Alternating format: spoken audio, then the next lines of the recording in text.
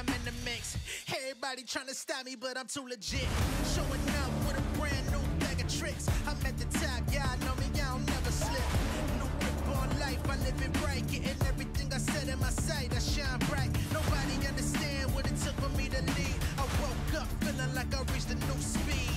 Clock ticking, I strive with no limits. Making waves without a blemish on my image. The people listen when I speak another sentence. I'm on go while you're trying to replenish. We gon' run it. We gon' run it. Yeah. Push it to the limit with my heart is up. We gon' run the road till we take it home. Turn the lights on and put on a show. Ain't nobody better, yeah, I got the glow. Pull up on the scene, do my thing and go. We gon' run the road till we take it home. Turn the lights on and put on a show. Ain't nobody better, yeah, I got the glow. Pull up on the scene, do my thing and go. We gon' run the road. I'm in control. Where you wanna go? Push it to the limit with my heart is up. We gon' run the road. I'm in control. Push it to the limit with my heart is up. We gon' run the road till we take it home. Turn the lights on and put on a show. Ain't nobody better, yeah, I got the glow. Pull up on the scene, do my thing and go. We gon' run the road till we take it home. Turn the lights on and put on a show. Ain't nobody better, yeah, I got the glow. Pull up on the scene, do my thing and go.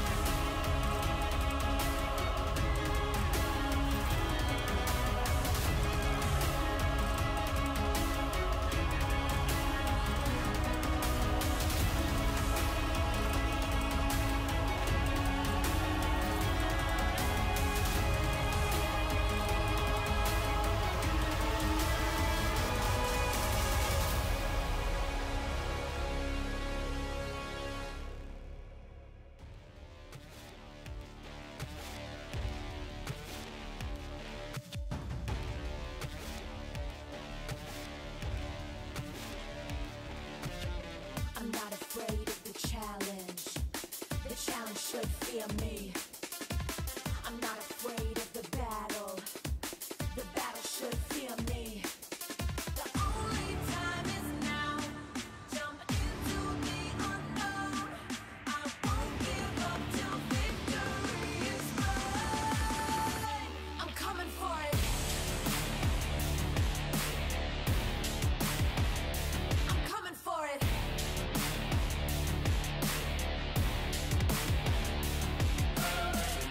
I fought for this.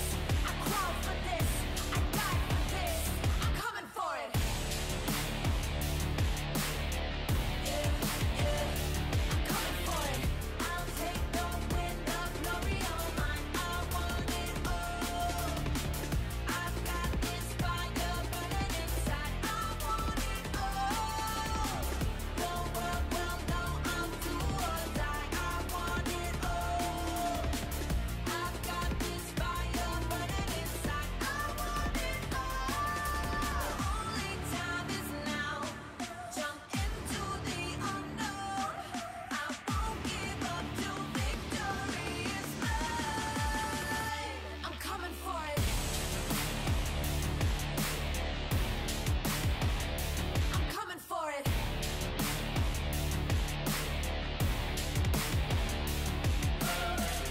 I fought for this. I crawled for this. I died for this. I'm coming for it. Yeah, yeah. I'm coming for it.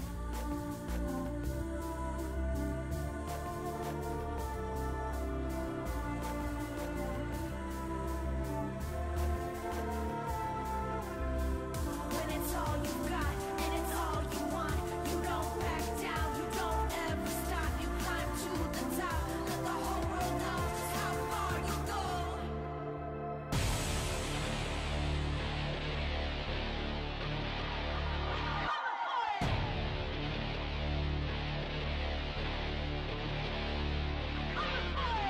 I fought for this, I crawled for this, I died for this. I'm coming for it. Yeah, yeah, I'm coming for it. I'm coming for it.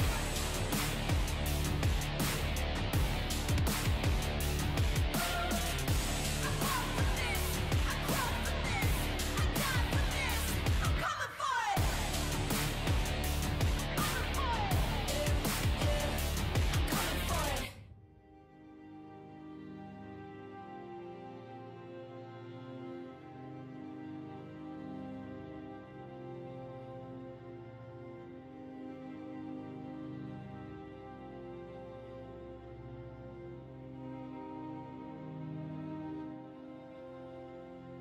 In my darkest hour, I can feel the power. Won't be devoured, never been a coward. They stone sour, I'm gunpowder. If I say it louder, can you hear me now? I got the power. Counting down the hours till the whole world knows this is what it's like to be powerful. Never gonna settle, I'm on another level. I'm powerful. I'ma let 'em know I got the gold. I'm in control. I break the mold. I show the world just how powerful I can be. Powerful.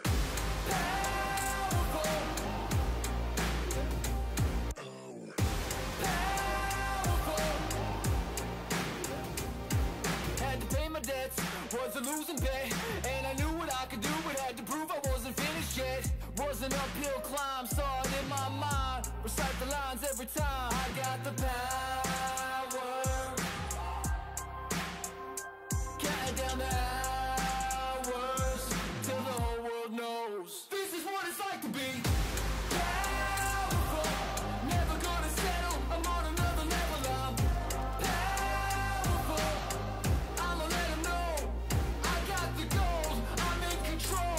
I break the mold. I show the world just how powerful I can be.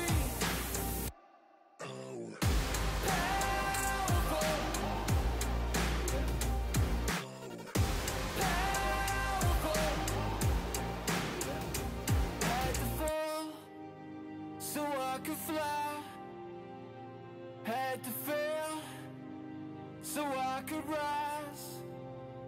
Had to break to feel alive. I'm alive, I'm alive, I'm alive.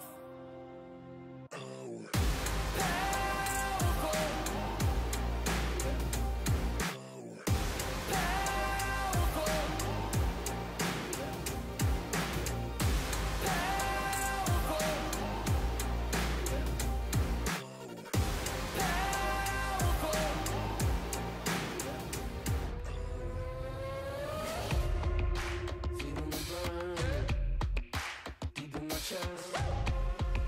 It's all in my turn, yeah. I'ma give it my best, yeah. So don't overthink it. Enough is enough. The moment is now, yeah. Gotta keep up.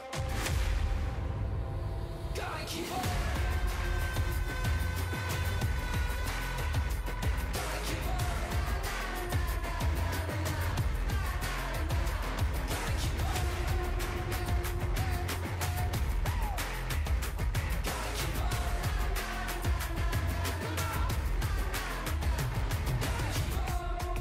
I carry the fire, I'm bringing the heat. It's my only desire. Yeah, you know what I mean. To the top of the mountain, we're ready to go. There's no doubt about it. We're taking control. Gotta keep up. Gotta keep up. Gotta keep up. Gotta keep up.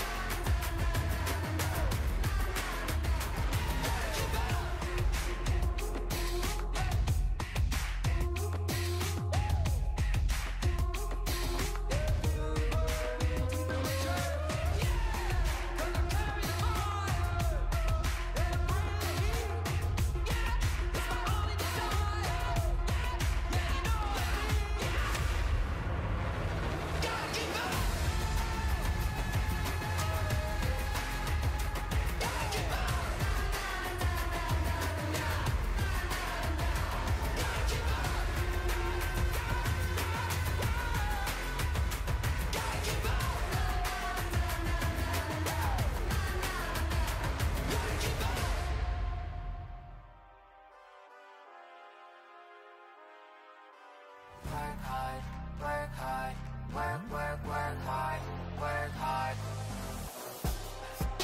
I'm going full speed, got the pedal to the metal, can't outwork me. I'm going full speed, got the pedal to the metal, can't outwork me. I'm going full speed, got the pedal to the metal, can't outwork me. I'm going full speed, got the pedal to the metal, can't outwork me. You better D up before you get smoked. I'm taking the ball, I have for the go. I've been in my bag, you been in the trash, just move to the back. 'Cause I'm on the move, come through like a truck. I'm packing the power, you front of the back. Yeah, I can taste victory. Yeah, we about to make history. Just give me the ball, I won't let it fall. We about to light it up from the window to the wall. This the culmination of all my hard work. Them hours in the gym, I'm about to go berserk. Count it down, clock is on tick. Tick, tick, tick, tick, tick, let's get it in. Ow! I'm going full speed, got the pedal to the metal, can't outwork me. I'm going full speed, got the pedal to the metal, can't outwork me. I'm going full speed, got the pedal to the metal, can't outwork me. I'm going full speed, got the pedal to the metal, can't outwork. He's a beast, he's a monster, he's a force with the man. I scanned the room, forming up the plan. Fire in my eyes, got him stuck with sand. I don't play to lose, I just play to win. It's that hard work, effort that I'm putting in. I don't play to lose, I just play to win. Sound like broken records against me, let them records spin. Yeah, I gotta give it 100%. 100%, nobody go harder than me. Do it on purpose, I got the people depending on me. Mama mentality, got my game face on. Every time I step up on this court, you know that we won this time. I'm going full speed. I just pedal to the metal, can't outwork me. I'm going full speed. At the pedal to the metal, can't outwork me. I'm going full speed. At the pedal to the metal, can't outwork me.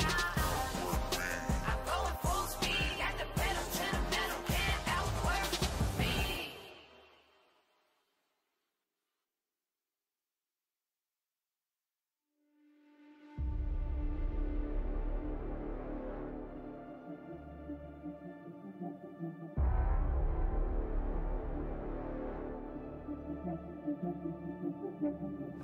Yeah, you're looking for something amazing. That's why I put in the work. That's why I grind on the daily. I'm running wild and I know that no one can tame me. Hall of Fame on my mind, they cannot contain me. I know that I can't stop now. There ain't no way I'm giving up. Won't back down. I've come too far and I know I'm gonna act out until I'm standing on the top. They hear me now. They hear me now. Let them know. Nothing can hold me back. Hold me back. You can try, but you can't hold me back. Nothing can hold me back. Hold me back. You can try, but you can't hold me back.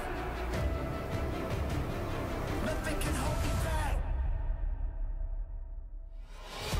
I'll give it all I got to succeed.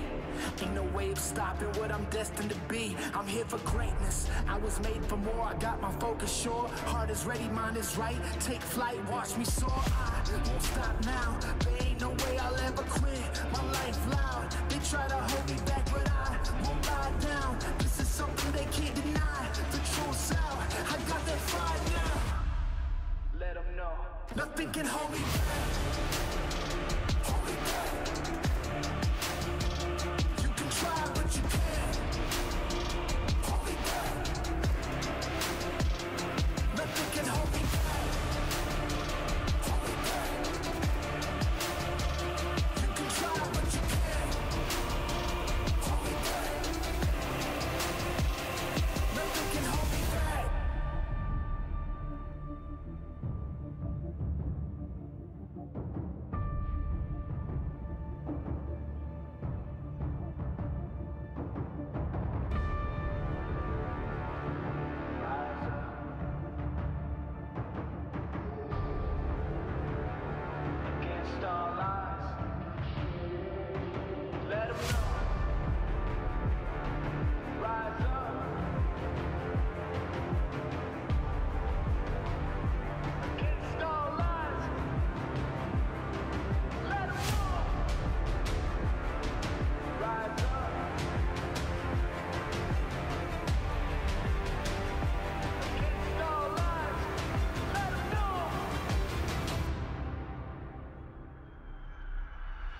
Nothing can hold me back. Hold me back. Hold me back. You can try, but you can't hold me back. Hey, hey. Nothing can hold me back. Hold me back. Hey, hey. You can try, but you can't hold me back. Hey, hey. Nothing can hold me back.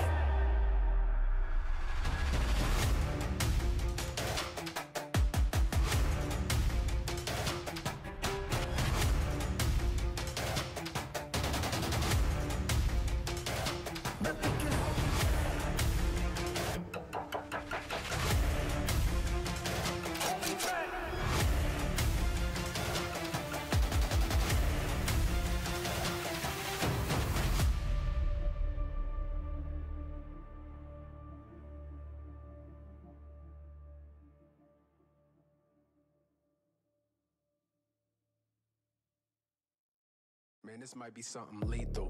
Like a beast that can't be tamed. This the kind of rage you can't contain. Yeah, this might be something lethal. You can really see the flames. Feeling like it's borderline insane.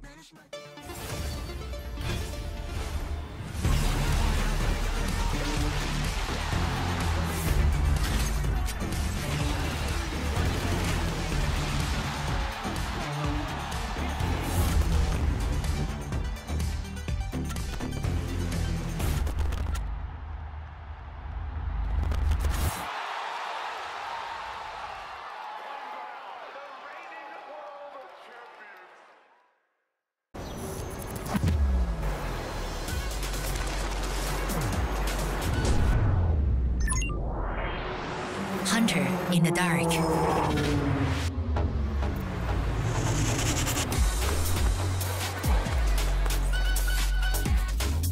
Master of night shots. Oppo Find XX series. Powerful camera, powerful AI. Alright guys, I just landed in China. Let's go.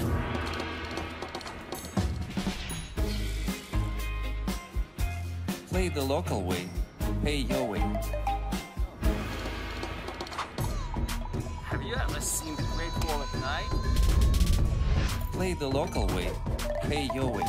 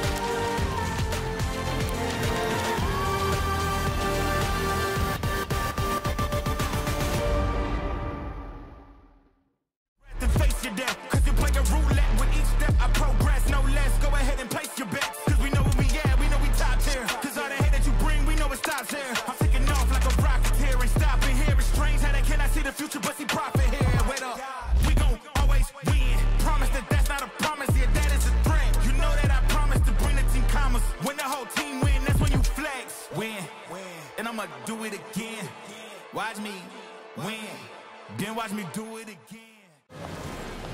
What a car. Living the dream, huh? Sweet dreams are made of this. Who am I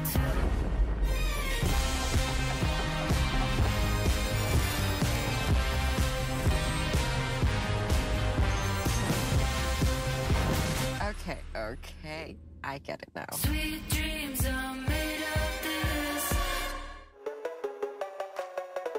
Dominate the Rift with Opera GX. Bring League to your browser. Lock in with LoL Esports. Customize your setup with champion-inspired themes. And unlock new designs inspired by Arcane. Only on the browser for legends. Download Opera GX.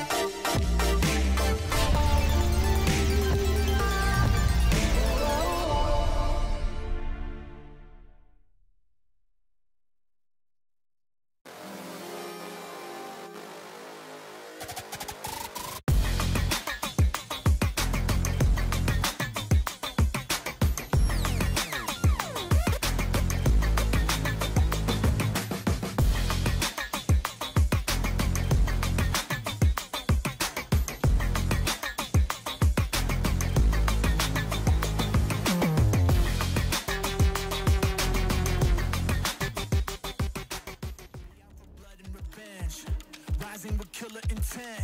The fury ahead is immense, but I will not bend. Look in my eyes, no, you won't see fear. Nothing but fire, and it's not even fair. They all against me, but I'm still here. So go ahead and let them know I'm more than prepared. An army's not enough to silence me. Go ahead and bring the galaxy. Nothing you do can rattle me. Go ahead, battle me. Get out my way.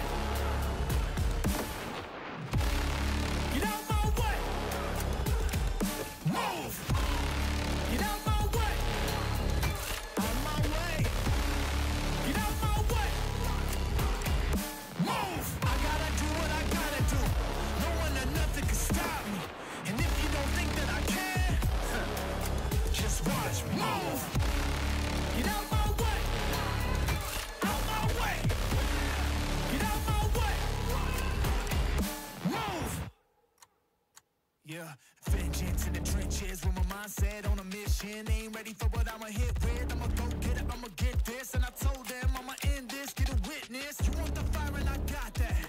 Ain't nobody here gonna stop that. Got more than a 12 gauge kickback. I'm about to get that, no one gonna top that. I've been putting that work in.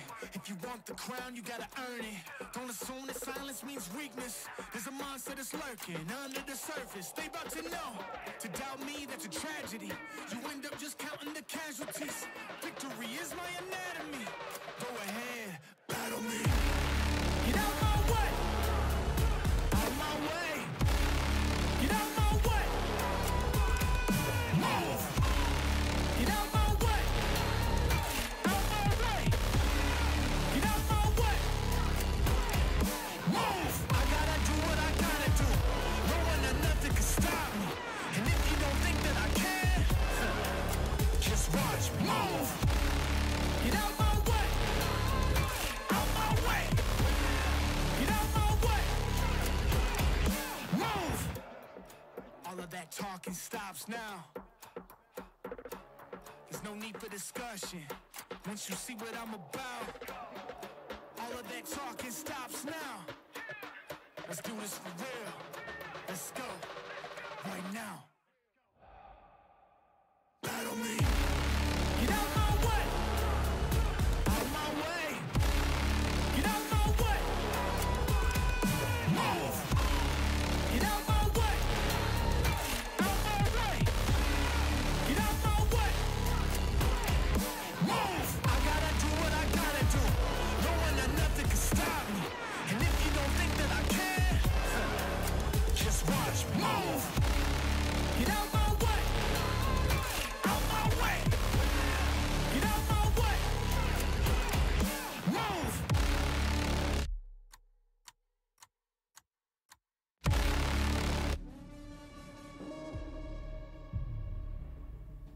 We gon' run it.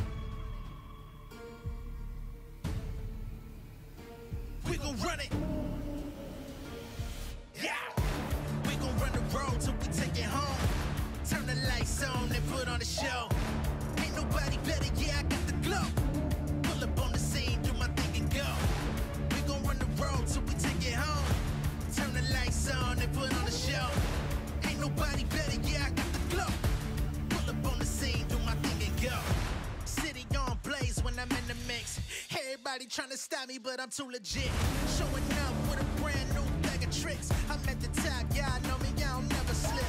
New grip on life, I live it right. Getting everything I said in my sight, I shine bright. Nobody understand what it took for me to lead. I woke up feeling like I reached a new speed. Clock ticking, I strive with no limits. Making waves without a blemish on my image. The people listen when I speak another sentence. I'm on go while you're trying to replenish. We gon' run it. We gon' run it. Yeah. Push it to the limit with my heart is up. We gon' run the road till we take it home. Turn the lights on and put on the show. Ain't nobody better, yeah, I got the glow. Pull up on the scene, do my thing and go. We gon' run the road till we take it home. Turn the lights on and put on the show. Ain't nobody better, yeah, I got the glow. Pull up on the scene.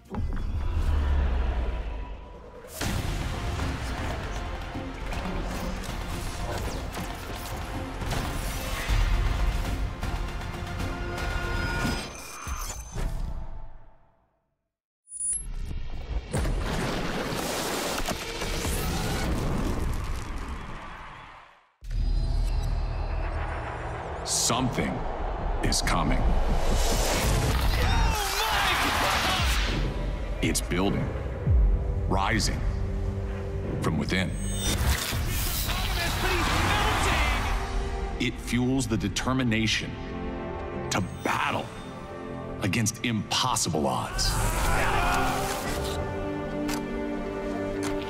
The fire within.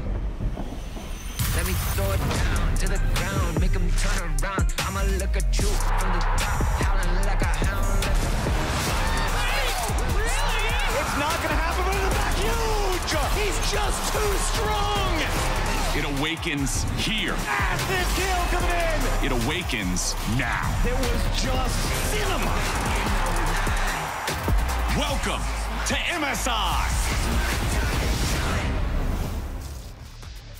Hello, everyone, and welcome to an absolutely fabulous day at MSI 2025. The lower bracket final, I should say, with T1 walking into the halls of the Pacific Coliseum as well as anyone's legend. I think it's going to be such an amazing day. It's going to be incredible. One of them is going to move on to face Genji in our finals tomorrow. And yes, sir! Man, I can't wait. I'm shocked here with Emily and Raz, and you can feel the trepidation, the anticipation in the air. No one knows what to expect. We have a lot of T1 fans, of course. Anytime they faced off against Genji or CFO, they've been loud as hell. But after AL's performances, anyone that says you can't do it, they feel like liars at this point. They do. They're called anyone's legend after all. True. Let's take a look at how the bracket has played out. Because yesterday, Emily, they needed to go through BLG just like they did in the LPL finals. And it looked even less close than the LPL finals.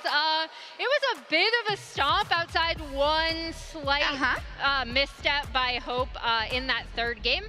So yeah, it was not close. Yeah, we didn't get our 5 games. That was one of the only times we didn't. We hope we do today. But before we do that, though, there is an MSI tailgate going on. You can do all kinds of cool stuff, including playing or trying Riftbound. And Lore is standing by there for some exclusive info. Hi everyone, I'm here with Shangrin to find out a bit more about Riftbound. Thank you so much for joining me. Absolutely. So tell me a bit more, what is happening here? Are you excited? Yeah, we are doing a demo for Riftbound, which is the League of Legends TCG game.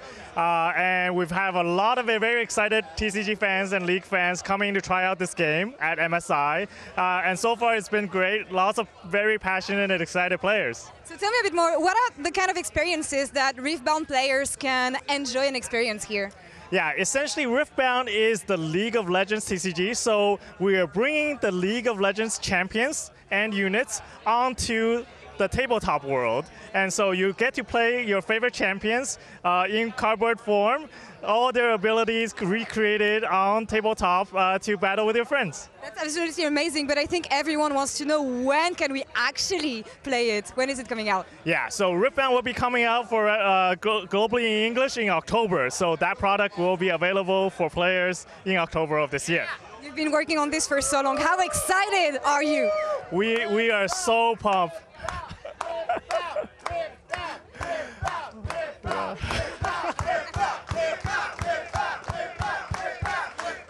Must make you happy to hear this kind of hype. Yeah, we've been super excited. We've seen the fans really love the game at TF3 Macau last year. We've seen again the amount of passion at MSI this year. We'll be at Gen Con, and we are so grateful for all the player excitement, and we will be bringing this game to players globally in October. Absolutely amazing. Shangrin, thank you so much. Thank you so much. Thank you so much. Awesome. Can't wait to play. I'm a noob at these games, but they said the Volibear deck should be good for people who are just trying to get into it. So that's good. So let's talk about the teams we're going to see today, starting with T1. We, of course, saw them take on Genji in our real LCK finals.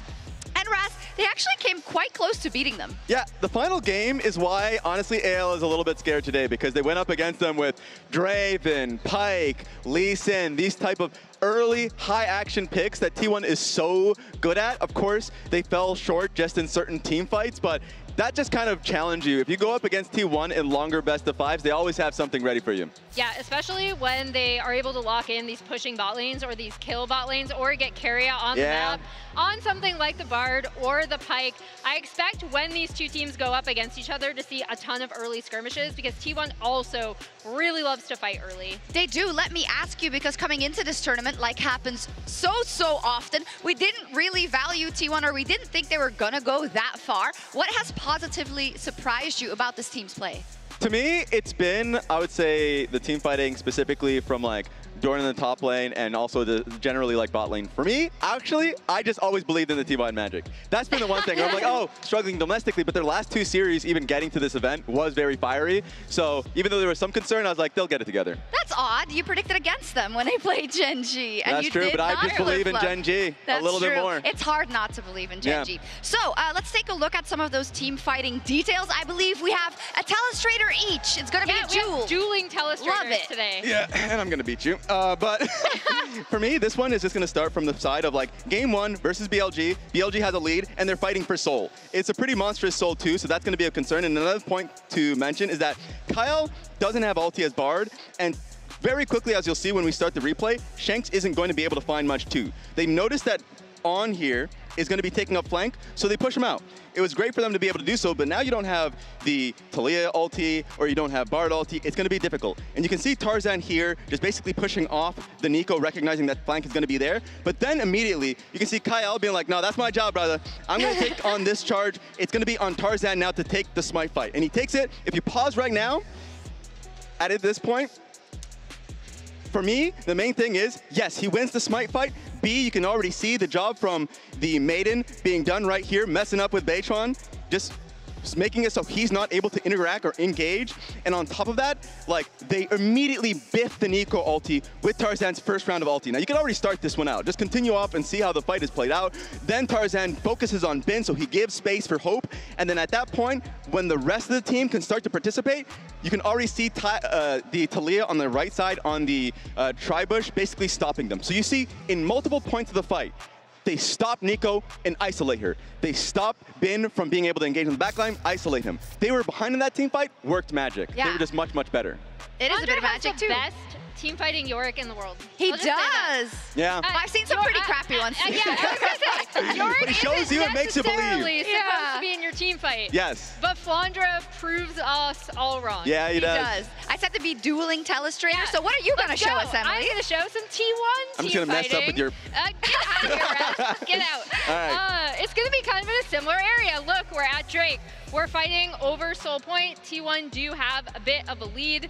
The big thing that I really want to highlight here is Faker looking for a flank on the Talia. And this is going to be set up really, really well. This Talia, Ornn, and Lucian combo, they actually had used it previously. So if we play through this a bit, we're going to watch them posture around. But again, the big thing that you're going to want to watch is how they're eventually going to be able to end up getting on Ruler. And it's going to start with Guma's culling, which is going to go across here. And that's going to push Chovy and Ruler back in this direction, setting up for Faker to wall across this way and really, really separate this river. So now the T1 have begun the Drake in earnest. Here comes that wall I talked about. The culling is popped. And if we pause here, Ruler is isolated. And here's where Doran, he's already called the Forge God. He's going to bounce onto him, and then they're going to he's going to immediately isolate Ruler as we play through. This is super important. Ezreal is really slippery, very difficult to get jumped on in combo with the Talia. Immediately gets taken out on the back half of this fight, even with the suppression coming out of Canyon. Owner is able to jump onto Keen, who's kind of the last damage dealer left. T1 get away with the team fight and the Drake. Ah, so your Talia ulti was actually useful. That's nice. It was. Okay, making sure. Face my telestrator better. Yeah. I don't think so. I don't think so. You had added tools. We saw Doran's Ornn there, and it does give us a little time to talk about that because this was the big question coming into this year. They were the World Championship winning roster, Emily, and they made, I don't want to say a gamble, but it was definitely something that people questioned when it happened. Yeah, it was a little bit of a drama, I'd say. Yeah. But in terms of Doran coming to this tournament, his kind of ramp-up arc definitely started in playoffs for me. He's actually one of the reasons why they're here, and HLE are not. He stepped up against my team, KT. I'm still sad about it. But the big thing to me is his team fighting. You can see it here in that Ornn. I thought his Ornn was really good. His Gragas was really good. And he has been... outside of a few times, he has been consistently showing up in T-fights for T1. And that's the thing, at least people will believe in the championship pedigree and the past of T1, that they've been there, they've done that, they've been able to hit those leaps and bounds before. But for AL, it's been kind of like the opposite. This team is like, I wouldn't call them a team of misfits, but teams of like a team of players that have a chip on their shoulders. So this is, like, I would say, an interesting juxtaposition between the two. Yeah, it's almost like the ones who have proven everything they need to prove versus the ones that want to prove everything on anyone's legend. Now, you might think, who is this team if you haven't seen them on the international plane? Once upon a time, they were called the Rogue Warriors. Then they were called anyone's legend. But they actually didn't really do anything of note, Raz, until this year. Yeah, so like the fact that you go through their history and you saw like 11th place finishes when they were on, what's it called, this organization in AL, but then they started to make key pickups. They picked up Shanks and Hope and Kyle, started to get a little bit better, 5th and 6th, and then you see them pick up Tabe and Flandre, and you also see them pick up Tarzan, and that's when they make the meteoric rise. In fact, I remember, Emily, beginning of the season, people saw the pickup of like, oh, the trade of Ale and Flandre, and I was like, oh well, so AL loses this trade. But they didn't. They didn't. Because Flandre has shown up, I feel like, especially in draft, Tabe and the rest of AL do such a good job of getting Flandre on these picks that he can either teamfight super well on or push side lanes. And going into this tournament, Flandre said something that was kind of awesome, where he was like, I feel like sometimes my passport can become a book of regrets, and he doesn't want this MSI to be added to that. Oh, I love that. They're so poetic. Everyone on AL is so poetic. So poetic. Tabe included. We actually had him in an interview on the desk yesterday, but I just want to kind of call out for people that are unaware. Tabe is a bit of a kingmaker in my book. The days when he comes and gets a new team that is struggling a little bit, and he finds whatever magic it is, whatever coaching strategies it is, and I think we saw a little bit of that on the desk yesterday. Raz, he is so inspiring when he talks about his players. The way he talks about Tarzan is the way that I want someone to wingman or talk about me, right? Like, you just want somebody who believes in you so wholeheartedly and allow you to do what you want to do. And even just hearing how Tabe talks about the team, it's very truthful. He's like, look, I recognize going up against BLG, our solo lanes are going to be the one that are tough. It's going to be an aspect of drafting, but pushing people to their limits. Also, the triple blocking that they do. There's so much that they push themselves constantly to be better versions of themselves that you start to see it, and it really does start with Tabe. It does. I'll be your Tabe. You're amazing, Raz. You're Thank doing you. an incredible job. And we love you very much. You love you very much. So, when you talked about having a chip on their shoulders, I think that goes for a couple of players on this roster, but I specifically want to talk about Hope, because he hasn't necessarily had the successes that he's want, and I wanted to shout out Carlos on X, who said the last time you faced T1 was October 29, 2022, 1 game away from finals, and he says, do it for the rest of JDG, do it for 369 Kanami Jagao, and missing. Yagao mentioned. Toothpaste! Oh, God. My favorite guy. But yeah, it was 369's birthday as well, which is the other call out here. The big thing though, T1 really stymied that JDG team en route to the finals with a giant DRX Cinderella story over them in a 5-game series, right? And after that, Hope was replaced. Aye. So, I mean, it's not Hope's fault, right? But Gumayushi and Keria in that series with the Lucian Nami, they were so strong. And I think Hope is definitely going to be out for a bit of revenge. Yeah, and even just thinking about the fact that he was replaced on that world kind of like moving towards MSI, because they ended up winning MSI with Ruler. The same was with EDG. He was replaced on that one for Viper. They ended up winning Worlds that next year. So it's like, he is a player, especially this year, he's playing so well, like individually at the start of the year, and he is such a good player to play around anything the team wants to play. We're playing topside. Bless you guys, I will hold the fort down bot lane. And this is the final, not final, but finally gets the chance to play for an international trophy like this. Wants to win that international trophy. Someone else on that lineup is really yearning for that. In the jungle, it's Tarzan, and Tarzan versus Owner is our featured matchup presented by Mercedes-Benz. An epic jungler battle is today's featured matchup presented by Mercedes-Benz. On one side of the rift is Owner. Mr. Aura has 2 world championships already with T1, and in his 8th international appearance is aiming for his first MSI crown. He leads all junglers at MSI in kill participation percentage and is 3rd in KDA. Canyon down for first blood! Who is first, you may ask? None other than AL's Tarzan. Tarzan was considered one of the best players to never win a domestic title, but ended that narrative by helping anyone's legend claim their first LPL final this split. Now Tarzan is looking to make his first ever international final. Ona holds a 3-0 record against Tarzan. Will the T1 jungler continue his winning ways, or will Tarzan lead anyone's legend to their first and his first MSI final? And as we look at these two junglers, I feel like Owner has been kind of an unsung hero for T1 for a while, just such a consistent performer from them. And then on the flip side, we heard what Tabe had to say about Tarzan. He is our light leading our ship to the harbor. Very poetic, couldn't say enough nice things about his leadership on this team. Tarzan has played so perfectly in a lot of his games. I remember the Jarvan game that happened earlier in the tournament where he had 100% like kill participation. He was impacting lanes. He was honestly pushing off the enemy jungler. He is such a strong individual player that is trying to get that first international trophy for himself, something such deserved for him. Yeah, Raz, and you called up the history of hope before. I think if we go back in time and look at Tarzan versus Owner specifically, it's also revenge angle. Yeah, it wasn't a good time, Emily. This is yet another time where a member of anyone's legend was defeated by T1. Oh, and God. This actually let it. Tarzan and Scout performed so poorly in this series specifically that Tarzan actually had trouble getting onto teams after this. So again, this isn't necessarily a team of misfits, but I feel like every single person, especially Tarzan, has a reason why they really, really are hungry for this title. And if you play like that, people on Weibo, on Instagram, anywhere, they will flame the hell out of you. So to be able to like take that, have the break that he did, immediately go on Weibo,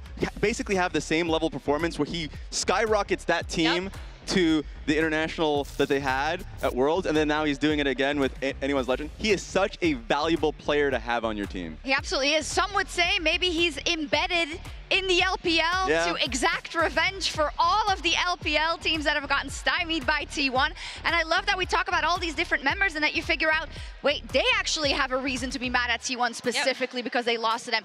They have a reason to exact revenge today. And then there's that big storyline of T1 just kicking out any LPL team at Worlds. So there's so much riding on this matchup. And you talk about Instagram and Weibo and everything. They are looking at AL saying, please don't let us down. Our honor. And like, especially at Worlds, like you mentioned, that 2023 run that you just showcased, like before taking out BLG, then taking out LNG, then JDG, then Weibo, it was like, what the hell is happening here? MSI's like kind of a different note just because BLG were so strong in that one, and then of course teetered off to this event, but everyone will look to T1 and say, can we beat them at an international? Yeah, T1 are team to beat, and then also more generally for the LPL, right? Top Esports had a really rough showing at first stand. So it feels like everyone's kind of waiting with bated breath, being like, AL, can you do it? Like, can you bring this glory back to the LPL? And there's only one that isn't playing burdened by the past, just by his own past whatever runs, but not specifically versus T1, and it is Shanks. Shanks versus Faker. What an amazing matchup, because I always love when it is someone who has Faker as an idol, makes it to the international stage, and then gets one shot to prove what he can do. Yeah, Shanks is a huge Faker fan. He said multiple times, like, if you're a mid laner, how can you not be a fan of Faker? Like, how can you not love Faker? So here he is going to be going up against his idol. And for me, Shanks has actually been the best performing mid thus far at this tournament.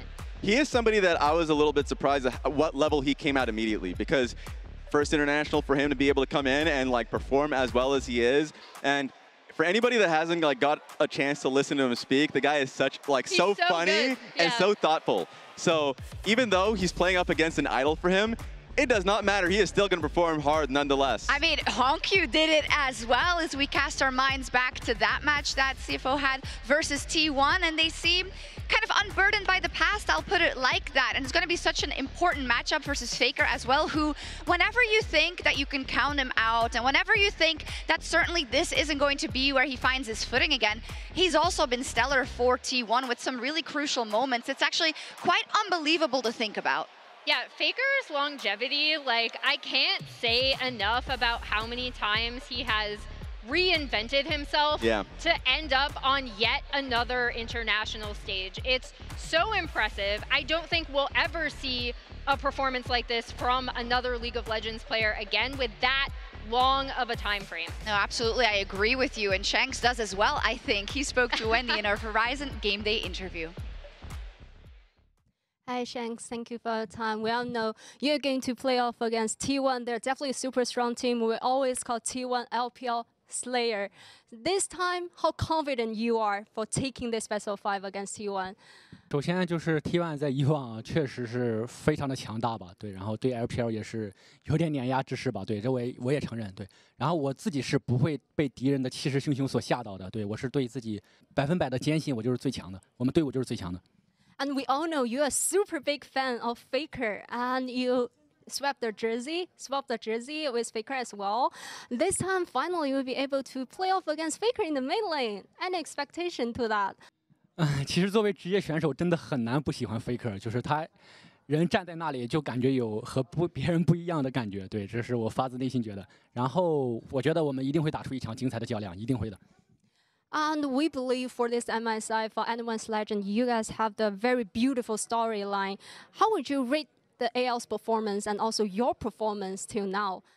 我觉得大家的表现都是非常好的，对我们一定是可以继续进步的，对。但是没有人就是做到完美，也没有队伍做到完美，对。我觉得我们就保持好这份心态，去跟他们打精彩的比赛，对。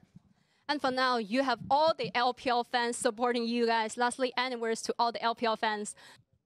等着我们的好消息。Okay, thank you once more and best of luck.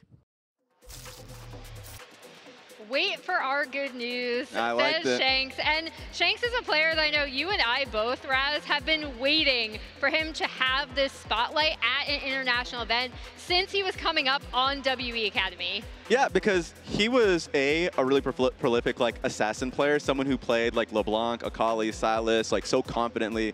The question is mostly just like how it is, but yeah, take a look. Yeah, I just wanted to maybe cast the attention to people on what we're seeing on screen right now. This has happened multiple times. The fact that Faker stays there really locks in. I'm sorry to interrupt you, but I just wanted to call it out. No, that's fair to point out. I mean, he is somebody that will always lock in no matter the opponent. And looking at Shanks' career, it's easy for a player to be demoralized if you have the career that Shanks has, being on a team where you're going 0-16.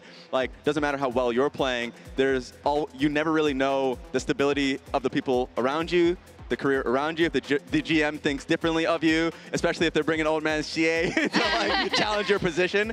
But he's stuck through it. He's now on an incredible team that has total faith in him, and here he is. And he's also spoken about how much that adversity has taught him, right? And especially how he kind of had this breakthrough going into this split or during this split where he's like, I've realized that I'm, living my dream, right? And we talk about how introspective he is. I think a lot of that hardship has kind of created the phenomenal player he has been at this tournament. Yeah, Emily, and he comes from a pretty rural area in China. He was apparently a straight A student. Yeah, he was a really good student, maybe until he started playing League of Legends a little bit more. That happens. But yeah, he was a really good student. He lived in a really rural area, so it was sometimes difficult for him to try to find places to be able to compete, to kind of show his strength. He made friends with a jungler on the ladder, had tryouts in Chengdu, tried that out, eventually got noticed enough to end up on WE Academy. When we look at T1 then and Faker, I feel like at the other side of the matchup, T1 has almost weaponized the fact that every team tries to gun for Faker, be it in the lane, be it with ganks, be it in team fights, be it kind of, he's in their brain, right? It's like, where is he now? Is he gonna come flank us with Orianna or what's going on? It's funny because you also mentioned the Hong Q thing. Like that was the exact same incident there. Where it's like, send the junglers, all these things, like put in as much pressure as humanly possible into Faker's lane. But he is incredibly smart about playing around it. Will have the wards to be able to catch against it. And he's, for years upon years upon years in international tournaments, he's had that experience. He knows what's coming. He knows what's coming, and also T1 in their drafts, one thing that people are like, oh, is it going to kind of hamstring their drafts if they feel like they need to get Faker on certain picks? Thus far, has not really been a problem for T1. And Faker in particular, I love him when he is on picks like his signature Orianna or the Talia. You really see how well he reads the map. And it looks like the rest of the team is also just willing to facilitate that for him. Keria plays a lot of things. He can always open up some space in the draft. Doran's willing to slam the Ornn when it is needed. So I do think we're seeing kind of a new beginning of this T1 roster, integrating Doran, but we'll see how they can do here. That is the big question. Will we see the T1 magic again? Let's see how the fans have voted at MasterCard GG on X and who they're calling the match for. Drum roll. I think it's going to be T1. 99.1% of, oh my God, cuties. Amazing. Yes, there's always so many T1 fans. I will say yesterday Hey. when Okay, don't let him disrespect you like that. Come on, bring it in, bring it in, bring it in. Oh, did they do it? Oh, some nice shanks. Oh, let's go. Wow. And some people who are just here for fun. Yes. For fun.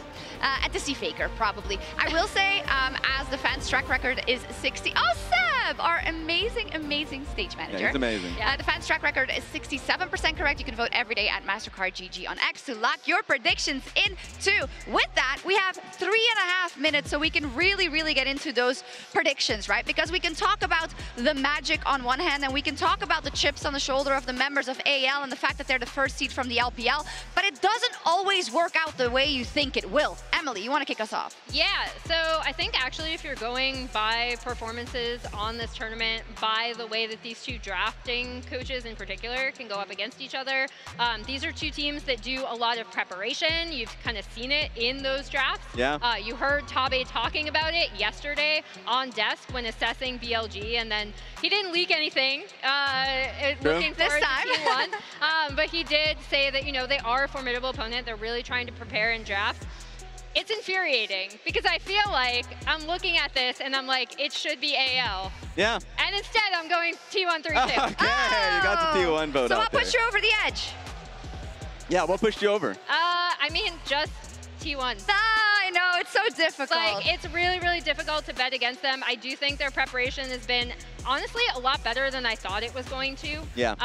And Doran, although, again, he has had some Doran moments negative, he's had just as many, if not more, Doran moments positive, especially when it's come to some of these team fights. I'll go next because I think maybe Raz has something spicy prepared, but I don't know. All right. I said 3-1 for T1. I just think I'm having a really hard time choosing or betting against them, I should say, at an international tournament. And I did not do it last time, and I was wrong because Gen G was better. I do not think AL will be better with the way they have been ramping up and how focused T1 is coming into these matches. But I could also be just completely wrong. See, that's my question, because I came into today saying T1. Maybe I stick with them, maybe I don't. The reasoning for it is I just felt like Doran on the top side is a stronger individual player, a lot more picks that he has ready for him. I thought that mid lane would also be something that would be a little bit inconsistent for AL side, so I was like T1 for sure.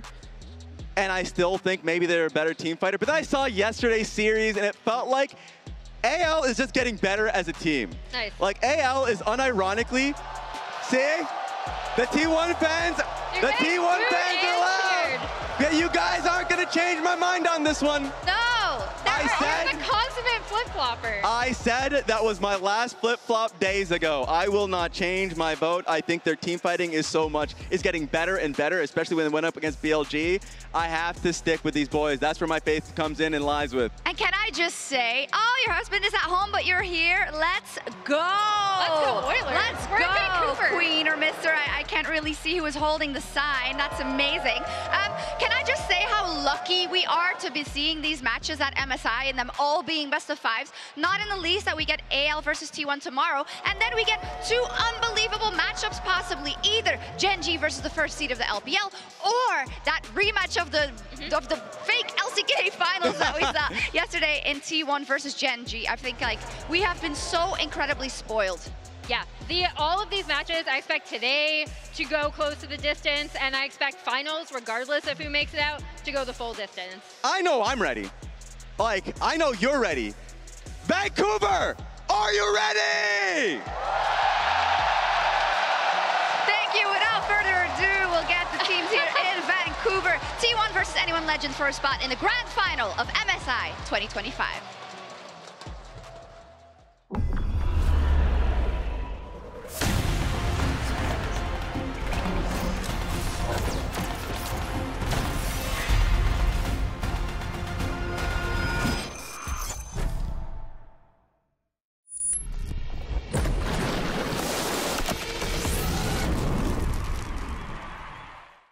Let me throw it down to the ground, make them turn around. I'ma look at you from the top, howling like a hound. Let me take it off, push it up to another height. This is what I do. I'm a dog, not afraid to fight in the dark and night. Hello, Vancouver. We are here today to find out who is heading to the MSI Finals. T1 versus AL, our challengers striving to fight Gen G tomorrow. I'm Azale here subbing in for Dracos today, joined by Kobe and Vedius on the cast. This is going to be an incredible match. It definitely is. And first of all, I just have to say this crowd is amazing. It seems like every single person went through the trouble of making a sign. Never have I seen more signs in the audience, and they are popping off before the first champion select. And we're not going to waste any time, so let's jump straight into the draft of Game 1. Talia and Nico on the side of T1, respecting Kyle's Nico on the bot side of the map. The Pantheon coming through from AL, question marks around things like the Vi, how high priority is on the list. Do you want to give Faker his Azir? The answer to that is no. That is immediately going to be banned away by AL. A lot of power picks still up and available. The value of things like Annie in particular, very high in the draft. Varus, Pantheon, both still up at the moment. Ryze, target here as well. Oh, Pantheon, of course, already out, but Xin Zhao, another priority AD jungle. So a lot of options still available here. Orianna, definitely still up and available. Couple of mages here. You have to take into consideration things like the Gwen. Yeah, we saw this being highly prioritized by T1 in their series against Gen G as well. With that locked in, Flandre has the possibility of bringing out something like the Jax, but there are a lot of answers that we've been seeing coming through from the Gwen so far in the tournament. Rumble, also perfectly safe blind pick if they want to go for that as well. Exactly, two of the most common ones right there to play into it. Of course, the Gwen side, they're fine with blind picking it because even if you do get the Rumble, they're fine with scaling out and have been able to live through the lane, no problem. If it is going to be the Annie, our most common pairing is the Wukong after it. Tarzan does really highly prioritize that Wukong. These two synergize just so well for their burst combinations and the CC that they bring to some of the early fights. The concern of early picking a Wukong, though, is the possible Poppy response. We know that Ona is a very effective Poppy, so instead they could look to prioritize something else. We talked about the Rumble. There are some AD carries that they could also consider prioritizing, something like the Ezreal as well. Right now, they are hovering on the Wukong, and they're not going to hesitate. This will give Ona the opportunity to counter-pick, and being paired alongside the Gwen, I mean, they have a ton of options. We've seen something like the Sejuani come through. The Vi's, of course, still available if they want a little bit more dive threat. Yeah, Vi plus they burst champion for mid lane for Faker. Faker has done very well on a lot of playmaking champions for the mid lane. Owner Vi here locked in. That is a powerful pick for T1. What do they want to pair it with first here, though, into the Annie? Normally we'd see mages as a response into the Annie, but the Galio that is a burst champion. It also pairs very nicely with the amount of dive. People actually underestimate the burst damage that Galio can have, especially early on into the game. And as you say, it does cover a couple bases here as far as being good into the Annie later for the team fights with the Magic Shield as well as the ultimate for counter engage. And also, Faker is famous for many champions, but Galio is perhaps one of his most famous picks, especially after last year's World Finals. The unkillable Demon King staying true to his name on this champion as AL round out their first half with the Jace. I mean, some of Faker's most iconic games of all time. I think back to 2017, the run that Faker had at Worlds playing Galio. He was everywhere on the map. If you think this champion cannot carry, you have not seen Faker play it. Certainly. You have to have missed a lot of games if you have not seen Faker play it, especially at Worlds. So let's get into the bottom lanes here because we are going to dive a bit deeper. Varus, of course, was already taken out super early. So things like the Jhin, both of them have really prioritized those types of champions, especially if you're looking at some sort of counter engage. Maybe the Xayah type for Guma. Definitely very good at counter engage as well. Yeah, Xayah Rakan is a tried and true bot lane for this T1. So makes a lot of sense they would want to get rid of the Rakan. I wonder if they would consider something like a Karma. We've been seeing it rise in priority a lot. It depends on how much they want to commit to the dive angle, because Kai'Sa is another champion that could also synergize nicely with what T1 have drafted so far. Yeah, people often when they are these full dive comps either go towards something like Kai'Sa, or you go the more defensive routes like Ezreal, Senna, these types of champions that can help enable and maybe stay safe. Yeah, Kai'Sa's been like a hole for Guma as far as his champion pool, though, so Not really expecting that one for their side. What other sort of protection bans do they need, though? The Poppy is definitely a very good one, versatile champion. As you say, so many dashes could have a lot they could consider banning. Yeah. The Lucian. I mean, if we watched Hope's Lucian yesterday, it makes a lot of sense that they would want to take that away from the pool. But now AL have a lot of flexibility. Braum makes a lot of sense against dive. Morgana, very niche, but also very good. It depends if they want more defensive tools or they want more engage. Right now, it seems that they want to channel a little bit more in the poke direction. Jhin, a very powerful laner, does well into many matchups in the current meta and synergizes quite nicely with champions like Jace. Okay, we get a rel hover over here, so maybe some counter engage, invest in like Braum or something towards the bottom side of the map. They already, of course, have several options to themselves, but the early hover on the Jhin, as we mentioned, both of them have really preferred this champion. Lots of utility from the bottom lane, and they've been pretty good at keeping their space. Right now, T1 are just taking the maximum amount of time that they can to contemplate their options towards the bot side of the map. The Jhin is going to be the lock-in. Of course, doesn't have any inherent dashes, so if AL can get on top of the Jhin, it can be very difficult to play, but with champions like the Galio being able to provide protection, and Bard being an effective pairing that we've seen many times before, can be very effective at denying some of those fast engages that AL are planning with this Annie Wukong. Gary really toying with them. The Nautilus, of course, is the more offensive version. You can hook rel out of combos, and you can look for some point-and-click CC along with that Vi. Very critical when trying to shut down carries. Interesting that AL is considering the Kai'Sa right now. Of course, Hope, very well known for his Kai'Sa, one of his most played throughout this year.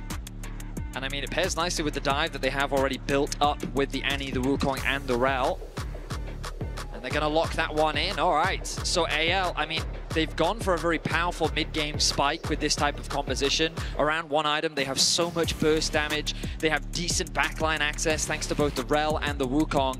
But on paper, the question is how effectively can they use their poke with things like the Kai'Sa and the Jace? Setting up around these objectives, they have a lot of long range that they can look to try and chip away at T1's HP. Also, AL, yeah, they have this kind of guarantee, this Jace on the top side to give you a pushing lane. So it opens up Tarzan to try and like mirror Owner. And Owner's going to be looking to play, you know, towards a lot of the CC on his team, towards the Jhin Nautilus, towards the Galio even, visit early to try and help out Faker. So we'll see if they can do that jungle tracking there. Tarzan has been very good at shadowing style. I will also say with T1, the amount of dive that they have, I'm excited to see how well they can execute it. I think back to game 2 in their series against Gen G, their composition at just locking down a single target and removing them was flawless.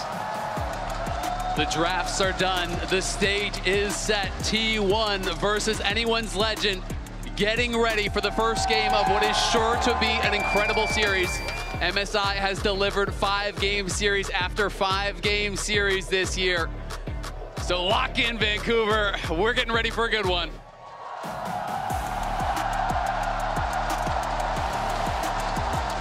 It is LPL versus LCK at MSI. On this stage, there's a tremendous amount of pressure here.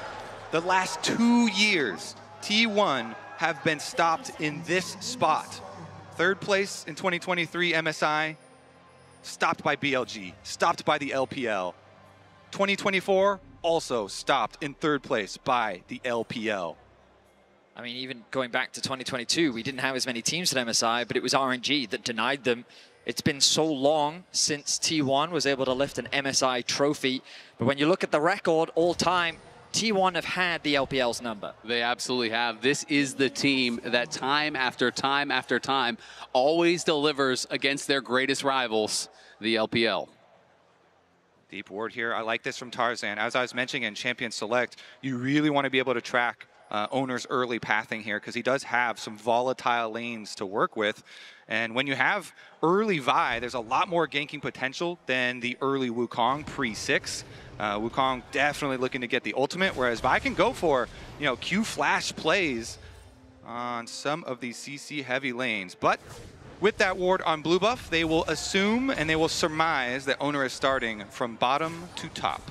You can see Shanks getting very aggressive here already in the mid lane, constantly trying to harass Faker, utilizing that range advantage, and we'll see how much he can keep Faker down. It does feel like the mid lane is going to be key.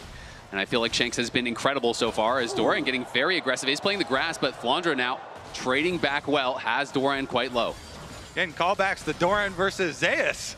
Could try and force some flash there early on. Both of these supports very creative. Keria, of course, he cooks a little bit harder. Both of them playing Spellbook in this first game. And Tarzan up towards this top side. It's a level 2 gank. Doran has to flash out, but down to the bot side, it's Kyle in a lot of trouble. Guma's looking. First blood is going to go to AL, but it's going to be traded back immediately. Hope now firing onto Guma. Will retreat. The action is hot and heavy. 2 minutes in, 2 kills on the board. And it's fairly even in the bottom side. Both AD carries getting the kill credit there, but the difference in summoner spells is flash versus the barrier for the all-in. A very tense moment across the rift. Tarzan looking for a very early play as Flandre gets low. Doran in trouble, has no flash. Flandre does have his flash available, but he is incredibly low on mana. Guma very low also. And junglers could be in the area. It's a pause. We get a little taste of the action. You like that taste? That's an appetizer. Uh-huh. My goodness. Hopefully we can get a replay of that bot lane fight that we just had a kind of brief spectacle of, because while that was happening, you guys were talking about that top lane gank. Tarzan, super early on, wanted to make his presence known. And it felt like Owner already, he kind of adapted his pathing.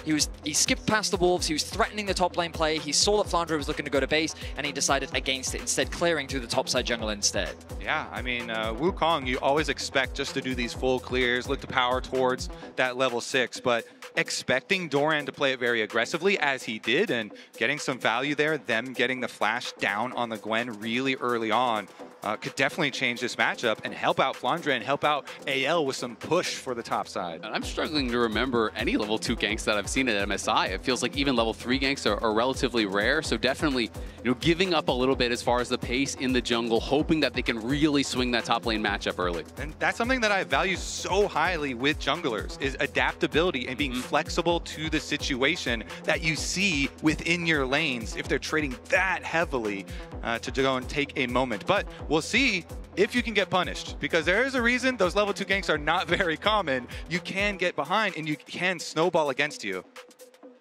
So let's look back at what happened in the bot lane 2v2. So the early level 2 came through from Kyle and Hope. The hook connects onto Kyle, and an early exhaust from Hope means that this fight looks very advantageous towards T1's bot lane.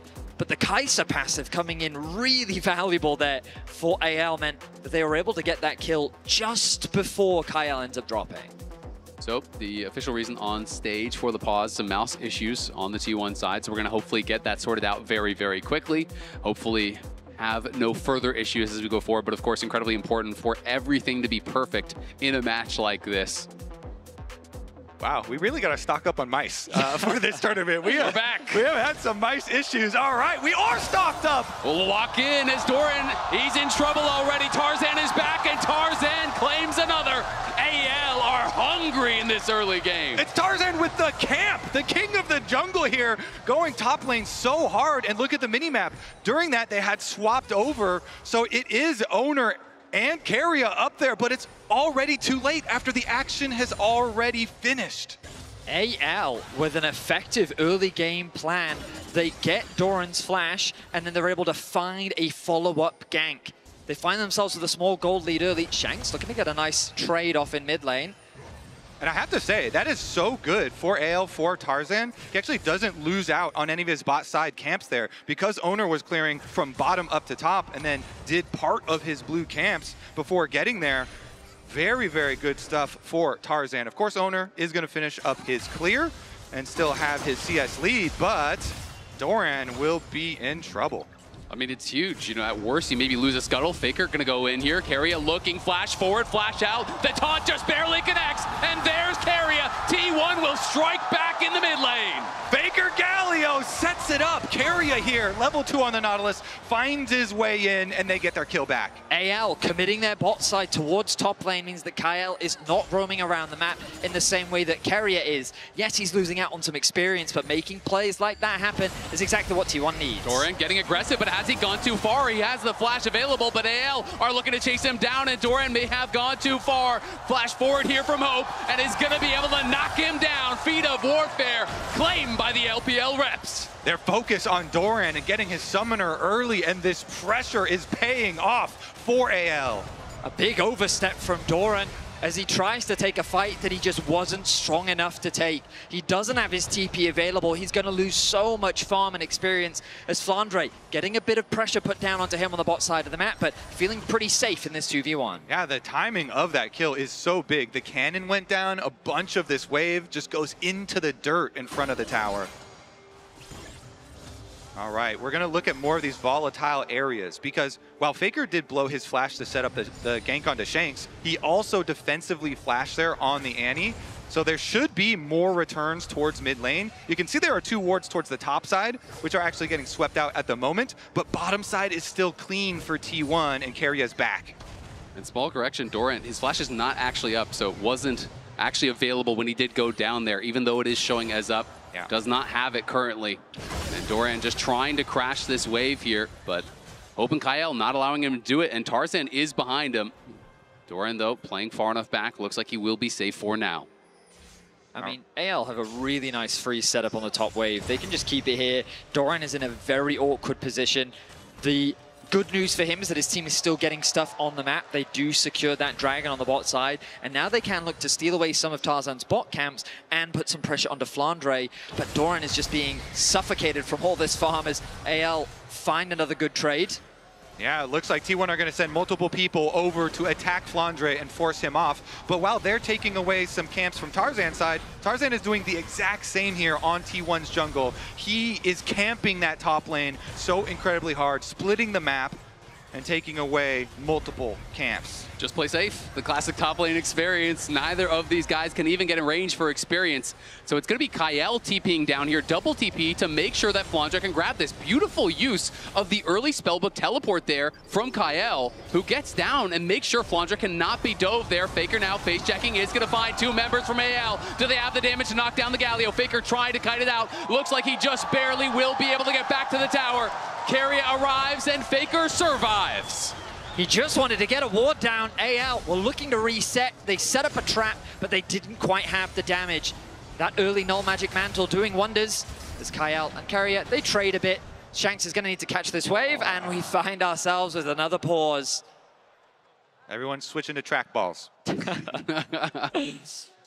Clearly some peripheral issues that I expect we will get resolved very, very shortly. But my goodness, AL and T1 off to the races in this early game. It feels like that AL is getting the better ever so slightly, but T1 is not slowing down. They are cross-mapping appropriately. They did get that first dragon. They're putting what pressure they can on a Flandre, but as AL, just as you highlighted, they're doing a good job, AL, of making sure that Flandre still has access to that farm, recognizing that he's at risk of a dive. They commit the TP from the support, and they escort him through that wave to help get that push out. You expect that the Grubs is going to be the next big point of contention. Resets are going to need to come through, and I would be surprised if T1 give that up without a fight. Yeah, so far, Doran is the one losing out the most in this game.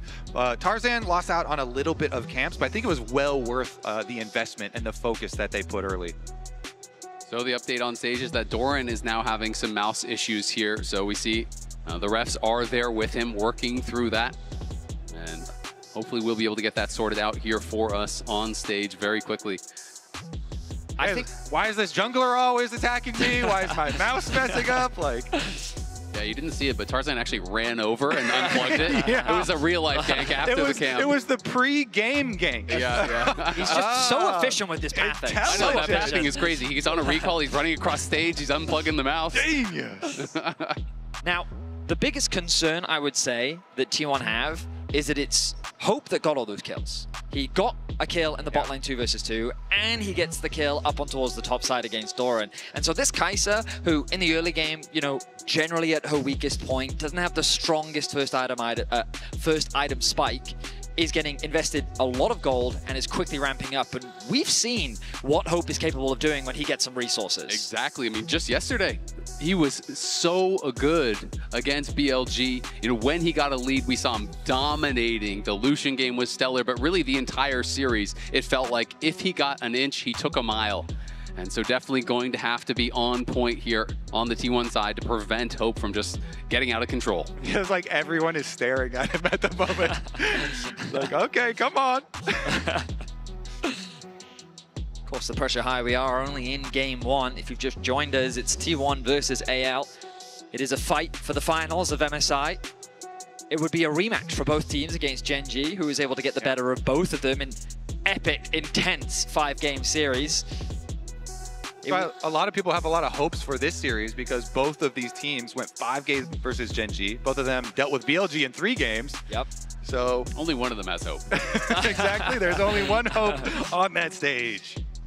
But it's exciting, and it's just crazy to think, like, T1 definitely didn't have a bad spring split, but in terms of expectations coming into this tournament, so many thought that HLE would be the representative from the LCK alongside Gen G, and to see T1 coming into the tournament, a lot of the conversation that I was hearing was, regardless of what you think of their play, it's T1 at an international event, right? And I mean, that's just the pedigree that they've been able to earn themselves just because of how they always do level up. And it's no different at this tournament. They get to play on the patch for longer. They figure out the way in which they want to play, and they bring some of what they've established in the LCK, some of the new things that they've learned, and already they've just become a force to be reckoned with here at MSI. They absolutely have, and they just seem to do it every single time. The regular season struggles, when they have them, don't seem to translate to international. It was the same story going into Worlds last year, and they walked away world champions. This team seems to thrive off of the doubt, thrive off of the struggle. It just makes them stronger. Yeah, for like the whole year, everyone expecting HLE and Gen G to be the reps.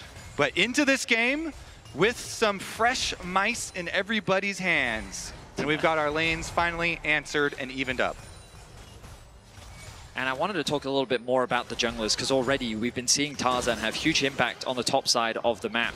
But it was Ona that so many people were talking about during T1's regular season. And Tarzan, ever since he joined AL, it feels like AL has completely changed their approach, the level of play that they've brought. And we got a really meaningful interview from Taba yesterday where he talked about how important Tarzan is to this team. Historically, the record favors Ona, and that was back in 2023 Worlds where they met in LNG versus T1. Yeah, and that one was definitely a very rough one for Tarzan. Got flamed a lot for it. So it could be a very meaningful match here for him to get some revenge and redemption versus T1. I mean, it was just so fun listening to Tabe speak about Tarzan. He couldn't say enough positive about him, talking about Tarzan being the guiding light for the team that leads them to safety, the captain of the team that they can always trust in. You can tell how tight of a relationship they have, how much this team really does believe in their jungler. Yeah, you truly can. As, from all of the interviews with Tabe as well, talked about him a lot. This was after the games yesterday, but he also gave a long, in-depth interview with Dom and Yamato, and he talked about how at the beginning, Kael, he was very shy and had some problems with communication. And when Tarzan joined the team, he treated him like this younger brother. And since Tarzan's Chinese is so good, he really improved the communication there. And it's no wonder that those two have such good synergy within the game. And they have become the best jungle support duo in the LPL. They have become incredible. And that is the fun, I think, of this Anyone's Legend team, where there's so many players with these improbable stories where it feels like, you know, they were overlooked or they were underrated or they were passed by other teams, by other players, and they've come together to be greater than the sum of their parts. Kael here, potentially in trouble, is going to get hit by the deadly flourish. Hooked after, but it won't be more than just a trade there. Doran just fighting down here with Fondre. Taking the worst end of these trades, just trying to stay relevant after these two early ganks that Tarzan used to put him quite behind.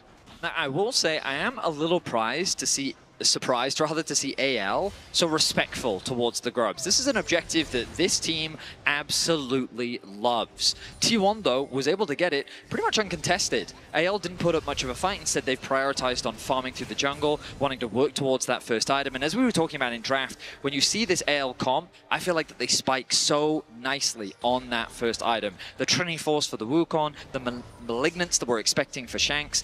These champions, once they've got their ultimates online, when they're ready for the mid-game team fights, is something that T1 needs to be cautious of. You were talking, Kobe, about how much burst Galio can do, and Faker is going to go for a damage item first. You know, has the mask here, is going to be building in, likely towards Riftmaker as we see that first item most often. But sometimes people will go tank into damage or just pure damage. So Faker here definitely wanting to bring that extra AP threat here alongside the rest of the dive that T1 is drafted for. Yep, and he's got his early Merc treads to deal with the Annie setup as well. Can be very critical when you're looking at layering those CCs. The extra bit of tenacity can be just enough. Nice hook does connect. Deadly Flourish is going to root, but buffered out there on the crash down by Kyle. Ona just hovering around the bot lane to make sure they can get this push out. Notice that Faker has the push in mid as well. So T1 will be first to this objective. We look at the minimap and AL is in a position to contest. Both top laners should have their TPs available. X-Flash used by He's threatening, he's gonna pop the ulti here onto Hope. Deadly Flourish is there, and here comes Faker's Hero's entrance. The CC not quite layered as Kyle is there for the peel. And Owner on the other side in a lot of trouble. Owner trying to survive, but he cannot do it. Tarzan has knocked him down. Carry of the target now. Tarzan flashes forward, Cyclone on 2. Faker next to fall. Doran in the midst of everyone. Can he turn it around? They get one back here as Guma claims the kill, but it is action after action here in game number 1. Yeah, it ends in a 2-for-2. T1 start out the play trying to find the wraparound towards Hope and do get the kill, but it costs him 2 in the counter, and so nobody's going to be able to take the dragon. We'll have to see about the reset afterwards, and this is the look here. As the minion wave is getting pushed by Hope, Keria finds the angle to wrap around, and they pull off the dragon because they have so many long-range abilities to follow up. Saw Guma go for the root, Galio ult comes in, but then Owner, who was trying to rotate with the rest of the squad, gets countered there by Shanks and Tarzan. And then the TPs from the top lane has arrived. Tarzan wants to continue the chase. He gets a little too low as Guma's able to consistently dish out the damage.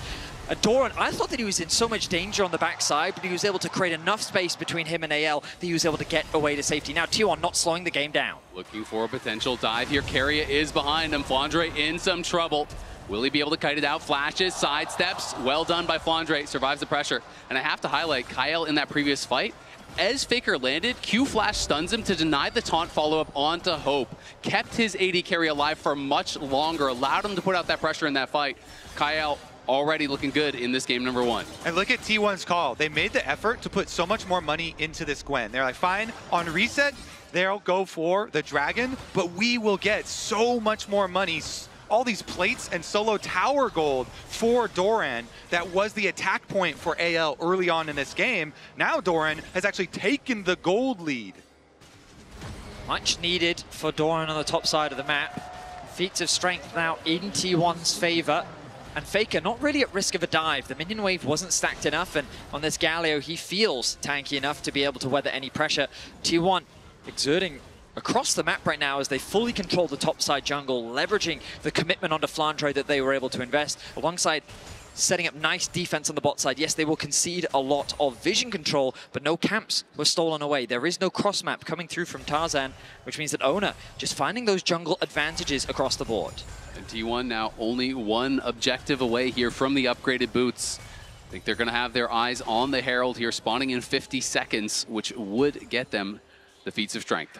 And all that focus of gold into Doran resulted in his... He's gonna pop the ulti here onto Kyle. Deadly Flourish will not connect. Kyle looking like he might be able to get out. Tarzan could be in some trouble. Clone over the wall. There's the flash forward, though. They're gonna try to fully send it. Faker got interrupted on his ulti, though, by Shanks on the side. Faker, though, flanking. Tarzan's down. Kyle is sure to follow. Faker may get slowed, but he will not be stopped. Arrives all the same, and T1 are looking like they want more. They don't have a minion wave to play with. I think a dive against Shanks would be very risky, but they are just buying time. They're trying to clear through the wave as quickly as they can. Shanks stuck between a rock and a hard place right now. He has nowhere to go. Goodbye, Shanks! Goodbye! Shanks will try as he might. The rest of the members are coming in here from AL. Can they get anything back? The CC is layered. Shanks gonna fall. Hope is in the area. Flandre takes a tower on the top side, but for now, no kills back. Another tower is secured as well from T1.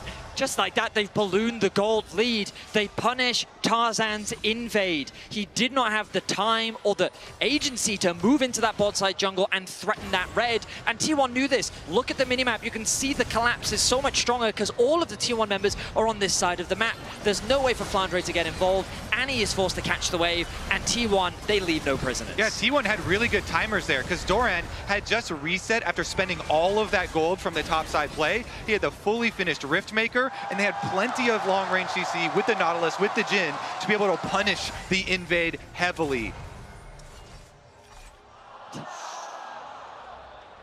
They're just trying to keep everyone's heart rates down. It's getting a little bit too exciting. Everyone take a deep breath. How many mouse jokes can we make, though? I think we're out. Yes. I think we are done. Baker smiling, though, after that. Of course, you know, them feeling the building of momentum here in game number 1.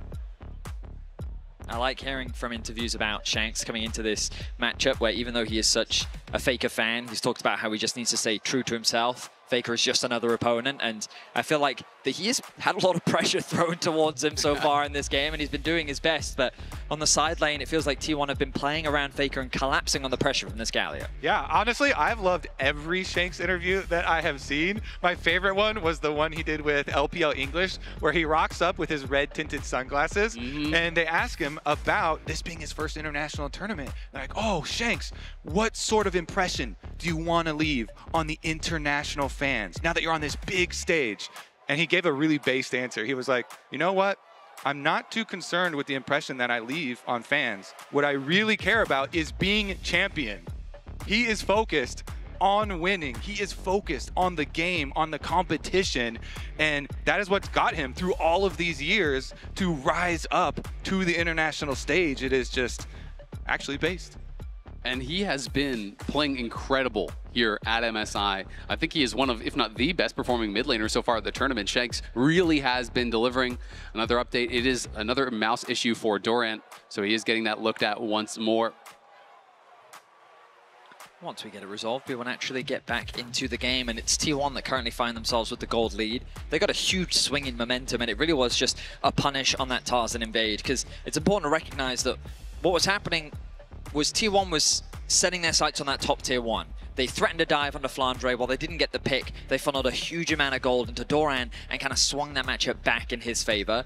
And that was their opportunity for AL to then invade on the bot side of the map, which they did. They got deep vision, they stole away the Krugs, and they were threatening a dive on a Faker, but without a proper wave to really push a dive on, there wasn't much of a play there. But then they left the jungle.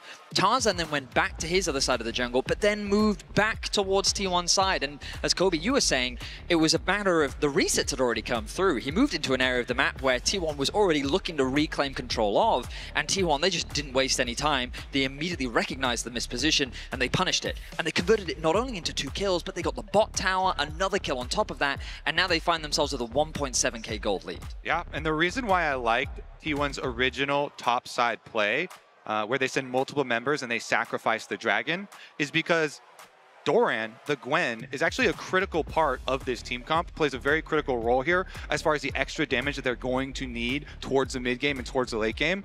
Because Galio and Jhin are very burst-centric, this Gwen has the opportunity to be such a big carry as we get to these team fights. And that's why it's so critical that we make sure his mouse is working. You do need a mouse for League of Legends. Can confirm.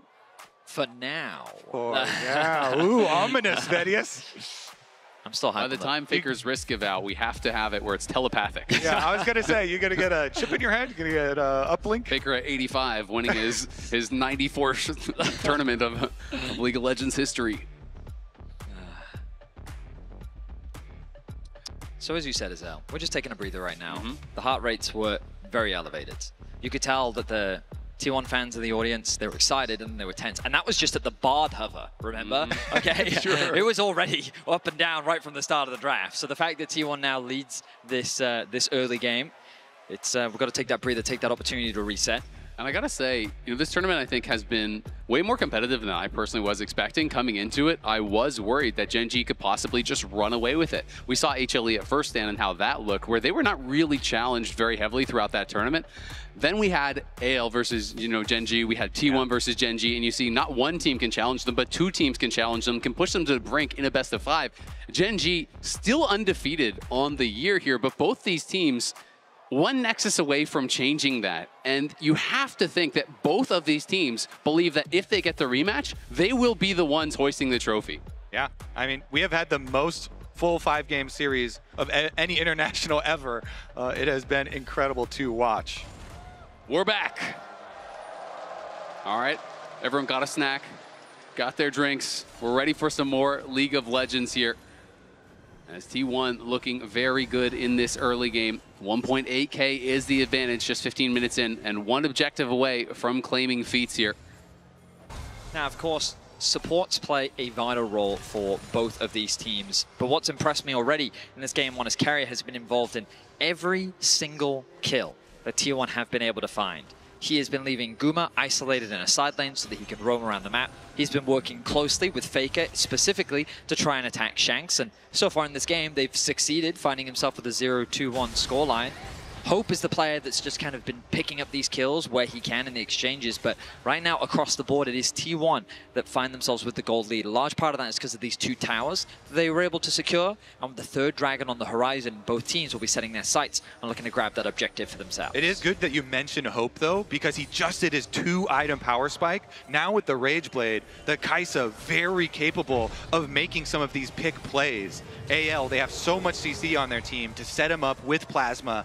So if they can control some vision here, that would be the first step in opening up an area on the map to be able to make that pick with. Kyle himself going to try and do that, but as you can see, very good vision toggle by the observers. T1 have made it difficult for them. They really have, and Hope, as you said, on those 2 items, because he has the free boots. Guma on the other side has slightly more gold, but he did not have free boots, did upgrade those steel caps to try to survive the dive that he knows is going to be coming for him.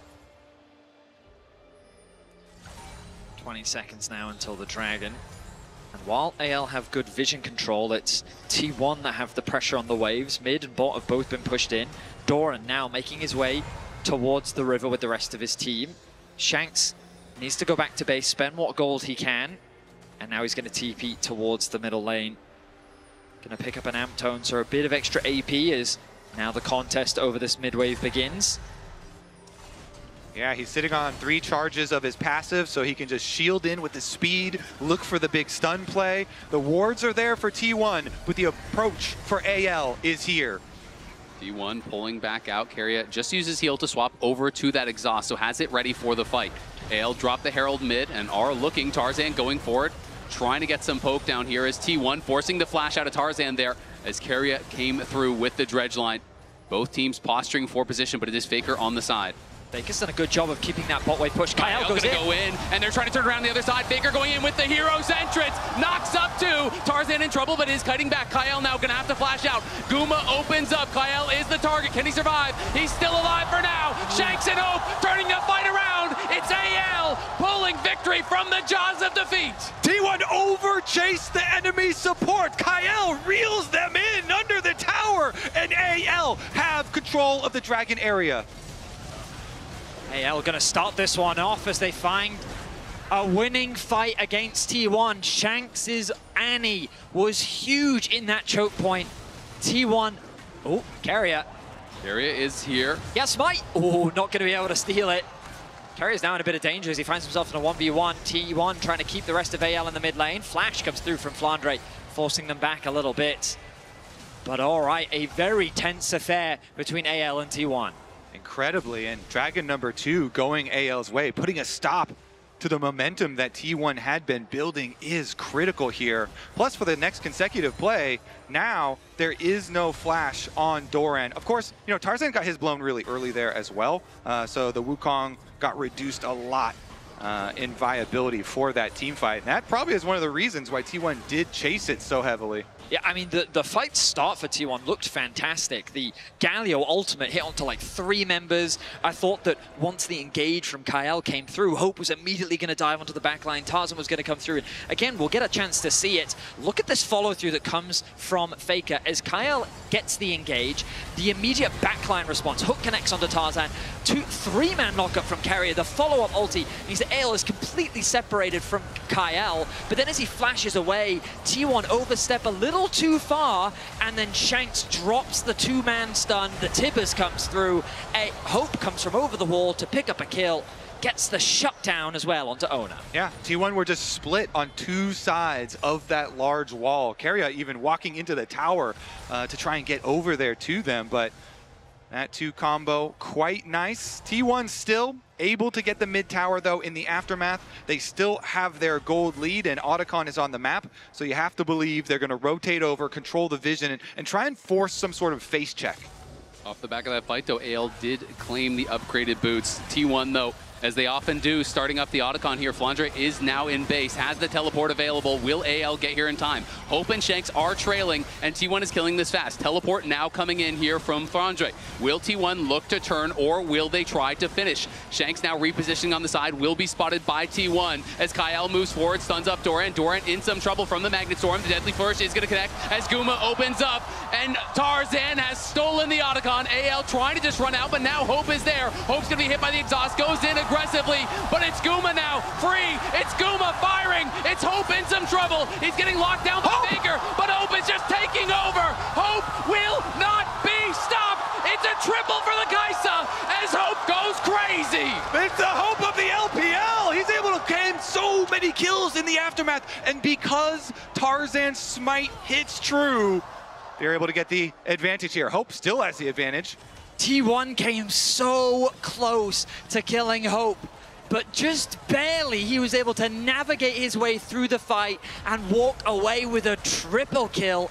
8-1 on the Kai'Sa as the TP collapse response from T1. This is Carrier TPing in with the Summoner's Spellbook here. Hope just going to try to turn around on Doran. Doran is getting very low to these minions. Has to be careful. Carrier does arrive. Hope going to try to outplay the passive auto, the hook, the shutdown. It's 1K in the bank for Doran. Survives with a sliver of health. The Krug Lord learned how to play on the edge of his health bar. No Krugs, no Wolves, no problem. We look at this fight, and it's Kyle again with an engage. The hook from Carrier hits onto the Otacon, but he does get the ultimate onto Hope, forcing him out of the fight. Doran's able to do so much damage onto the front line as the Galio engage comes through. But this choke point, Shanks drops a big stun, forcing T1 to retreat. But T1 don't really care because Guma's doing so much damage on the backline. And look at the positioning of Hope. Everything is thrown at him. He flashes away from the damage of the Galio. Shanks just barely able to get the damage off to secure that kill on the backline as Hope walks away with a triple kill. Yeah, Hope made sure that Shanks was going to live after that one, chasing off the rest of T1. Guma had to retreat. Now, as we get back out into the action, though, we'll see about the reset. So many flashes blown in that last fight. There will be vulnerabilities here. So it puts so much importance on the vision setup. And right now, you can see Owner is moving in with Doran. Is going to be spotted, and Tarzan looking here. Will they find the engage? Doran going to have to try to kite back. Is going to be knocked up by the Cyclone. Shanks cannot get in range just yet, and Tarzan now in trouble. Owner's going to go forward to follow. Doran's incredibly low, but he's still surviving. Owner running now as Kyle arrives, and here comes Hope, and that might be the end of the hope for the fight for T1 as they have got to run. This Kaisa is on a roll, and Kyle is going to get sped up. Knocks in Guma. Another will fall. 3 kills for AL. Wherever Hope goes, T1 has none. Hope shines bright as T1 look for a pick onto Tarzan. The collapse comes through thanks to the Kai'Sa ultimate, and he picks T1 apart once more. 10 kills on that Kaisa. 3 items completed already. He is going to destroy them, and that's Dragon number 3. That is Dragon Soul points. Here's another look at the 2v2 that started out. They wanted again to go for Doran here and get him incredibly low. T1 get their kill, but look at the reinforcements. Hope flies in on the Kaisa, is able to play off the setup. And you can see that Shanks was hesitant to drop his combo right from the start because of that Gwen invulnerability that she's provided. And that meant that because he hesitated so long, Doran was almost able to get away to safety. But as you said, Hope comes in just at the right time. And while the kills are very close, the gold is very close. All of the gold is basically sitting on Hope, as the rest of T1 will still find ways to navigate these upcoming fights. But as we watch these replays, Ale is picking up dragons. They are now on Soul Point here, and it is Cloud Soul, incredibly powerful for a lot of the champions that they are running. Okay, so when you have an AD carry that's super fed, what do? Vi ult and Nautilus ult are very good tools at trying to shut down that Kai'Sa. So we will be looking at Hope's flash, at Hope attempts to survive. Hope has that Terminus and likely going to build towards GA next. You have to think to try to answer all of this dive. You know, Zhonya's would be another option, but he is not going that route. Does have the BF, and I'm assuming that is going to be the GA. You can see that Shanks is hesitant to push out that top lane, even though AL are all hovering around the topside jungle, and that's because he recognizes how quickly the collapse from T1 can be. With Ona on this Vi and Faker who can quickly follow up, Baron is going to be started, and this will be spotted out. It's a T1 classic. When the stakes are high, they go to these objectives, they force their opponents to respond. Flandre on the other side of the map is going to teleport. AL are here. Doran threatening a flank on the side. Tarzan moving in, but Keria is marking him. Will T1 just try to finish it? Looks like they're going to turn for the fight. Keria in trouble in the front line. Ona's going to the back line, but Tarzan is turning the fight around. T1 go into the meat grinder. They stand no chance at all. It is 4 kills for AL.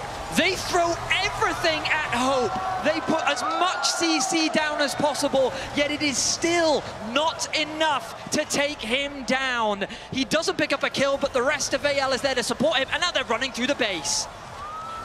AL on the march here, looking to put the finishing touches on this game. T1 went for the Baron, but AL have eyes on their nexus. Flash forward, there's the flash out and the barrier from Guma, but he's got nothing to do about this.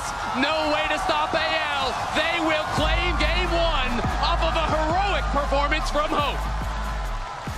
T1 got the early lead, but AL come out in fight after fight after fight, and they retake control. I mean, AL's team fighting is just crazy, and you have to say that Hope is the backbone of it. This man is so difficult to take down, and it's AL that lead the series 1-0. What can you say? LPL Kai'Sas, man, they just hit different. Incredible stuff here in game number 1 to set the tone for our Fearless draft. We have a long way to go in this one. We'll see about the responses, about the changes heading into game number 2. We now have Laura standing by with Coach Tabe to get his thoughts on game 1. Tabe, thank you so much for joining me after this game 1. Any comments on T1 for this one? They were a really strong team, and I think today our game, anyone would win. So we really had to push all our limits and to strive our best. Now, any comments on Hope and this amazing performance on Kai'Sa? Because enemy has Nautilus, Bai, and Galio. They are very serious engaged, but Kai'Sa has really good capability on avoiding all the engagements, so all the engage. So I was very amazed by Hope's performance, and I think today Hope will carry. Spectacular game 1, Tabe. Thank you so much. I'm going to let you join your team. Shucks, what do you have? I agree with the man. That's why he's a kingmaker. He knows what positions to put his players in, and he gives them the trust that they will carry. And Hope did. This is a true carry performance that we've not seen many of this MSI, Emily. Yeah, and it's so amazing for Hope to be the one to really step up here, right? Because looking at this team, we're like, okay, we can see standout performances from a lot of the other players. Hope's been consistently good. This is his first breakout insane performance, and what a way to do it in game 1 against T1. And it's not as if they didn't try to stop him. No. Like Tabe said, there was Vi, Galio, the amount of times they tried to just stick onto him, but he just narrowly escapes. So it's important to actually focus on the first replay, and thanks to the reliable Cisco network, every second counts, and he made it count around this team fight right here. Yeah, and as you see, T1 initially looked like they are going to have the setup here, right? Like Kyle does go in, but then Keria is able to get on the back line there. Galio comes through from Faker. Kyle has to flash out. This looks like a great setup, right? I want to call out Shanks here because it's kind of weird to say that someone is cracked on Annie, but I think Shanks' Annie is actually amazing. I feel like he's always stunning people in really key target situations in so many of these team fights, and it allowed Hope to have so much space in a lot of these fights where he ended up getting kills. Yeah, and it was just that snap engage that they had immediately. Sure, recognizing that T1's overstepping with 2 members, but it was Kyle's immediate engage into the Annie ulti. Kaisa also just like moves over around like the wall just to be able to like free fire onto 2 members. And by the way, early game, Kaisa was getting fed. The early kill that happened bot lane in the 2v2, and then the frozen wave when they were the 2v1 into Doran, all of this set up for his success in this game. Can I ask you about the 2 compositions and why initially it looked very good for T1 in terms of how they're willing to play these, use the Galio ult as more of an offensive tool, right, to get the taunt in? Where did their composition break apart? Was it just that Kaisa was so fed? Because it seemed like even in the intricacies of the engages, they just couldn't get them off. A little bit of that, and I think the goal lead was starting to expand for T1 because not only did they get the full tower top side and they weren't able to get dove down bot side, and then they were basically punishing the invades that they were starting to see from AL, but that Otacon fight that they were fighting into the corridor and really couldn't access the backline, like that was allowing Kaisa to just free fire. And that to me was the reason that kind of broke the game open. They were fighting into a tri-bush that they couldn't really enter. Yeah, and so many things go wrong here for T1, despite the fact that, again, like Raz said, they are in a good position. They've set the map up pretty well.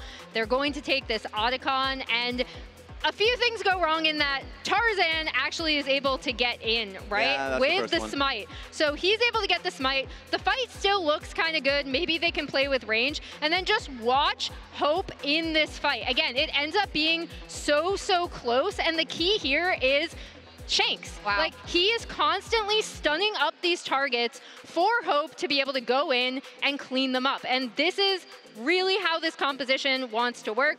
We take a look at our 2 bot laners here. Hope with the 10-2-4 scoreline coming out of that one. Absolutely insane, and we set up in the pre-show how important this was for Hope. The fact that he does want to get revenge specifically versus T1, but he also just wants to get this big win for himself. And Guma with his own issues this year, and the fact that he wasn't even considered a starter at some points. Yeah, I want to reiterate for Hope, again, this is someone who has been good, but his teams are always like, oh, but we found someone better, right? And we talked about T1 kind of taking JDG out in 2022. Hope was on that roster, ends up getting replaced. He has so much to prove. So for him to be the one who is the carry in this game is just such a great story. It is, and if you just look at this game, like, I think T1's going to be kicking themselves with the lead that they were able to get, especially being able to play the sides, I think, a little better than AL. It was just about team fights, and I feel like that has been the word of the tournament. Like,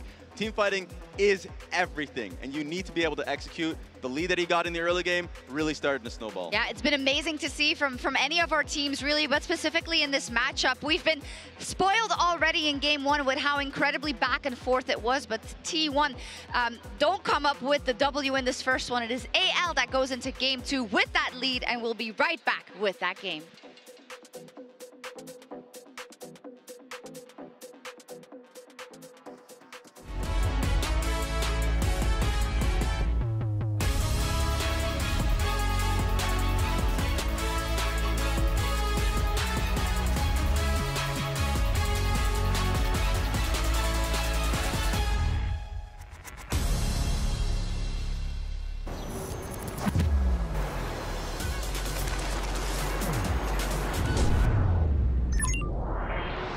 Hunter in the dark.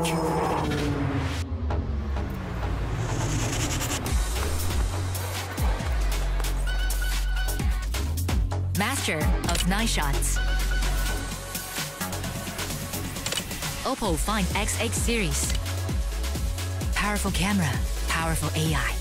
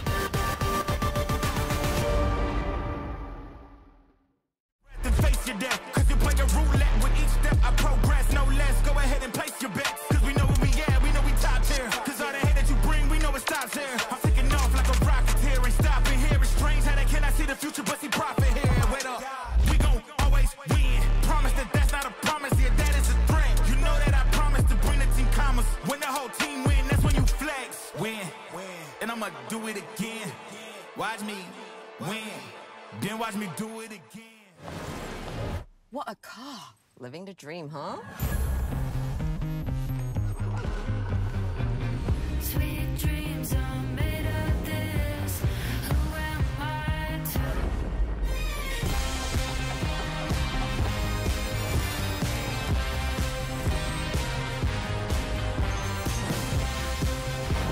Okay, okay. I get it now. Sweet dreams are made of this.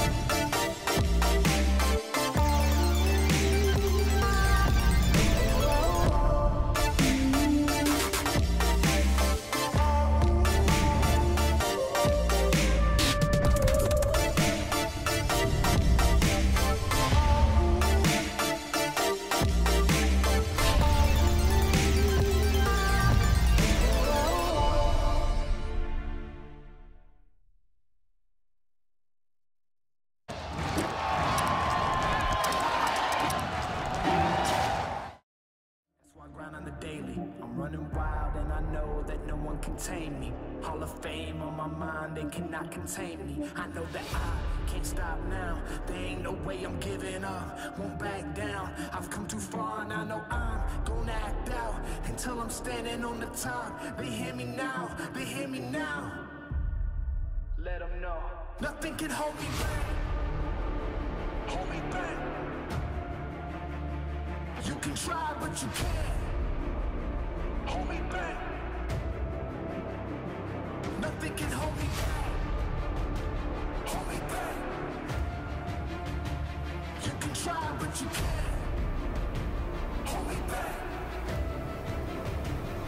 Nothing can hold me back. I'll give it all I got to succeed.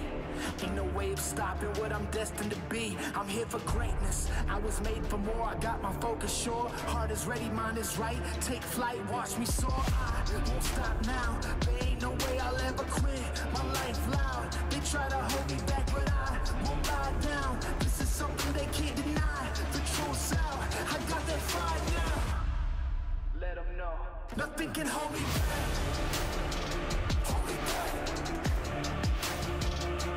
Try, but you can't. Hold me back. Nothing can hold me back. Hold me back.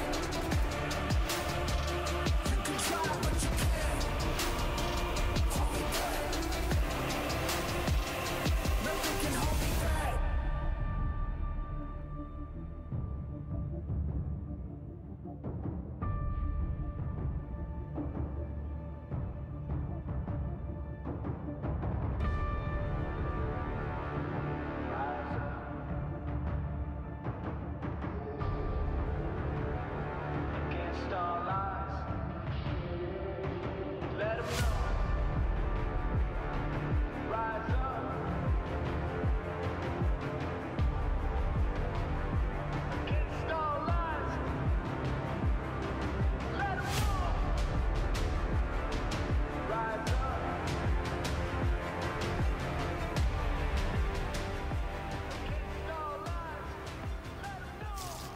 Let me throw it down to the ground, make them turn around, and then y'all can find.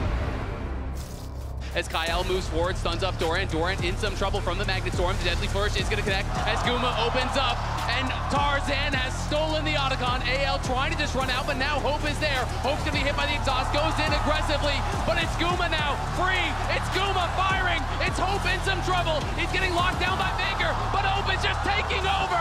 Hope will not be stopped.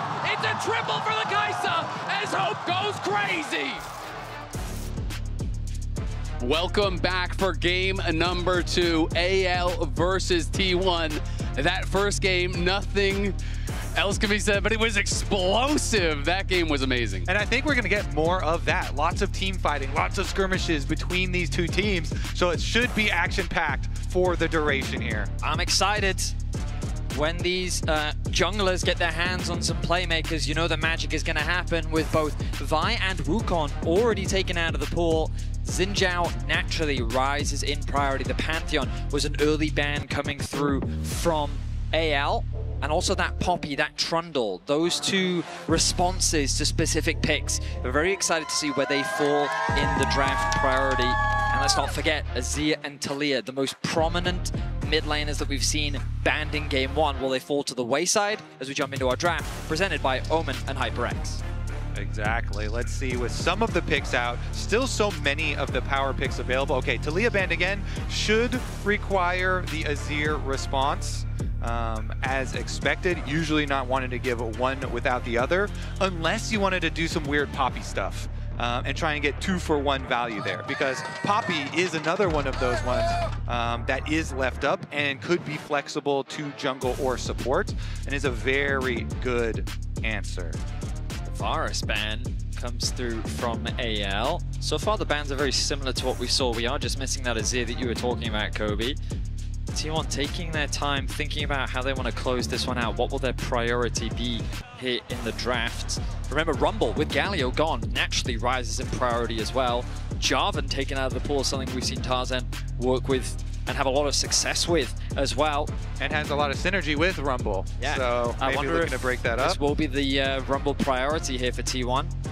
Yeah, Rumble up and available, Rise another one, but it does feel like it is an angle for that potential Rumble first pick if T1 wants to go for it. Yeah, quite a few options still left up as far as the bottom lane, and they do slam down the early Lucian here. So Braum has been super duper popular as the pairing, even oftentimes surpassing the Namis and the Milios of old, which definitely does kind of put you into a more counter-engage and defensive mindset, but it has a very flexible outlook. So let's see what the exchange is going to be. This would put a lot of this would dissuade you a bit from picking the Xin in that case, because then Trundle is very good into Xin, and some of the AD jungles have been kind of whittled away here already pretty early on. My instincts are that AL might just slam a Sion. Oh, okay. Could also be the early Yorick. We did see this come through in their series yesterday, I want to say.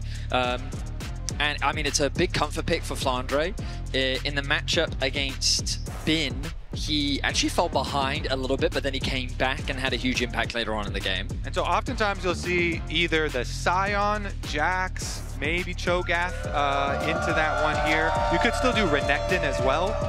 One of the nerfs to Yorick for this patch for MSI was the armor. And so you do have a couple more of those options. And one of the things I like about the Trundle pairing with it is it's dissuading you from going towards the Cho'Gath and the Sion, which are two really stable, strong answers to the Yorick.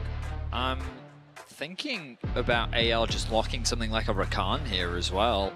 When you go for the blind Braum, obviously it's a fantastic pairing alongside the Lucian. Faker's Rise. These do feel like a lot of denial picks, but we saw a composition similar to this come through from T1 in their series against Gen G. And instantly, another denial, you know, taking away the Orianna from Faker. He's like, okay, fine, you're going to take my Rise? I will take your Orianna here. Both teams here really utilizing the fearless aspect of it, but that leaves up in doubt what is going to be the answer into Flandre's Yorick at the top side. They actually don't even protection ban it early on here, going for the Nocturne instead, which Owner has played a bunch of. Yeah, I guess they, as Azel was already saying, they're not worried about the tank responses just because the Trundle already locked in. And instead they're worried about the potential dive against an Orianna. Like front to back is probably the style of play that they want to be playing. They can also like round things out with an Ezreal. You'll notice that T1 also recognizing that support pool and wanting to remove the Rakan as a possibility. I wonder if something like the Leona may also be taken away, or if instead they might want to get rid of an AD carry option to limit some of Hope's options. But you can see that Jack's something that Flandre did play into when he played against Bin, and the matchup can be quite difficult, especially if that Jax gets ahead early. Okay, any more support options they're truly worried about playing into? Okay. The Alistar here instead. Generally, I consider Braum good into the Alistar, but I guess they are worried about just giving Kyle the ability to engage, wanting to limit some of the ways that he starts fights. Right now, the Karma hover, really good matchup into the Braum, and they're going to lock that in. Screams to me something like an Ezreal to come through from the side of AL. It also screams to me that AL are not going to have a lot of hard engage at all for themselves. Going to rely on some pretty good shockwaves and going to rely on really playing the map. They're so good since they've used Flandre's York so often, but having a bottom lane that is going to be heavy pressure, double poke there with the Karma instead of getting in their engage. We've seen the Lee do well into the Trundle just because of the mobility that the champion has. And Ona, I mean, he's a very well-known Lee Sin player. He did bring it out in Game 5 against Gen G. He had a great start, but then he had that blunder around the Otacon where he stepped too far and walked into the traps. You also mentioned the Renekton earlier, Kobe. That does seem to be the direction that Doran is thinking, and he will lock it in. So a pretty powerful skirmish composition coming through from T1 with things like the Renekton, Lee Sin, and Braum. If Kerry can get out onto the map, like the 2v2s, 3v3s are monstrous. They have a tremendous amount of CC, between the Rise, the Braum passive, the Renekton stuns. They really can be powerful, as you say, but definitely some potential concerns as you get towards the later stages of the game. Can you actually lock down this Ezreal? Do you have enough hard engage to really get in there? Because you are dependent upon flanks, you're dependent upon getting in with someone like the Renekton or a kick flash onto the Ezreal who can be hard to lock down. I completely agree. I think that AL's composition is straightforward, and I like the approach that they've gone for. I will say across the board, the engage is quite low. I will give the range advantage to AL simply because they have the Ezreal, the small amount of poke that can also come through from the Yorick. But patience, I think, is going to be key when it comes to playing these fights. And control of the side lanes is going to be super important, because you think about things like the Rise ultimate being able to potentially set up a pick onto those side lanes. I mean, it's such a different draft than Game 1 for both sides. Both sides are very low on hard engage. Last game we had so many ways to start fights out. Nautilus, Wukong, all of these ways to full send it. This time, teams are going to have to be more creative. It's going to be about the setup. It's going to be about the angles of attack. Yeah, Flandre only has a single game on the Renekton so far this year. Of course, he's played it throughout his career, a very long career, but we'll get into it with Game 2 being so important. Jumping into Game 2. Keeping an eye on early vision, always super important. You'll notice Flandre making his way towards the bot lane will drop the ward for his bot laners. AL know they have solid range, but against the Braum in the early skirmishes, you have to be extremely careful. And it is going to be Spellbook again here for Keria. Loves playing it, really does fit his style. Such a creative and flexible support player.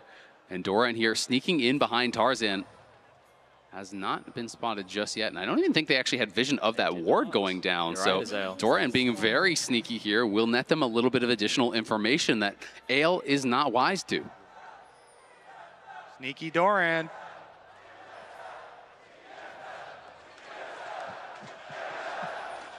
Oh, a classic. And he's still alive after all. Oh my god.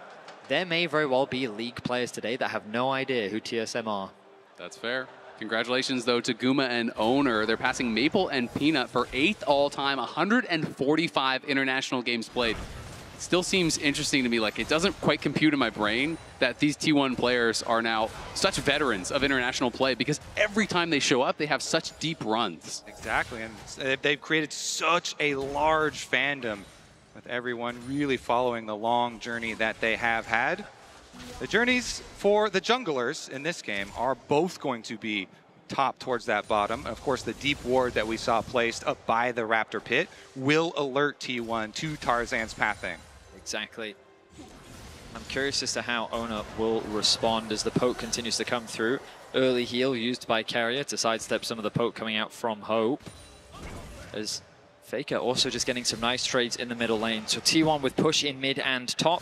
On the bot side of the map, it is Gumayushi and Carrier that are being put underneath their tower. There are a lot of histories, a lot of stories between the players on these teams, but also the coaches. Tabe has been around for a long time and has faced down T1 internationally a number of times, both as a player and as a coach. That was back when he was on Royal Club as a player, playing with Uzi. And as a coach, has had more success, much more success. I mean, 7-9 versus T1 is better than almost anyone does. This is a team that just wins time and time and time again. I will say I like what Tabe has cooked up for AL. Doran looking for a trade once more against Flandre. The back and forth between the two top laners as they're left isolated. Keeping my eyes on the junglers. The full clears are about to complete, and here we go. Owner is heading down, but Tarzan in the area as well. Both junglers will spot each other. Guma, nice little trade here onto Hope. Owner scrapping with Tarzan on the other side as Keria goes forward. Can't connect on the winner's bite. Kael gets the root here. It does connect onto Guma. Owner heavily losing out in that fight, but will be able to just back it off. It will mean scuttle control on the bot side for AL. Yeah, really have to respect that Trundle. So he's going to be able to finish off this one. Owner actually going to make a pass through mid lane while Tarzan actually finishes the Scuttle Crab, running up to the second one so he doesn't get Scuttle Crabbed here. Should be fine there. Then the option usually for the Trundle is try and just place down a Trinket Ward by Raptors to see the second Raptor spawn so you can be there for the second timer, because Trundle is so good at going for 1v1s and invades. Lee Sin, of course, with the mobility, gets to choose a lot of the time the actual fight that you take. Flandre low under tower. Flandre incredibly low. We'll see if they can set up the dive here. Pushing in, Flandre, they'll have the stun. Doran can set it up. Can Flandre look for the outplay here? There's the stun, there's the Sonic Wave, and the resonating strike. It's first blood for Owner. Great stun setup there. Very easy for Doran's Renekton under the tower. An efficient route here, too, for Owner. Now he can just go for his reset as his camps are respawning. Tarzan was able to get an earlier base off, but I mean, that was a consequence of, oh, shanked. He gets very low, sidesteps nicely though, gets away to safety. The phase rush helping him out with that one. But yeah, I mean, not more else to say really on that top side play. Doran now going to be sent towards the bot side of the map. He's going to match into the Ezreal as Flandre's wave in a very awkward spot. The question mark ping coming through from AL on that top side. They're expecting the swap to come through, and his wave is just in a very dangerous position because of T1's ability to freeze it and potentially deny Flandre a lot of farm. And this is the benefit they get. They pull off that dive on top side. They had the crash wave, so Flandre had to TP immediately back up to try to fix that wave, but Guma shows up alongside Keria, and we'll see if they can actually hold this wave off the tower. Looks like Guma does want to thin the wave and potentially threaten that freeze. Meanwhile, it's just going to be the rotation over for the bottom side. Ezreal laning into Renekton now, keeping it safe. Doran going for a little scouting mission down there first, making sure there's no extra pressure to come through since they know both junglers heading towards this area. T1 playing with their pressure well, though. Going to start off this Dragon immediately, thanks to Doran and Faker getting push in their respective lanes. And because they've got the early support rotation here, Keria rotating over since Karma is showing so much in top side of the map. They know they've got it locked down, and will be Dragon number 1 for T1. Similar to what we saw in game 1. T1 able to secure that first Dragon as well. So small advantages beginning to be built by T1 here in the early game. They're playing around their push well, they're punishing the HP bars where they can. And they're starting off strong, and I would say this is kind of what we expected based on the draft. Faker and Doran able to get that early push in against their counterpart. The ulti comes through from Faker. Faker with the Realm Morph. Flandre in trouble, has the flash. Will he be able to kite out? Doesn't look like it. He's going to get stunned up, and I don't even think it's worth using that flash. Guma Yushi gets the kill, and the Maiden is going to be on cooldown for a very long time. AL targeted Doran in the previous game so heavily, and T1 actually going to go for both sides of the map. Owner is here, and Kael is gone. Hope is running for the hills. Will he be able to get out to safety? Doran waiting for the cooldowns. Owner backing off. T1 happy with what they have gotten. Just like that, T1 pick up 3 kills across the map. We talked about how you have to be very careful of this Ryze ultimate, and Faker doesn't waste any time. They've been utilizing their pressure so well. They collapse onto Flandre, who's isolated in the top lane, and they punish Kael on the bottom lane as well. A 1k gold lead, 7 minutes in. There's been a lot of talk about Faker and his laning phase not being as strong as it has been in the past, but this guy knows how to win games. He is always in the right place at the right time, doing whatever it takes to enable his teammates to get the win. Yeah, very active for T1, making plays on both sides of the map simultaneously. And I used Osman, and on the reset timer, Owner going towards the bottom side, getting one there as well.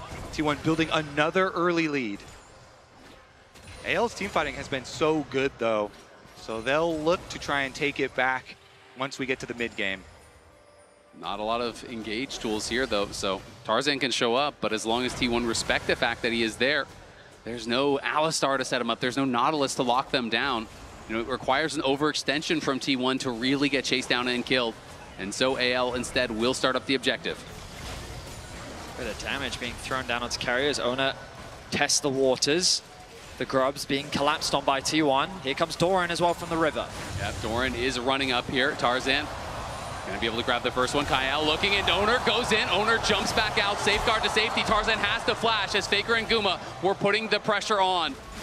Tarzan just barely able to survive. There's the shockwave coming in, but Carrier throws up the wall and does survive. KL now in trouble. Faker trying to get in range here. Can't quite finish him off. A lot of low health bars, but no one goes down.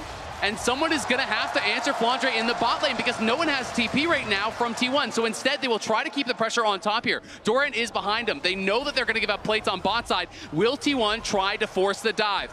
Doran, if he's going to go, he has to stop that recall now. Kyle incredibly low, flashes forward, gets one. Can he get in range for the slice? The dice, the stun, the croc is here, and he is hungry. It's Doran extending the play. He was pushing mid lane, then goes up through the jungle here, as you say, to trap them behind the secondary tower. They do sacrifice something on the bottom side, a little bit of turret plate money to Flandre, but very worth for T1. T1, 5 kills to 0. We're not even at the 10-minute mark, but they are looking to skirmish. They are looking to fight where they can. We talked about it in the draft, how this Braum can provide so much value in these extended fights. And after chipping away at AL's HP bar, they knew that they could chase for more. A healthy gold lead, the Dragon spawning in about 1 minute and 15 seconds. And T1 in a fantastic position here in the early game. Doran at the center of much of the action here, involved in all but one of the kills. A significant gold lead, even though he gave up some plates in CS on the bot side to make that move. He's been put in a position to succeed here, and the pressure will be on him to do so. Yeah, meanwhile, into the side lanes here for Faker, for Rise. Comfortable position as they have Carrier kind of rotating over. There's plenty of vision for Shank, so it shouldn't fall under any pressure, but is going to start to be fairly difficult for AL as they move in and get those deeper wards through the jungle. Owner now going to replace some of his own. Carrier sitting on that spellbook Ghost. Could give him an opportunity to go a little bit more aggressive if he sees one. But for now, both teams, I think, content to just continue farming here. And T1 does feel like they're in much better position around this Dragon. They have the vision control in the river, but AL does have a couple of deep wards, so we'll at least be able to spot a potential approach from T1 if they go for it. Ono with the Sundered Sky finished means that he is so strong on this Lee Sin.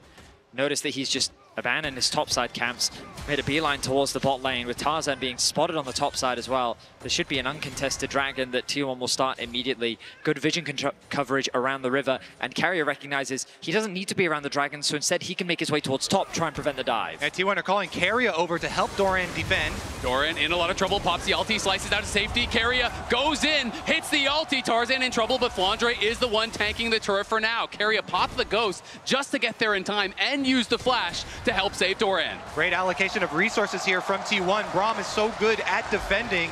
They call for the rotation from Carrier. He gets there initially, and that's going to be enough. They will hold it while taking the Dragon Shanks bottom in trouble. side. Shockwave connects onto Faker, but Shanks has nowhere to go. Tank up by Faker, knocked down by Owner. Another successful play in the side lanes from T1. They extend it to 6 kills, and AL is getting nothing on the cross map. A few camps are being stolen, but Doran is just a monster.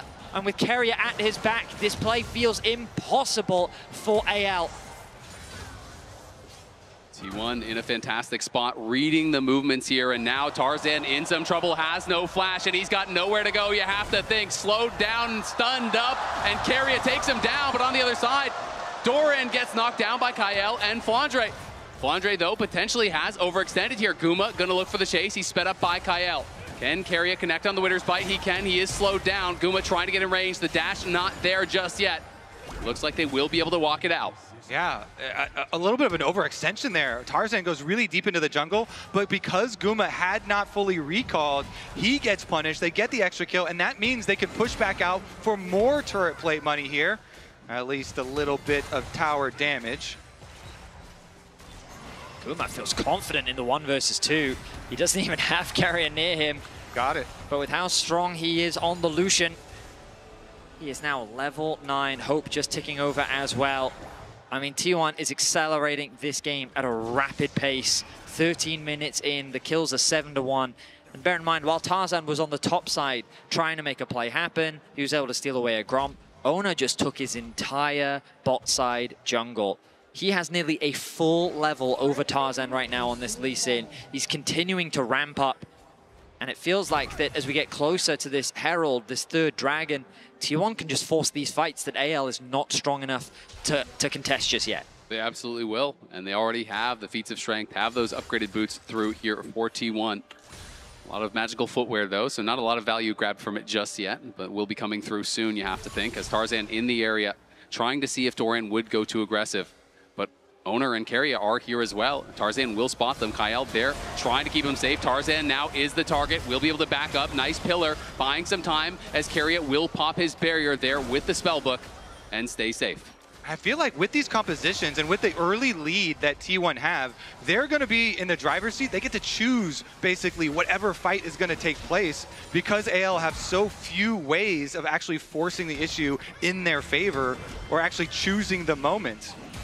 Flandre locking down Faker. Looks like he wants a position for an all-in. He's trying to chase after Faker here, who is in some trouble. He's going to go for the Realm Warp. Can he actually interrupt it? He cannot. Doesn't have his cage available. You can bump him with the edge of it, but didn't have it up. Faker gets out to safety, but nice job by Flandre getting some pressure down. The True Shot Barrage will not interrupt him, but you can see Tarzan here to back him up. Keria, though, again, always covering the side lanes. Yeah, Keria, another shadow here, but the ghouls are doing some work. Ooh. Oh, Tarzan's behind him, and now I think they are going to go for the dive. The TPs are coming in. Tarzan has his eyes on Faker. Kyle there as well, but Oner is coming in. Teleport response from Doran. He is on Shanks. Tarzan's fighting on the other side. Doran trying to take down Shanks. He flashes forward. He takes him down. He's looking for a second. Flandre now in trouble as everyone piles in onto Doran. Doran will fall, but can AL get out? Another teleport coming back. It's Faker re-arriving to the fight. Oner kicks off Tarzan, takes him down, and Flandre trying to kite for his life. Kyle has the tether in onto Keria. But here comes Guma, Yushi, and Faker. Oner fighting. The maiden living.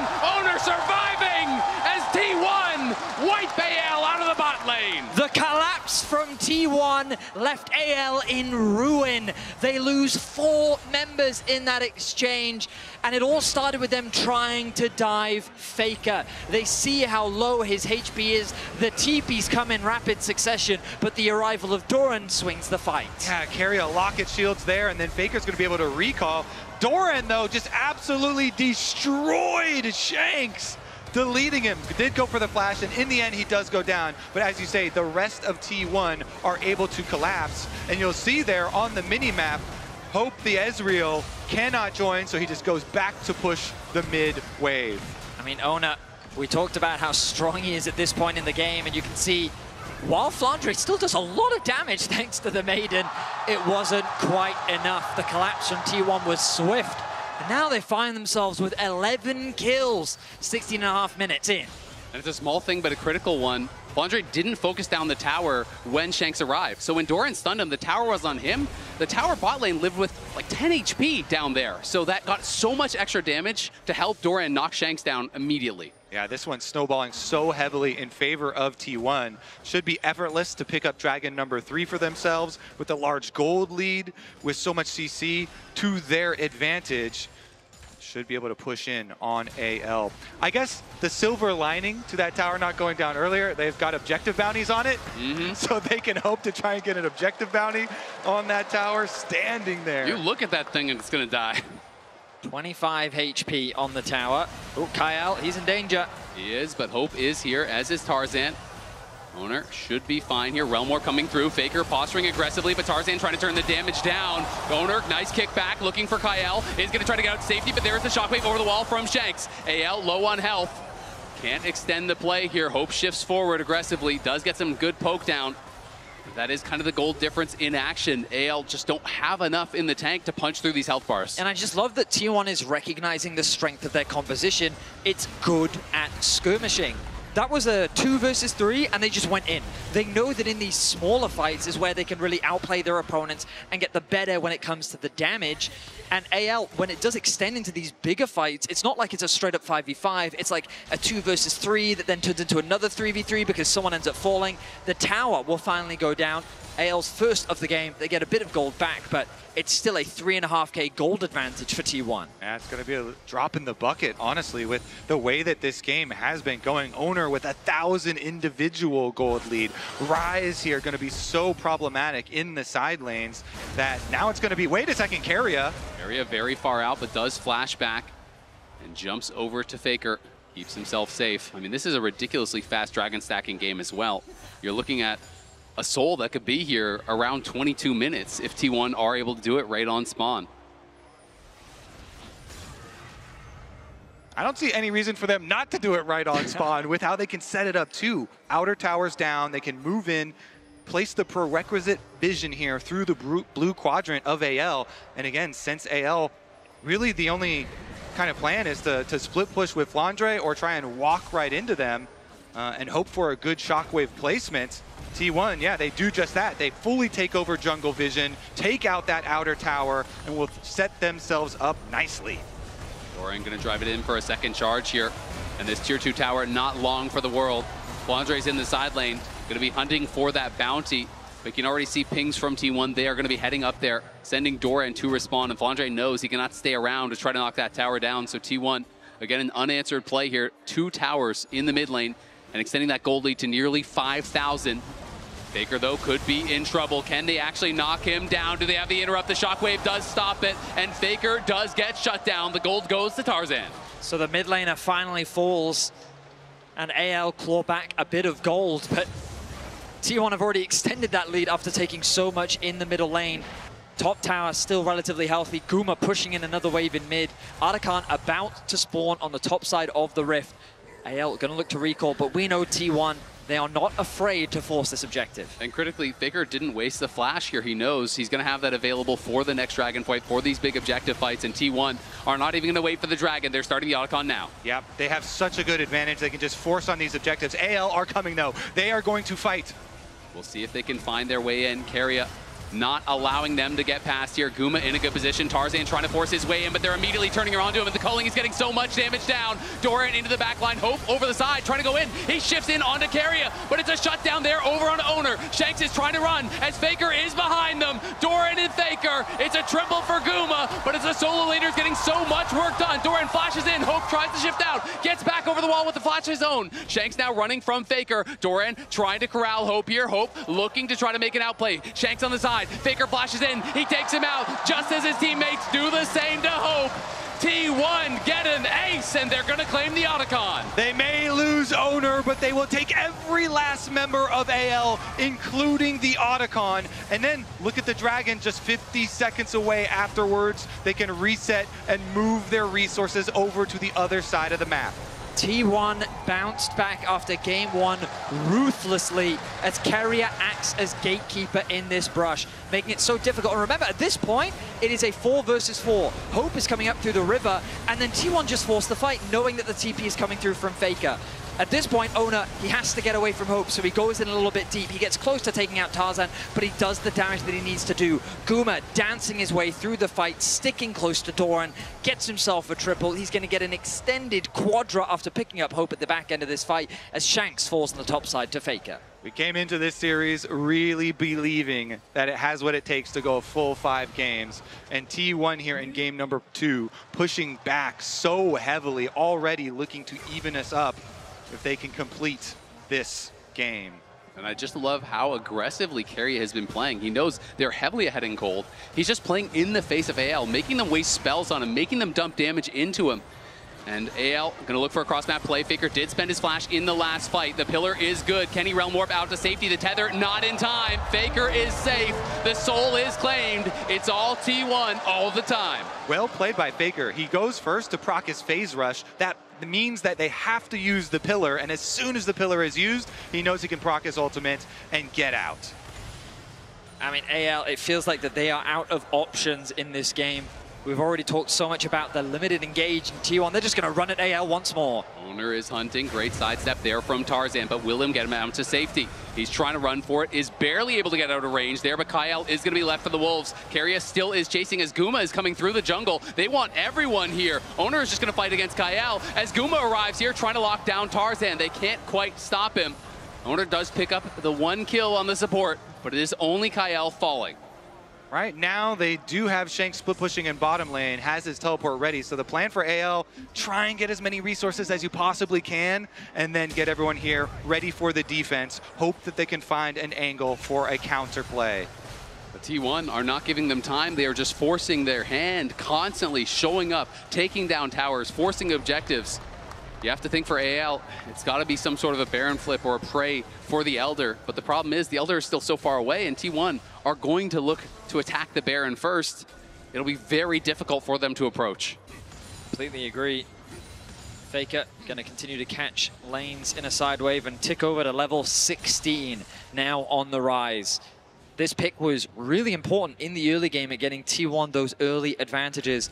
Both Faker and Owner working together, but also just how T1 was playing the map. When something was happening top lane, something was also happening in the bot, making it impossible for AL to really cross map at any opportunity. Right from the start, T1 have had a vice grip over this game, and they have not relieved that pressure as AL get closer and closer to the Baron spawn. Yeah, they've been incredibly proactive, looking their best here. Owner making huge plays, often at the same time as Faker making plays on the other side of the map. And now that they have this control, this lead, with the extra speed of the Cloud Soul, you make it so hard for AL to even keep up in resources because they have to use the safety of their towers to catch these waves. T1 can just completely take over your jungle.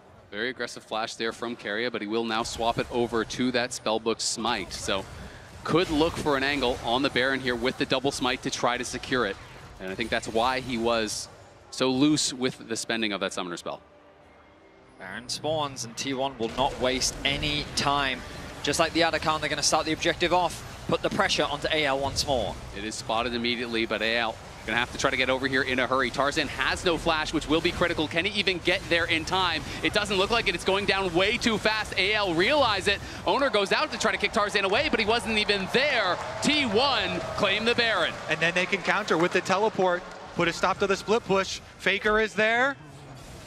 Will they be able to find the chase down? The Cloud Soul here going to pay dividends. As you can see, Owner running through the jungle. They're going to force out the defensive TP. Owner now turning back with Doran. He's going in on Tarzan. Tarzan in some trouble here as Hope is knocked up by Keria, but it's Gumayusi now firing. Gumayusi dashing forward, trying to pump the damage in.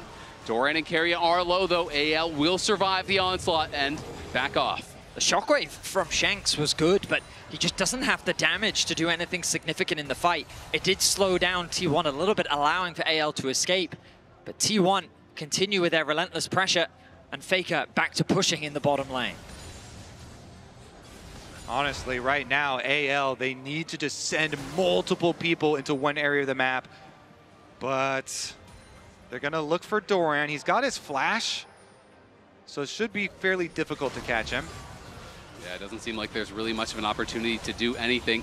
T1 pushing on the other side, looking for the last of the outer tier 2s here. Keria steps forward and just pushes Shanks back.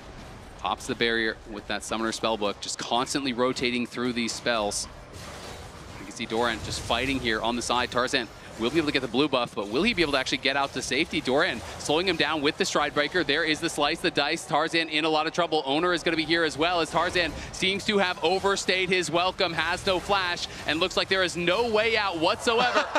Owner takes it, jungle diff.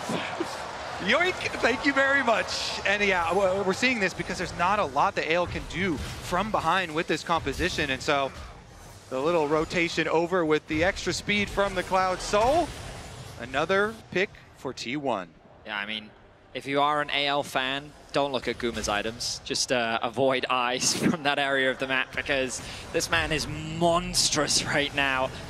He is extremely fed, and if things weren't dire before, with itemization like that, it feels more than dire now. Elder spawning in 55, and you have to imagine that T1 will continue to do what they've done throughout this series. Objective spawn, objective start. Yeah, immediately. No reason to hesitate. And honestly, Vedius, if you are an AL fan, probably start visualizing the next games. Yeah, there's a lot of places you don't want to look. Yeah. You know, the 2-level lead for Faker, the additional item for him, the additional item for Owner. I mean, they are ahead everywhere, not to mention the Cloud Soul, which is going to make it incredibly difficult to escape a losing fight here.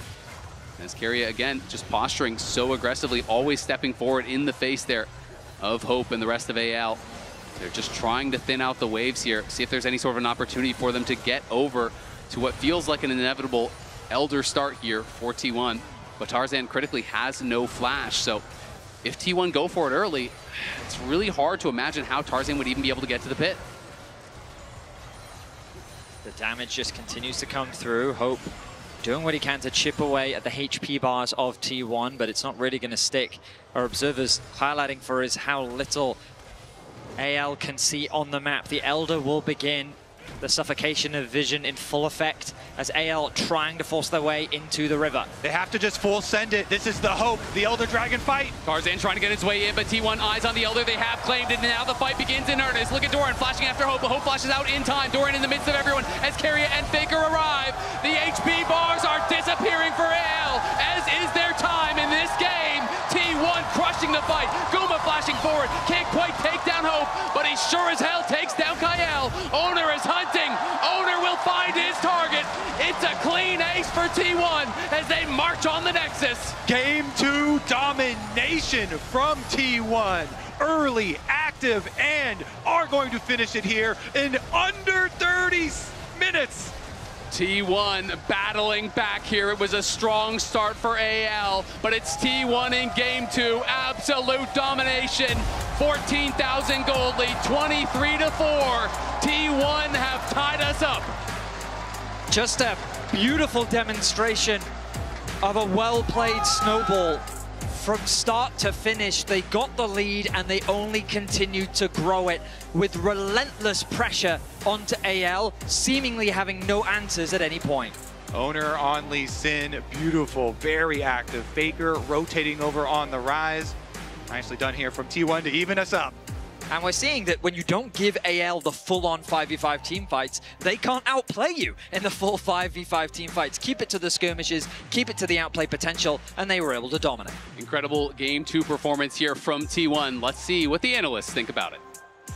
No one puts T1 in the corner twice in a row. That's probably what they are thinking. Led at the helm by Faker, but also by Owner, we have to say. And I know as any jungle player, when you have a Lee Sin at your disposal, you just want a game like this. You want where you can influence the game, put the team on your back, and look stylish doing it. From top to bottom, too, because I actually loved AL's composition. I felt like the Ezreal, Karma, and Orianna had good range, good scaling. If they can get to the mid to late game, that would be great. Owner did not allow that to happen. Yeah, I was going to say, that's a big if. And I want to point out some of their early lane assignments that T1 did do after they go for this dive, right? So the dive goes off, they're going to back, but and most importantly, what's going to happen is that Doran's actually going to TP bot, get pressure on that bot side, while T1's bot lane is going to head top side. That actually gives them power over Drake. This is skipped a little bit further ahead. They're attacking Flandra again on top side, but because they took the Drake on bot side, Owner's still down there, taking his camps, ends up getting the gank, so they win on top side and bot side at the same time, and it really came down for me from that decision to send the Renekton bot, force AL to either respond to the swap or keep Flandra in this 2v1, and it set every single one of T1's lanes ahead, and it gave Owner and T1 complete map control. And it was frustrating because at that point, they can't really fight them early at all. They tried at Grubs. They decided to play away from Dragons, so ended up T1's getting first Drake. They tried to dive top, but Braum was there. T1 anticipated their plays off the lead that they already had and then just rolled it forward. The fact that Lee Sin ended up going bot lane to the play that you had mentioned at the very end of it and just made it punishing even more off the lane assignment. This was Owner's and Doran's game. Yeah, it definitely was. And let's also check out today's HyperX Reflex replay, where it is just more of T1 getting the upper hand over AL. Yeah, and this was the defended dive that happened on Faker. they recognize that they can get here fast. And for me, my focus is going to be on Renekton because he buffers the W alongside the Orianna ulti and then is able to follow it through. Ease forward, flashes, gets the kill. Doran's lead that he already had, he was able to just make it kind of flourish in that fight to defend it. So I thought that was like a small focus, but the bigger focus is T1 recognized the dive was going to happen, and they stood their ground with the TP and the follow through with Owner. I also do like that you mentioned Doran, right? He has been a big point of contention here and wondering how he's going to do as we see that both Doran and Owner had a fantastic game. And he had a number of choices he could make into this Yorick, but he makes this Renekton count. And that's not something we see 100% of the time. You really need to make your own luck. Yeah, and it seemed like, again, with that early swap, I thought they got so much out of it. Doran got to be in such a great position. No one can go toe-to-toe with him in a side lane, right? If you look at, the discrepancy in gold between those two. But this is really, really crucial map play from Team 1, and also just Owner being able to recognize how to control this early game on Lee Sin. And I feel like the difference between the last game and this one was T1 had a lead, and they played very well reserved around their vision, like that Baron play, forcing them to come over, even recognizing that Yorick was like splitting bot side. They double TP'd, even though one of them got canceled. Ryze chased them out. They recognized last game they made a misstep that really snowballed against them. I thought it was a great recovery this one. Yeah, and so lucky for us, we get at least 4 games of this matchup as we see that the crowd has so many signs for both teams. I guess it will over-index a little bit towards Faker and T1, but nevertheless, Emily, it just goes to show how important this matchup is for both fan bases, and I am really happy we get 4 games at least. Yeah, I've seen so many cool Flandra and Shanks signs. Yeah. That is cute. Nice. Shout out to the person who had the picture of Flandra from Snake back in like 2015. The deep dive on that one. I know. But for me, then AL looking at this, right? You obviously lost so much control in this early game. I'm looking to regroup and seeing what we can do to kind of stay in the game early against this T1 power. Yeah, absolutely. I think AL has one thing on their mind, and it's make sure they can stymie that early power that T1 brought, that they can get to those team fights that they love and cherish so much. And AL will be moving on to the blue side as we head into game 3.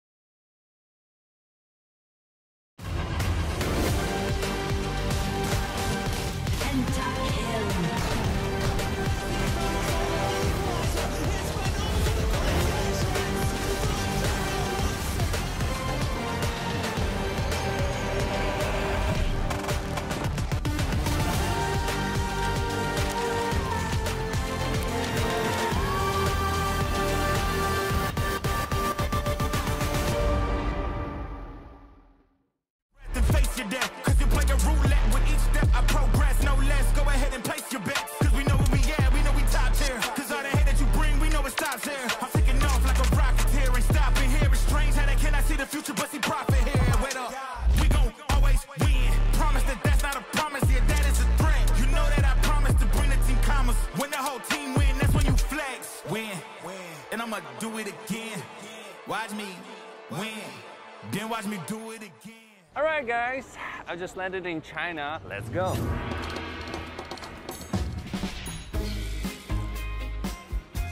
Play the local way, pay your way. Have you ever seen the Great Wall at night?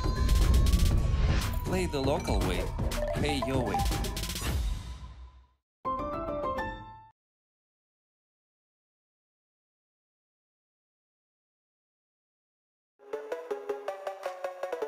Dominate the Rift with Opera GX. Bring League to your browser. Lock in with LoL Esports. Customize your setup with champion-inspired themes. And unlock new designs inspired by Arcane. Only on the browser for Legends. Download Opera GX.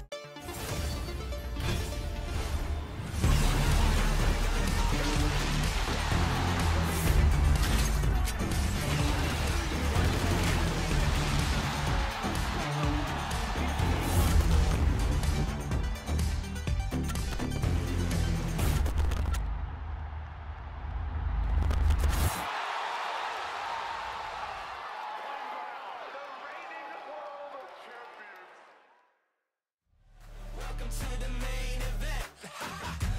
Welcome to the main event. Let's go. Through the fire in the rain, I was born to rise above. Kept on pushing through the pain till I made it out the mud. Now the dam's about to break, so get ready for the flood. Can you feel the rush? The beast is waking up. Welcome to the main event. We spent the whole night waiting for the best of the best. Welcome to the main event. You got the whole world watching. Will you rise to the test? Let's go. Welcome to the main event. Welcome to the main event. Welcome to the main event. Welcome to the main event. Let's go.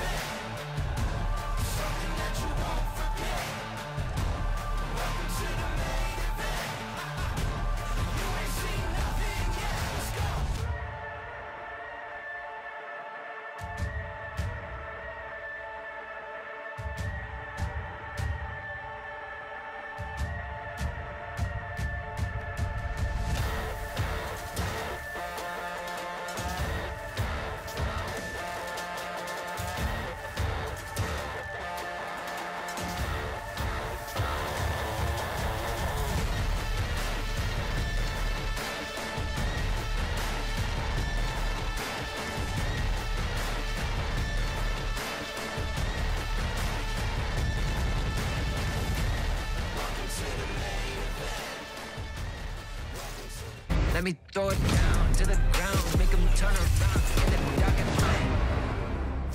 See if they can find their way in. Keria not allowing them to get past here. Guma in a good position. Tarzan trying to force his way in, but they're immediately turning around to him. The culling is getting so much damage down. Doran into the back line. Hope over the side, trying to go in. He shifts in onto Keria, but it's a shutdown there over on Owner. Shanks is trying to run as Faker is behind them. Doran and Faker. It's a triple for Guma, but it's the solo leaders getting so much work done. Doran flashes in. Hope tries to shift out. Gets back over the wall with the flash of his own. Shanks now running from Faker. Doran trying to corral Hope here. Hope looking to try to make an outplay. Shanks on the side. Faker flashes in. He takes him out just as his teammates do the same to Hope. T1 get an ace. Welcome back. It is game number 3. T1 versus AL. coming up, and so far it has delivered. Everyone wanting, everyone expecting that 5-game banger, and we've had both teams take one so far. I love what we saw from T1, the aggression, the constant skirmishing. I think that a comp like that is really difficult to pilot, and they made it look seamless. Like we talked about it in the draft, both sides didn't really have a lot of reliable engage tools, yet T1 just kept finding these little skirmishes, these fights, and every single time they were able to outplay AL. Something I really loved was Keiria's Braum play. Just so aggressive, always positioning in their face, knowing AL doesn't really have any good lockdown. He can't really be punished, so he's always pushing forward, always forcing their hand. You can't just ignore him or he's going to tag you with Winner's Bite, slow you down, and they would just have to try to fight through him. Same thing with Owner. He had so much confidence on Lee Sin in his mobility because there was no one to put a stop to it. Let's get into game number 3 draft here. The Pantheon still going to remain banned. Too high of a priority on that one. Will the Taliyah and the Azir also follow suit? Have to imagine so, but we are getting later into the series, and sometimes other picks become a priority on the ban list. The Taliyah, though, going to remain on the side of AL. We know that Shanks is also an Azir player, and so T1 going to respect that. The question is, will things like Poppy make their way onto the ban table? Xin Zhao, the Rumble still available in the draft. Nico also yet to be banned out, has been on that ban list through the first 2 games. Kyle would love to get his hands on the champion. Is it first pick worthy? Perhaps. Right now, AL taking their time thinking about how they want to round out their first phase of bans. Yeah, we've got Rumble, Varus priorities pretty dang high. Twisted Fate actually making his way here. Now the question is, will they ban Nico or will it be a Varus trade? Is up. Nico is up, Varus is up, so they are potentially looking for a trade of those 2 champions. They're forcing AL to have to choose. A lot of OP picks still available. I feel like AL will go for the Varus. It's evident throughout this tournament that they think Varus is incredibly strong. And so if they have no intention of picking it, they will ban it away, and if it's open, they'll grab it. This does mean that the Nico is available for T1. We know that Keria is an avid Nico player, and without any hesitation, they're going to grab that. And there's the Rumble. Sorry, the Jarvan. My brain was already thinking a step ahead. I like Rumble right now. Seems like the prime combination, a wombo combo in the making for T1. Exactly. Already, Jarvan and Nico, pretty good combo together themselves. But the Poppy here trying to block some Jarvan shenanigans. Nico uniquely powerful in the meta because not only are you a lane bully, but you also still bring that explosive engage, and no other champions really do that right now. Definitely true. One of the few range champions that really gets tons of priority. But there we go, we break up that Rumble combination with the Jarvan, snagging it away. I wonder if maybe that'll be like an Ornn for Doran then, I'm guessing, because Galio's already out. So T1, that would be like the next possible answer into a Rumble usually. As well. Yeah. Could just go something safe if they want just that tanky front line on the top side. You did mention the Ornn, both very viable options into the Rumble. This is the counter matchup that Whippo spoke about, wishing that he had actually, let through the Rumble earlier in their match and tried to bring out this Ornn. So we'll see, how he's going to be able to actually perform on it. Doran very solid on these tanks, and it can be quite a good matchup. T1, though, quick to remove the Poppy. You've already seen how many dashes are coming through from the side of T1, and they do not want to have to deal with that. The disengage that Poppy provides against this much engage as well is good to be rid of. AL, you imagine that the AD carry pool will be their direction. Maybe a Misfortune could be a good ban. Xayah potentially as well. Corki going to be the one to make its way onto the list. Yeah, Corki burst damage there, along with the definitely very potent there with the Nico. Honestly, so many options down there, but we're whittling away at a lot of these engaged champions. Silas gonna get taken off. I mean, it makes a lot of sense. Lots of good ults to steal already. A lot of really good ultimates to steal, especially Nico. We've seen Silas's have huge impact in the draft, especially. Other AD carries that they could consider. I mean, we already mentioned the Misfortune, Xayah, maybe Senna for Gumayushi, but you wouldn't typically pair it up alongside the Nico. They're thinking more team fight, and so they want to take the Civet away. This does mean that Gumayusi still has a lot of options available to it. And we've talked a lot about the Wombo combo potential. Aurora fits neatly into this comp. Caitlyn, always an option for Guma as well as you get deeper and deeper into Fearless. And definitely could go for one of those pushing Kalista, lanes. too, everyone's favorite. He said the word. Everyone's favorite if you're an AL fan, you know. Definitely, that pick has not done very well at MSI, 0-10. It's actually the losingest champion of all time. Losingest? Yeah. That is a beautiful descriptor. I think the champion with the most games played ever in MSI history without getting a win. That's crazy. The previous record was actually Malphite at 0-8. Kalista is 0-10 now. Wow. Yep. That is a fun fact. Thank you, It is a fun fact. Not for the Kalista players, but for everyone else. I do love this this Aurora takeaway as well for T1. Shanks has been so good on it, Flandra as well. And so they're just going to opt, okay, fine. You take my Aurora, now I'll take the Victor that you spammed so much. I will say that you've got a Victor and a Varus into Jarvan. That does make me worried for AL. It's so much lockdown on the side of T1. If those flashes are not available, oh, you saw the hover. You all saw it. Wait, you guys don't want T1 to lock Kalista? Definitely not going to be the case, but this team comp is so well set up for a misfortune that you mentioned way earlier, this Wombo combo. They have so many avenues for engage, and as you're rightly pointing out, these carries on AL do not have any safety. They do not have any dashes or even that much peel on their team. So this definitely looks like it is going to be dangerous for Shanks and Hope as far as their positioning. Here's what we'll say. Game 2, we didn't get really any engage. Game 3, we've now doubled down, and we've got double the amount of engage across the board. Leona, Xin, Varus Ultimate, Rumble to follow up on the engages. You've got Jarvan, you've got Ornn, you've got Nico, along with the follow-up from both the Aurora and MF. It's Ultimate City in Game 3, and it's going to come down to the team fights, which we know are AL's bread and butter. It's what's gotten them to this point at MSI. T1 with their impressive early games, the way that they've been able to navigate skirmishes, and also with impressive team fighting of their own. I'm excited to see how they match up here in Game 3. It's going to be an exciting one. Both teams with the opportunity to move to match point here. All tied up 1-1. AL versus T1 absolutely delivering. The winner will move on, of course, to face against Gen G in the grand final tomorrow for a chance at taking the MSI title.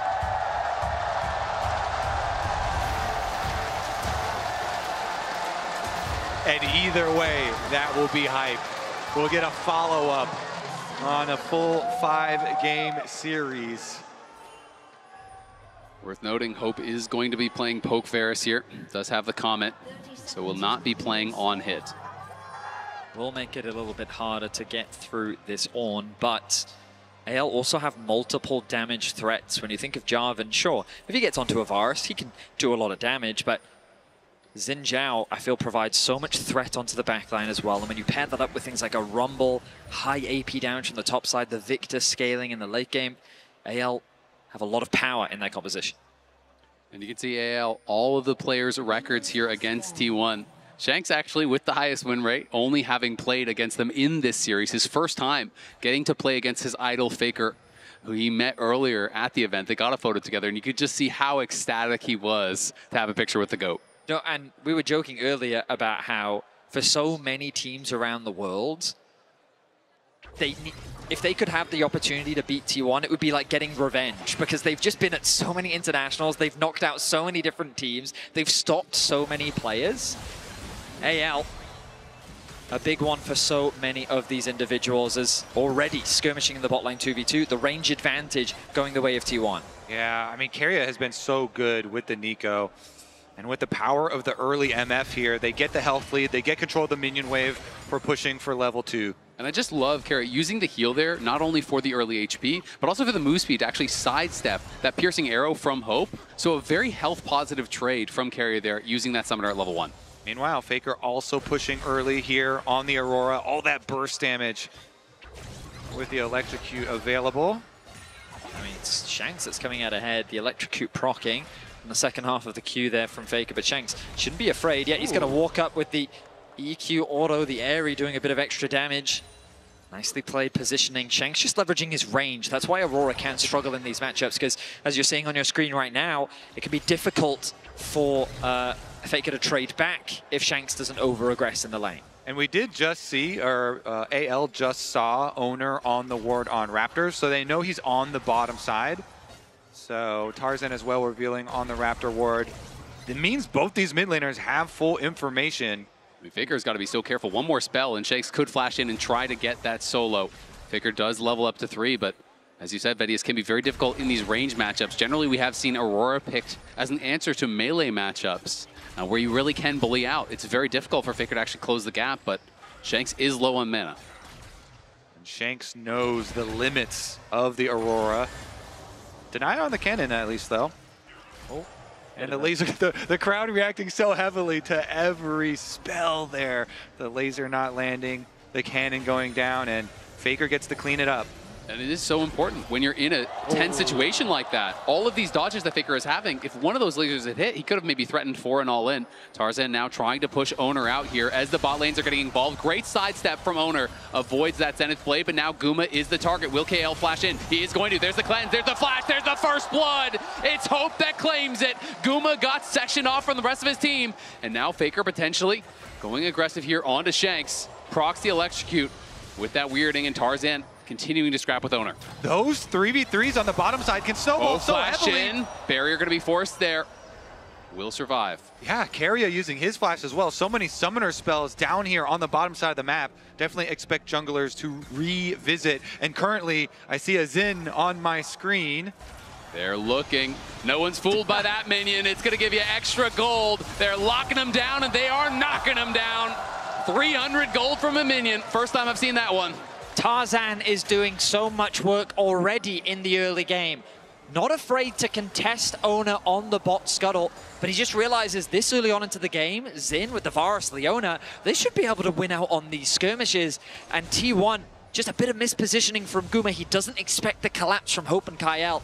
Now, unfortunately for Hope, he does lose a decent amount of farm on the bot wave, and Owner does a good job of cross-mapping, stealing away the Gromp respawn from Tarzan, but still, AL off to a good start. Yeah, certainly. I mean, those bot lane skirmishes can snowball so heavily. You know, Carrot going for that flash play onto Hope, and then falling in the aftermath as just a little bit of an extended trade. During these support recall timers, is going to be Keria returning first, but he's on vision. Faker tagged there, as he did go into stealth. Tarzan around, so Faker will not chase any further. I think he's looking for a steal away on those Raptors at the moment. Tarzan going to start them out very quickly here. Should be able to finish up by the time the Owner gets there. He has his smite.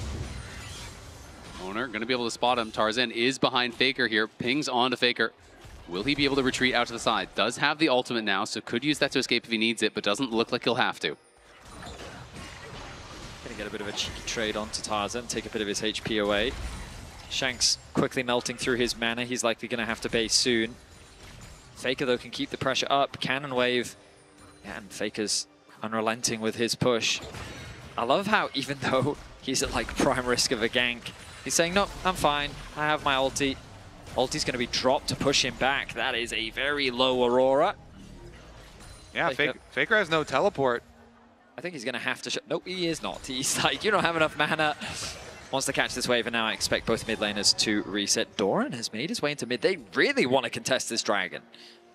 See if they're going to be able to do it. Owner is going to be first there to actually pull it. Tarzan in the area, though. Andre is up on that top side, but has his teleport available, and Faker is still quite low. Honeyfruit there really going to help him out as he collects those through the river. So Doran can now...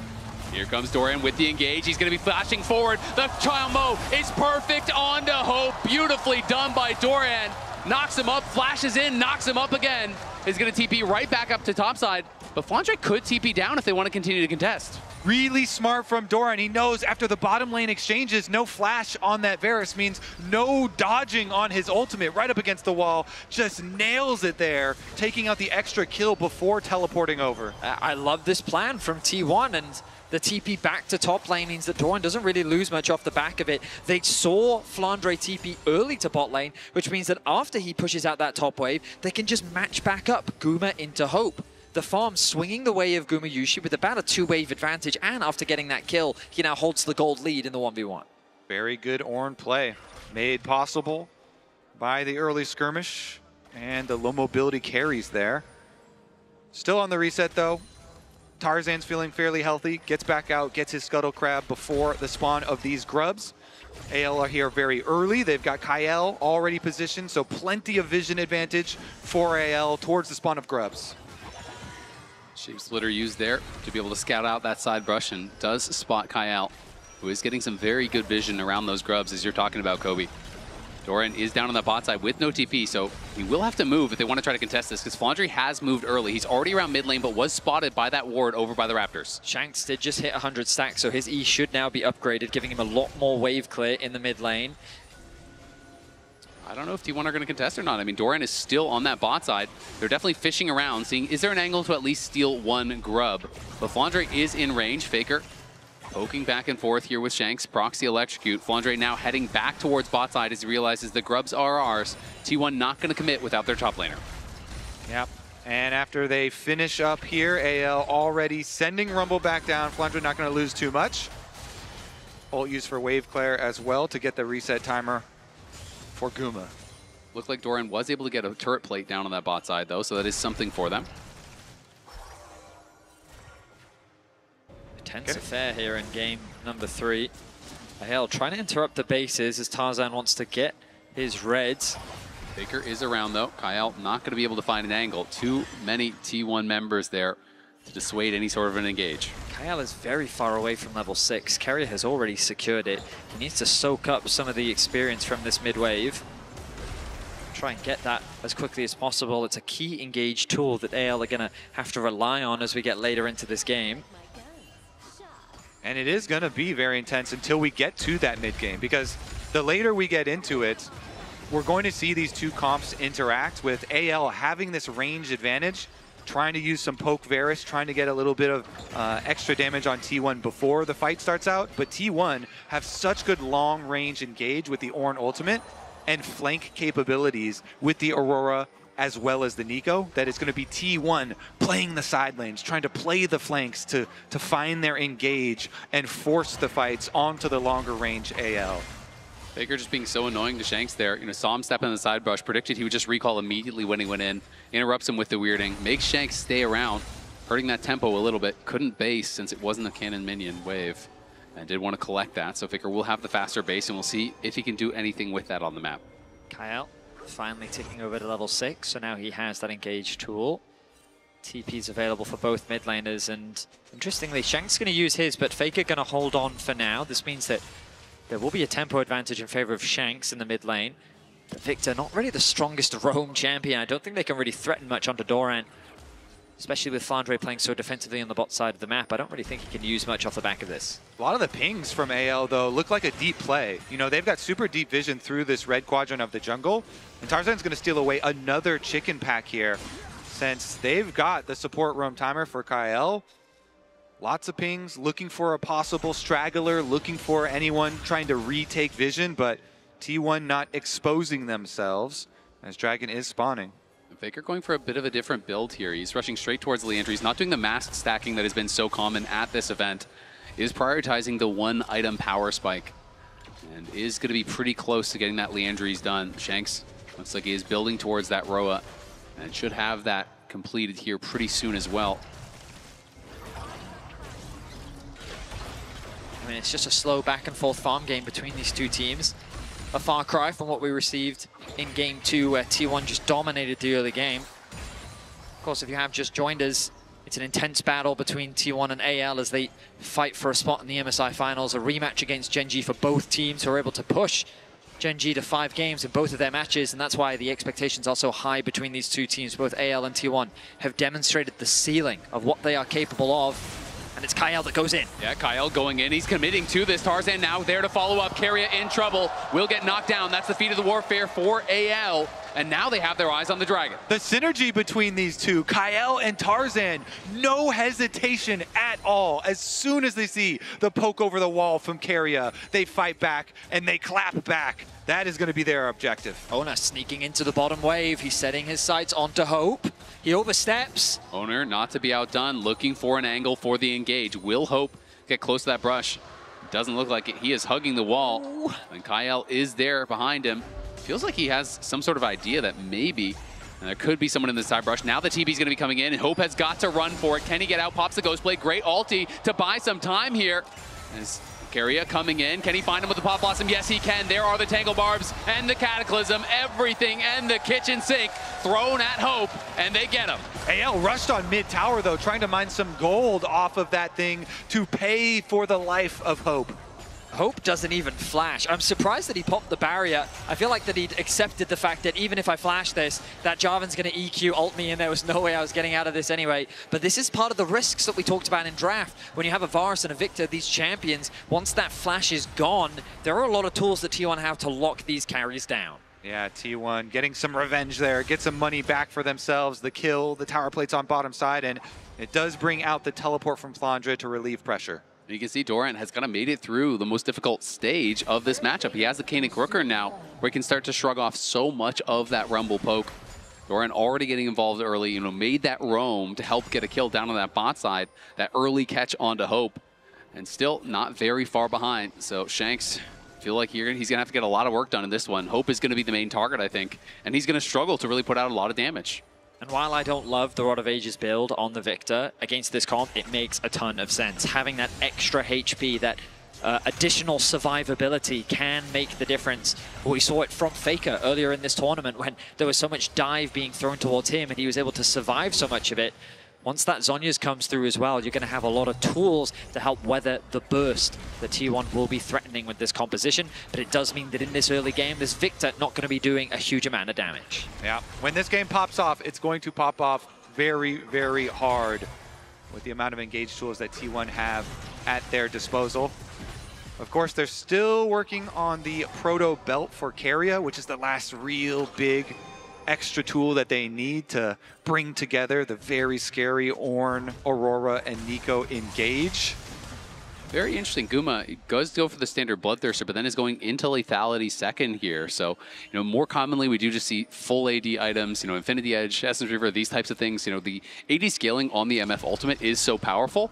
So I'm going to be interested to see, is this just like a collector? Does he feel like he needs an Edge of Night or something to stay safe? What is the option here that he's really looking for? I also wonder if it's just early lethality, because you look at Merc Treads across the board, there is very little armor in this early game against AL. So just that extra bit of power in this early game may also be the motivation for this itemization. We'll keep track of whether he chooses to upgrade it. Yeah, and T1 are really looking to burst the enemy carries. So first objective, blow Shanks and Hope's flashes. Then all you need is lots of burst damage. So lethality going to help out there too. Add that little bit of extra damage on top of the Aurora if they can get that flank. If AL do get the Herald here, they would have the Feat of Strength. They just need one more objective. So I think T1 looking to contest this. You can see that Shanks is the one matching Doran on that bottom side because Flandre does not have his teleport, so he's going to have to stay around in the area here. We'll see who wants to start this up first. Faker is going to get poked here, taking some early damage. Does go across the veil and gets back to safety, though. But that can be critical in a fight like this if AL can land some early poke. Yeah, I like these looks from AL, specifically from Kyle and Tarzan, where whenever they see one of these engagers from T1, whether it be Keria by the Dragon Pit or Faker over here, they immediately jump on them to just force a little bit of health, chip away at a little bit of the resources available to T1, because they're the ones that do have the extra range with the poke Varus and are going to try and get these small little advantages before the big explosion. You can feel the tension continue to mount as Guma holding onto that mid-wave push. Hope realizes he doesn't quite have the same wave clear as this MF. The they're going to go behind them here. T1 looking for potential engage. Carrier going for Tarzan. They're trying to lock down the jungler. The CC is good, but the Crescent Guard buying a lot of time, and it's Carrier that goes down first. Flandre on the side, trying to cook up Owner. Owner falls as well. This fight's looking bad for T1. They've got to run, but Doran arrives. Can he get one back? He does get the shutdown there on a Flandre. Faker fighting against Tarzan on the side as Gumayushi has been pushed out. Doran is isolated. Doran is knocked down, as is Faker. AL roar to life in an explosive fight that will net them 4 kills and the Herald. T1, they thought the Hex Gates were their ticket into the flank, but they go for Tarzan. He shrugs it off, and they destroy them. That's going to be the Herald for AL for sure. Dragon is spawning on the other side of the map as well. Maybe the follow-up play here. Hope getting very low. Bullet time ripped out there as Carrier is back here with Guma. Was looking for an angle to finish off Hope. Couldn't find it. Hex Gates are going to allow T1 to get back out on the map and look for the counter on Dragon, though. So while the extra kills and the Rift Herald goes the way of AL, during this replay, T1 will probably be taking a Dragon. The ultimate timing from Tarzan was beautiful, and the way in which they just turned their attention onto Carrier, I mean, that target focus was great. The arrival of Doran is a little bit late, and while he does pick up this kill, the fight is already so split. Shanks forces Gumayushi out of the pit. Doran is forced back because it's a 3 versus 1, and Tarzan in the jungle picks up a pick onto Faker. It's also worth noting Faker's ultimate just slightly misplaced. The edge of it overlapped with the wall, so he couldn't actually bounce through to the other side to try to escape there from Tarzan, which potentially ended up costing him his life. I will also say that the damage from Hope, very scary. It took off a chunk of Owner's HP when he was so close to getting away as well. 7-3 the kill difference. AL with a 3k gold lead off the back of this Herald. Guma trying to finish it, but he will not be able to find it. Tarzan navigates through the jungle, drifts left. He's going to drift right. Nah, the angle's too tight, not able to make it, but it will get him to top lane, another tower for AL. Drifted too close to the sun. Yeah, they can finish this one by hand, though. It's okay. Get Shank some money on that tower. And the worst part about it for T1, where I was theorizing this comp is going to look to step number 1, blow the summoner spells off the low mobility carries of AL, then go for the big team fight to try and get those kills. They didn't even get the summoner spells off of Shanks and Hope because Tarzan was able to shrug it off with his ultimate and the big counter engage from AL. So T1 still have so much more work to do to be able to find a successful team fight for themselves. And AL, now with this gold lead, now with this map lead as well, getting down these turrets, having so much more room to work with, they will feel very confident. So far in this series, we've seen T1 rush Arakan. Game 1, Game 2, it spawned, they forced a fight. I imagine in this game, they're not going to be as quick to force that objective. Given that you're this far behind, of course, you still want to try and force a fight where you can, but starting the Arakan can put you in some serious danger against the lead that AL have built. That being said, it is T1, and whether they are ahead or behind, they will start these objectives if they think it's a good angle. If they feel like, hey, we need to force a fight, they're going to go to the objective, they're going to look for a turn. And T1 has turned around so many games in their history through that confident shot calling. If I was them, I would be hoping that AL starts something up and then they can look for a flank. But we will see. I mean, in terms of itemization right now, it's not that different between the two teams. Of course, the gold lead looks scarier than it actually is, but there's still a few components coming through from AL. The collector was completed for Gumayushi, so we will have that slight execute towards the end of it. But it's Tarzan, where a lot of the gold lead is sitting, and he is the one that has that fully completed Black Cleaver. And given that he's got 4 kills, he's going to be a tough one to deal with. T1 setting up vision around this Arakan.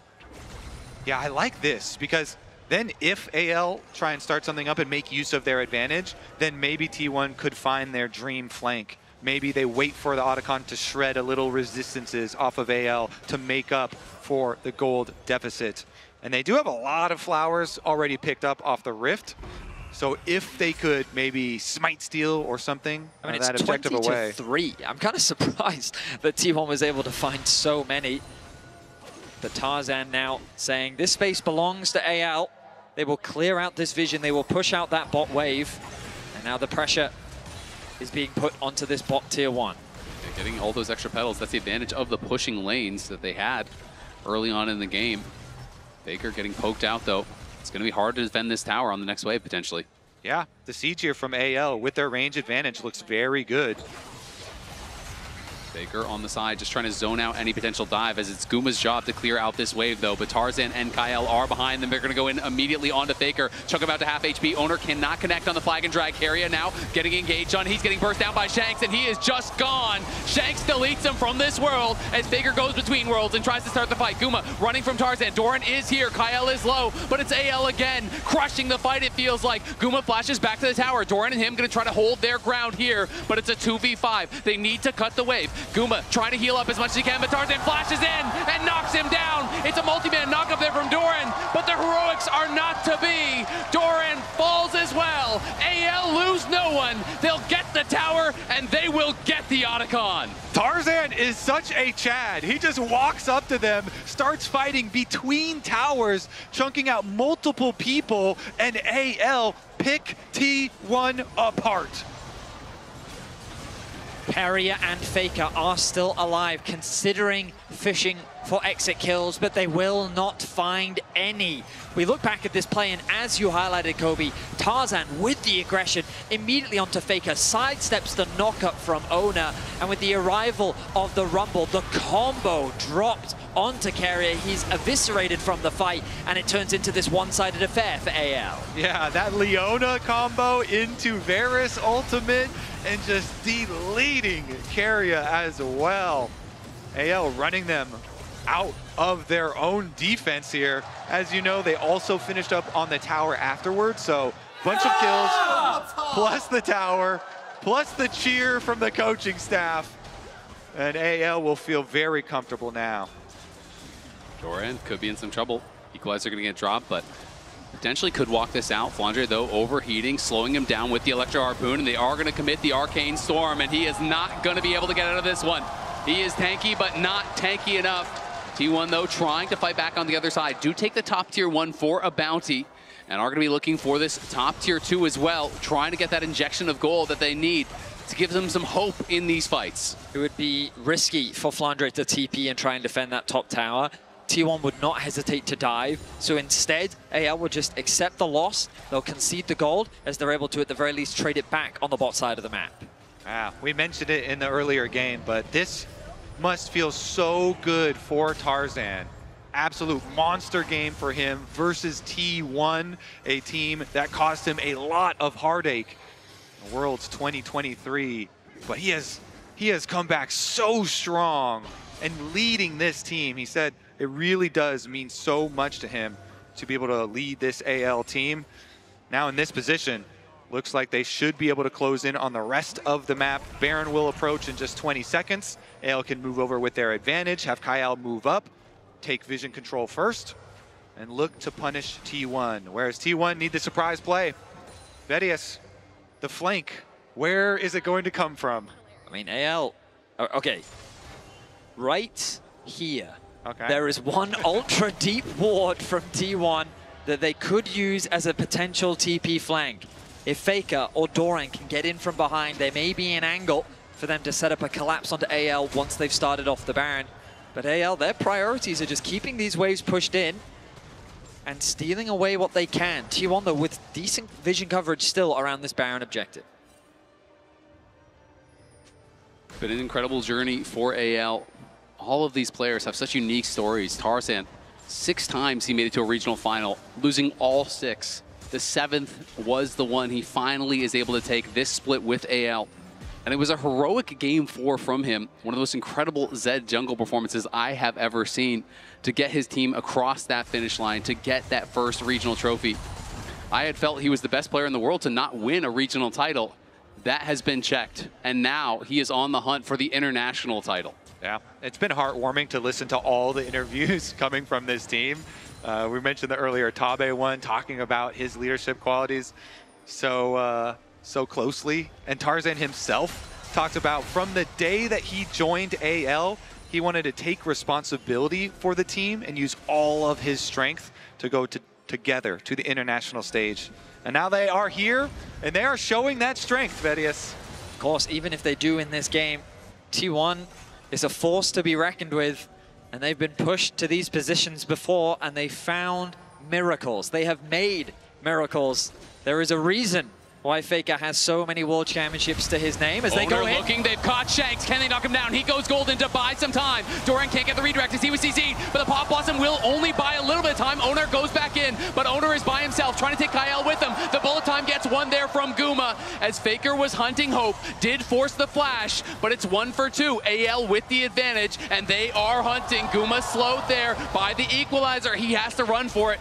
Tarzan on the side, seeing if there is an angle. Doran trying to buy some space for his carries, but he's getting slowed down, and Doran's in a lot of trouble now. Flandre is going to overheat, and Doran may just follow the blast cone, tries to get him out to safety, but it is not enough. Tarzan is pushing mid lane. It is just Faker and Guma here to hold the line. A valiant effort from T1. They thought that they had caught out Shanks, but the Seeker's arm guard buying him enough time for AL to turn the fight in their favor. Carrier with a good ultimate just doesn't quite translate into the damage that they need. And while Guma lands a multi-man ulti across the members of AL, it only ends up picking 1 kill as AL find 3. Both of the times so far this game that T1 have tried to go for the big fight for themselves, tried to go for their picks earlier with the Hex Gates, or just now, it has just been better responses from AL. Of course now, T1, they know they need to make that surprise play, and so they choose their moment, they make their play, but as you say, Shanks just gets his Zhonya's off, and then here come the reinforcements. Doran getting stunned in the fight, meaning that he couldn't get that follow-up as well, was huge. He does do a good job of keeping Hope out of the fight, but at this point the fight is already lost. Guma does good damage onto 3 members. He does get himself a shutdown onto Kyle, but at this point the fight is already over, and AL just chase for the cleanup kills. I mean, Shanks so difficult to take down, has a 3-level lead now, make it a 2-level lead as Faker had leveled up after that replay. Shanks nearly 18 though. This guy is monstrous right now.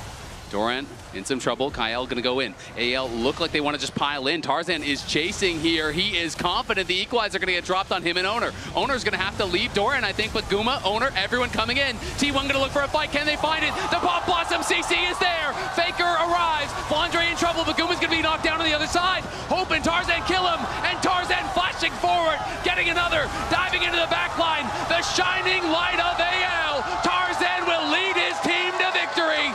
AL on the march. T1 tried their best to fight back, but once AL had gathered, it was just too tall of a task. They win the fight once more, only Oner is left alive, and their base is falling to pieces. T1 thought they had an angle. They wanted to go for the comeback, but AL would not allow it. It is just Oner here trying to clear out the wave, is able to cut the minions. That may buy them some time, but the Grubs there doing some work as well, still tanking up the tower. It's enough. Oner kills the minions, and they decide we're going to go for the dragon instead. Oner with the defense there buys them some time, but AL will take the dragon in the aftermath. Here's another look. They full send actually on Doran, and Doran survives for so long that it does open up the counterattack possibilities from T1. Look at the flank from Guma and Carrier. The combo looks so good, but Tarzan turns his attention immediately onto Guma, limiting what damage he can. Then Shanks arrives from the other side, the additional damage threat, and T1 end up getting collapsed on. Tarzan was so impactful in this fight and prevented Guma from turning the game around. Exactly. He takes down Guma, he W flashes to finish off Doran and chase the other side for AL, and they actually did not go burn down Dragon number 3 for themselves, instead taking away jungle resources and maybe looking at a play over towards Baron here. T1 are going to TP for it. They have Kyle in their eyes. Tarzan, though, coming in. Kyle's just going to flash around in onto Guma as Tarzan arrives. Kyle will fall. Hope is caught. Has no flash. Here comes Faker. He goes between worlds. He's trying to knock down the AD carry. Carry arrives as well. The CC getting piled in, but it's a great equalizer across the team. It is Shanks standing strong in the midst of T1. It is Shanks crushing through the fight with a triple as the Arcane Storm tears T1 to pieces. T1 try and make another comeback, but AL are having none of it. This game will go to them. AL stand strong.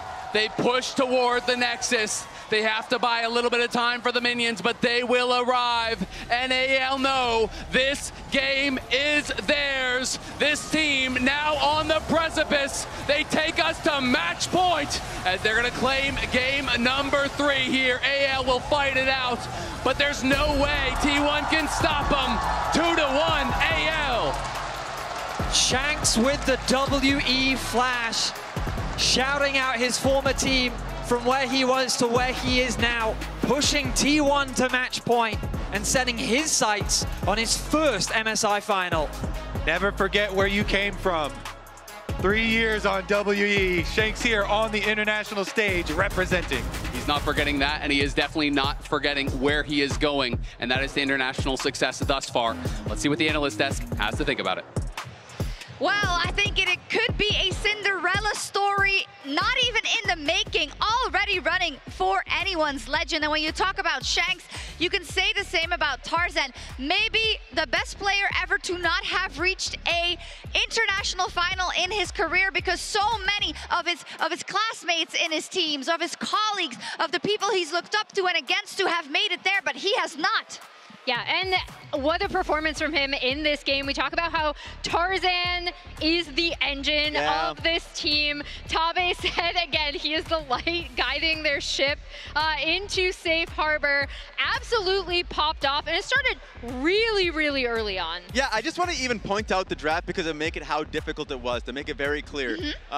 Because that draft concocted by T1 was very smart. They banned the Bard and Poppy for a reason. They gave them Varus for a reason. They were like, okay, we're gonna allow you to get Varus, but if the fight starts, you better have Flash. Aurora, Nico, Jarvan, Ornn, it's very clear that they're focusing on their like squishy and immobile backline. So they're like, you better do a good job of defending it. I mean, there's a couple of things that had to go right in these fights, and I feel like sometimes as you watch two pro teams in a game, they start to figure out what the right order of things is that they have to do to kind of win the fight, or take it in their favor, and I feel like we saw that from AL. I mean, the placement of a Rumble ultimate, we know how difficult it can be in situations like this, but Flandre nailed it every single time. I think the big thing, as we see some of Tarzan's early highlights, is that AL also did a really good job of recognizing how this team can kind of jump on you from all sides, right? And they dealt with it really, really well.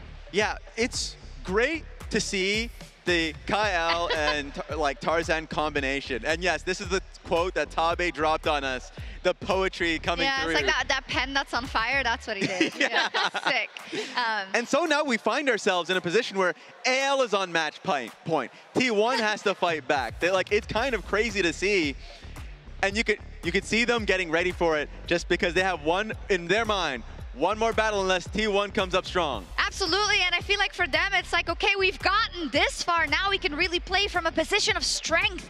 We know that we have the upper hand in these skirmishes and these fights, and maybe we should take a look at a few of these fights. There was a big one. I kind of talked about the goal coming in from T1. If we can start this one out, they see a focus on Flandre and Tarzan. The goal is going to be able to kill Flandre. Now, if you can run this reel, you can basically see a good decision from Flandre. He goes up. He decides, I'm not going to be a part of this target. And not only do they throw everything at Tarzan, but then they're like, wait a minute, so Gumayushi cannot drop his ulti because Tarzan's the only target. Aurora doesn't drop her ulti because he's the only target. Flandre is in a great position where he drops the Rumble ulti to stop any engage from coming through and focuses in on MF so she can't follow through. So I thought overall the reason why they held a lot of their combo was because they didn't catch that Flandre ended up separating. Yeah, I mean, and just the foresight to know if Xin Zhao is going to disrupt this team fight, this is where they're gonna go, this is where I'm gonna put my ultimate. I'm already thinking 2 steps ahead so you won't escape, and I was very, very impressed by that. And I'm going to go through another team fight. All right, let's see what you got. This is kind of how, I know, Raz and I are doing dueling telestrators all day, right? So we start up here, and the big thing I want to point out is that Flandre, after having cleared out mid, he's actually walked all the way down, so he's going to continue down here. And as we play this through, it's a little bit of a waiting game until he gets there. However, they recognize Tarzan goes in onto Faker, and immediately when Keria steps up, Solar Flare, pause here, because the big thing is that Keria is one of these two huge backline threats with Pop Blossom. He was not able to get it off in this fight. The Rumble ends up coming in. This equalizer is going to go down across beautifully the rest of T1 as we play this out. Flandre was absolutely cooking in so many of these team fights. Even when Guma ults, he's not able to get a lot of damage onto anyone's legend. And they clean up here. They recognize that they can get the redive on the back half of this. And this was the fight that really, really set them ahead. Yeah, and for these two teams, you know, for AL, who have come from so far, from Tarzan, who was kind of excommunicated for a while, and a lot of these members, including Hope, that didn't really know if they were ever going to get back here. To be one game away from the finals against T1 with all the added heavy context, right, of their own personal history, but also the history of the LPL versus T1, it is just monumental that they find themselves on match point the way they have been playing. And you can't understate the stress that you're under. You're going up against T1, a team that you feel like has always been able to do it in clutch situations. The organization has never found this level of success. Like, Flandre, sure, he won Worlds, but being at MSI, this is his first MSI. And I love how you say that. Oh, yeah, sure, he won Worlds. Yes, but no, but it means so much for him as a player.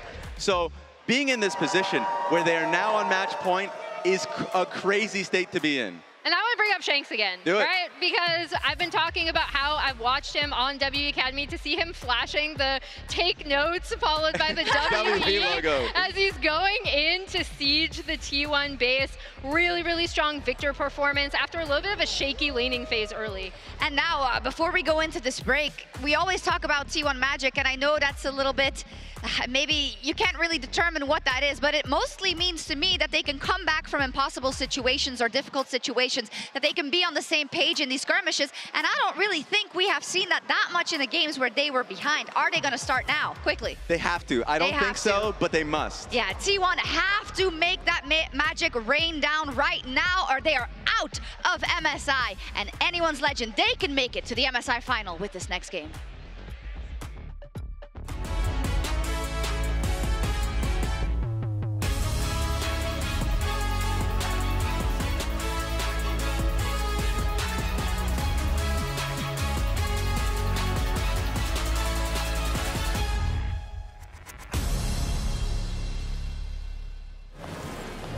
What a car. Living the dream, huh?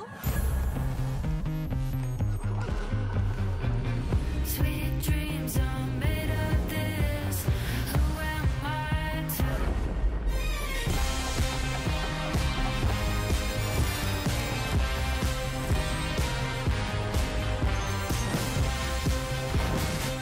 Okay, I get it now. Sweet dreams are made of this. 传奇该如何铸就？ The prophecy has been fulfilled. Never doubt Uzi. He changed the meta. He pushed the limits of the game. Uzi now reigns as king.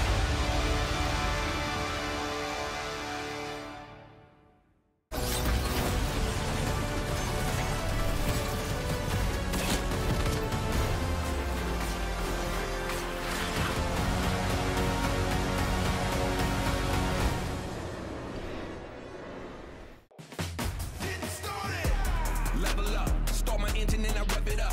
Once I get the green light, gotta go, let them know they better step on up. Yeah, dog, I'm in that zone. While I grind hard while you at home. You talk about it, but I be about it, cause you all talk, no backbone. I'm on a 10, I'm on a level 10. I wanna win, then I wanna win again. You thought it was done? I'm hoping it never ends. If you wanna run, then I'm on a level 10.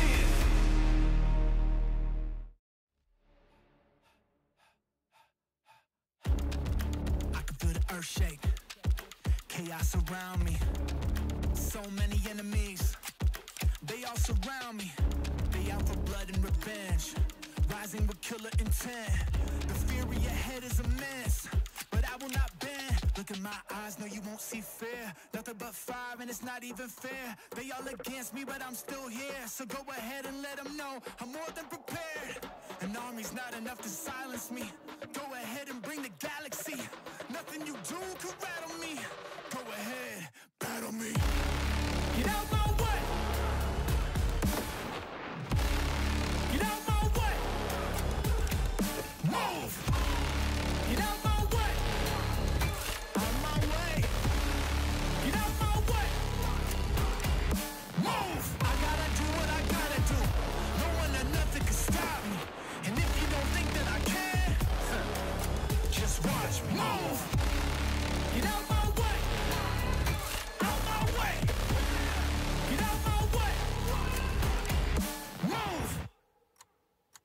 Yeah, vengeance in the trenches with my mindset on a mission. Ain't ready for what I'ma hit with. I'ma go get it, I'ma get this. And I told them I'ma end this, get a witness. You want the fire and I got that.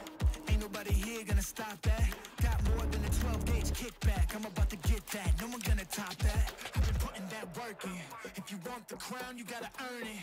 Don't assume that silence means weakness. There's a monster that's lurking under the surface. They about to know. To doubt me, that's a tragedy. You end up just counting the casualties. Victory is my anatomy. Go ahead, battle me. Get out my way. Out my way. Get out my way. Move. Get out my way. Out my way. Get out my way. Move. I gotta do what I gotta do. No one or nothing can stop me. And if you don't think that I can, just watch me. Move. Get out my way. Out my way. Get out my way. Move. All of that talking stops now. There's no need for discussion. Once you see what I'm... Let me throw it down to the ground, make them turn around in the dark and light. Chuck him out to half HP. Owner cannot connect on the flag and drag area now. Getting engaged on. He's getting burst down by Shanks, and he is just gone. Shanks deletes him from this world as Baker goes between worlds and tries to start the fight. Guma running from Tarzan. Doran is here. Kyle is low, but it's AL again. Crushing the fight, it feels like. Guma flashes back to the tower. Doran and him going to try to hold their ground here, but it's a 2v5. They need to cut the wave. Guma trying to heal up as much as he can, but Tarzan flashes in and knocks him down. It's a multi-man knock up there from Doran, but the heroics are not to be. Doran falls as well. AL lose no one. They'll get the tower, and they will get the Otacon. And welcome back to MSI, ahead of Game 4 between AL and T1. First off, Alun, congratulations for your first MSI. This guy left his girlfriend at home for Faker. I guess he has his reason, but I want to show you guys the amazing signs that we had here. Shanks, Hope has been incredible for this series so far. A lot of love for AL, of course. More love for Shanks. Everyone loves an XDD, of course. Faker is the GOAT that we knew about, but I want all of you guys to see all the love that the teams have been receiving so far. Now, important question. Who thinks that AL is gonna win the next one? All right. Now, who thinks that we're going to Game 5?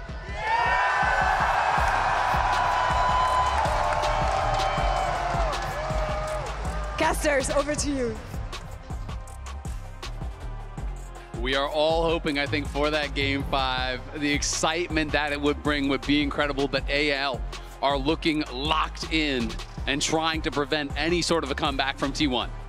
Yeah, almost got whiplash from the previous game to then the one we just had, because T1 had been so strong in the previous one, but then AL just threw it down here. They responded to every T1 move, advantage after advantage for AL, and they certainly have the momentum. Yeah, you can't afford to underestimate T1 in this position, though. They're a team that, with the level of experience, with the number of accolades associated, you cannot afford to underestimate them. So we're going to be jumping into Game 4 draft presented by Omen and HyperX. And T1 returning to the blue side will look to remove Twisted Fate and Poppy from the pool. Pantheon remains the first ban on the red side. Interesting stat, T1, when they are down 2-1 in the best of 5, 48% win rate all time. 48? Lower than I would have expected. You know, this is a team known for being so clutch. I think 48 is personally something damn impressive, personally. But you're already down. All right, are we going to see... They win everything, Vedius. Are we going to see the Talia Azir double ban again? I assume so. And then we start to get pretty far down. Well, I think with Rumble gone, T1 can actually afford to leave Talia open, force AL into banning it, and then potentially go for a different power pick. It's also really interesting because Alistar, I think, you know, the lone really high prio engage support that is kind of left up and available. We have gotten through most. I guess Rakan as well would be there, so it'll be interesting to see if those rise in priority at all. I'm thinking of junglers. Sejuani, Skarner are two that kind of stand out to me right now. Alternatively, like, because when I think about the playmakers, a lot of them have kind of fallen to the wayside. You could consider something like the Zed, the Nocturne as well, this deep into the draft. But there's that Talia that we were talking about, AL kind of being forced to ban both, and it's going to be the Corki first pick. Yeah, you start to, the deeper you go into Fearless, looking at what champions they're going to get early for Guma, and they want to lock down that Corki very early on. The burst damage here, see what they can get done. Question is, what supports are left that you can pair alongside it? The Ambessa Instalock coming through from AL. The Corki, reminder, can be flexed into mid lane, always a possibility. Our expectation is that it's being played towards the bot side, and that is a blind Sylas. You haven't even seen many of the other champions that have come through, but putting a bit of pressure onto Faker to find a good response with his most common control mages gone, the Victor and the Orianna. Curious as to what direction he's going to go. And it can sometimes be a bit of a denial pick. If you think that, hey, Alistar could be high prio, well, guess what? You don't really want to pick Alistar into the Sylas. So it does kind of limit some of the options, I think, for T1. Yeah, definitely a good point there, as the support is the focus, and they opt for a very good champion for Keria here, the Rakan locked in. Also quite good into the Alistar as well. So with the same logic in mind, if you expect AL to be leaning more towards that Alistar, they've already prepared for it. So while not the strongest 2v2 lane with Corki and Rakan, again, assuming that Corki is going down towards the bot lane, it does provide you with a lot of great teamfight, mobility, and engage later on into the game. And we're going to get a Maokai coming through for Tarzan. Oh, we are really going to close down on the jungle champion pool then. I mean, technically you can flex Jax into jungle, but I definitely expect it to be into the top lane. So we can have 2 more bans here to really pinch down on Owner's champion. Also, potentially, you know, if you're worried about some of these Sylas matchups, now you have the opportunity to go for protection bans here. Of course, there is still the thought that, hey, Faker could be the one playing Corki. We have mostly been seeing it in the bot lane, but occasionally in pro play this year, it still is being played mid. AL clearly thinking about those jungle bans and the lack of really beefy frontline on T1. And so the Skarner and Sejuani that you mentioned. Would it be Zed? Maybe into Maokai? We have seen Owner bring it out. And I'm just thinking about, I mean, like, I don't think it necessarily makes sense in the comp of T1. They could do with a little bit more engage or a little bit more crowd control. They're going to remove the Cassio, so instead they're going to mitigate some of the difficult matchups that could come through into that mid lane. Makes a lot of sense. I think right now T1 really needs something that is going to block the Maokai ult or some way to deal with it. So that's why I'm still thinking like tanky jungle frontline for them, like the Sejuani. Meanwhile, for their ban, are you worried about the Maokai plus Blitzcrank combination?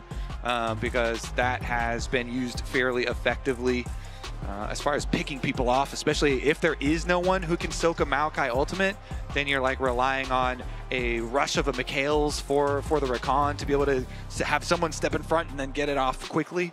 Can I just talk? I love how animated Tabe gets with his players. When they're picking, he's right next to them, standing, really having that conversation about what do you think is the best pick right now, and it's going to be the scaling center. So AL leaning towards the style that they found success with in this series, team fighting, team fighting, team fighting. And I really like it with what you have in the first 3, right? It's all dives and it can really support what you are building for and scales incredibly well.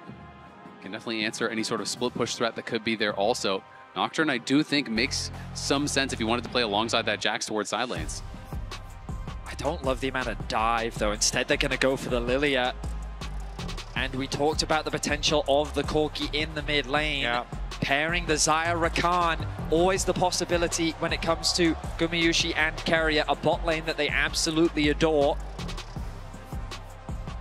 And will it be the full protection for Kyle on the bot side of the map? It will mean that Maokai will be your primary engage there.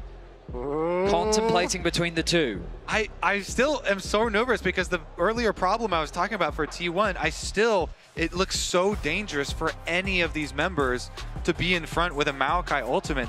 It poses so many problems. So AL, they can go for the safety option here with the Tahm Kench. Wow, so AL, I mean, they've got a pretty typical front-to-back composition.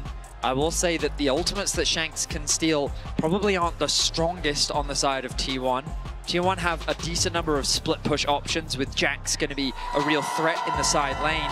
but a little bit more on the front to back side, running double AD carry with an AP jungler for Oner.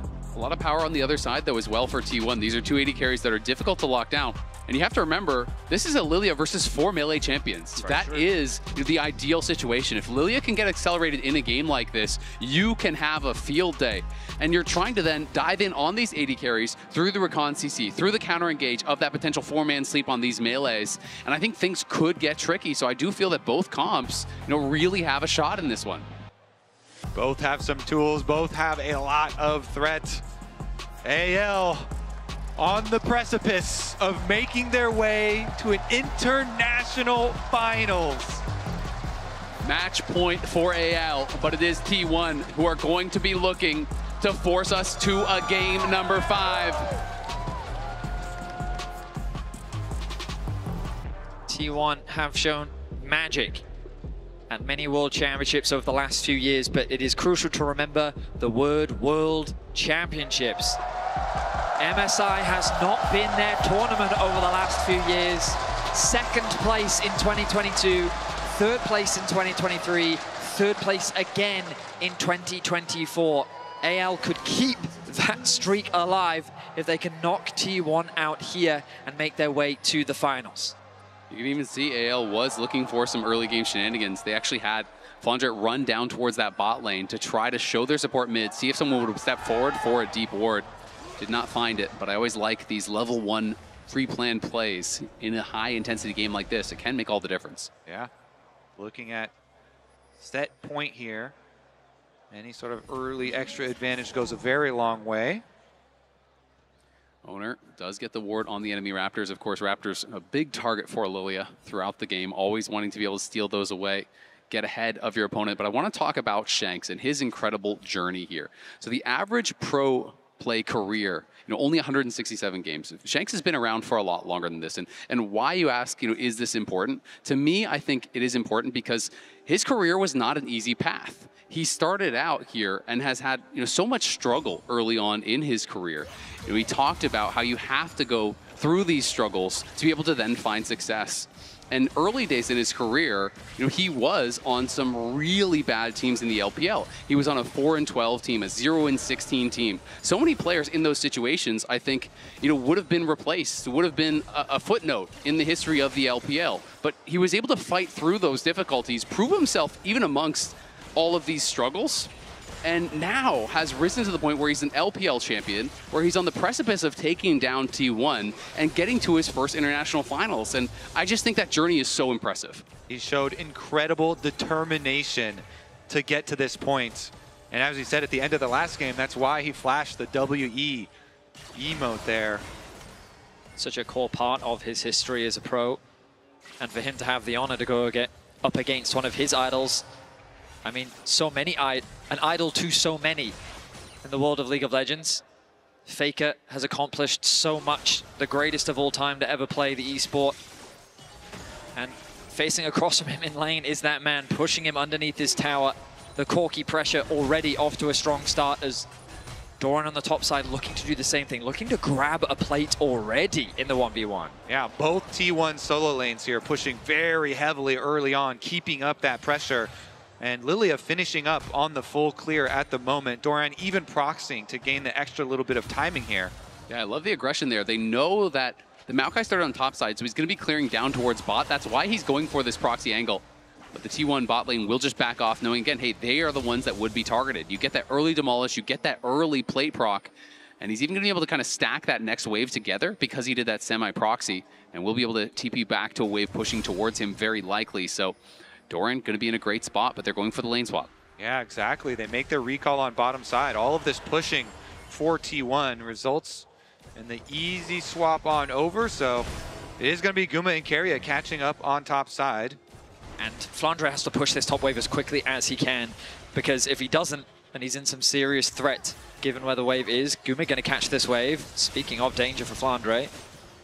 Yeah, both top laners in awkward spots here. Doran, I think did spot the Maokai as he was walking over, but he was desperately trying to crash that wave. Wasn't quite able to do it. And T1 clearly have a freeze here against Flandre, trying to hold that as much as they can. Flandre is in experience range, but is not obviously able to walk up and CS some of these minions. And Doran just trying to stay around, see if he can actually find an angle to get a crash here. Flandre is going to get rooted up there by Guma. Not looking for the kill, but they are continuing to poke him down. Yeah, Jax does have an easier time in the 2v1, but now he's under attack. He's going to get hit by the root. He's going to be in trouble here. Owner is coming to try to bail him out, but is it too little? Is it too late? They see Owner arrive, and they do elect to back off, but Doran, no TP, and is quite low on health here. Owner's going to try to help him push this in, and they did get eyes on the Maokai on the top side, so I feel like they're feeling relatively confident that they're okay. Yeah, it's not going to get frozen on them, so they're just going to let it push on towards them because they do want Owner to keep on farming, get back up to his other side of the map. As you saw pings down there from AL, Tarzan already going into that jungle as Doran under attack and teleported on in this bottom tower. It's a double TP. They're actually, oh no, excuse me, one TP is going to go mid lane, one is going to go bot lane.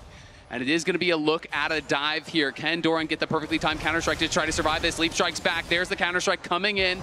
They will reset the aggro there as Hope juggles it, and now Doran really has no way out of this. Flash is back, outplaying as much as he can, but first blood will go the way of AL. Beautifully done by AL. They get Flandre to the bot lane as well. Looks like he's going to choose to reset as the Corki TPs towards the bottom lane. Shanks going to go and try and catch this top wave. T1 still hold on to the gold lead for now, but a lot of farm denied away from Doran.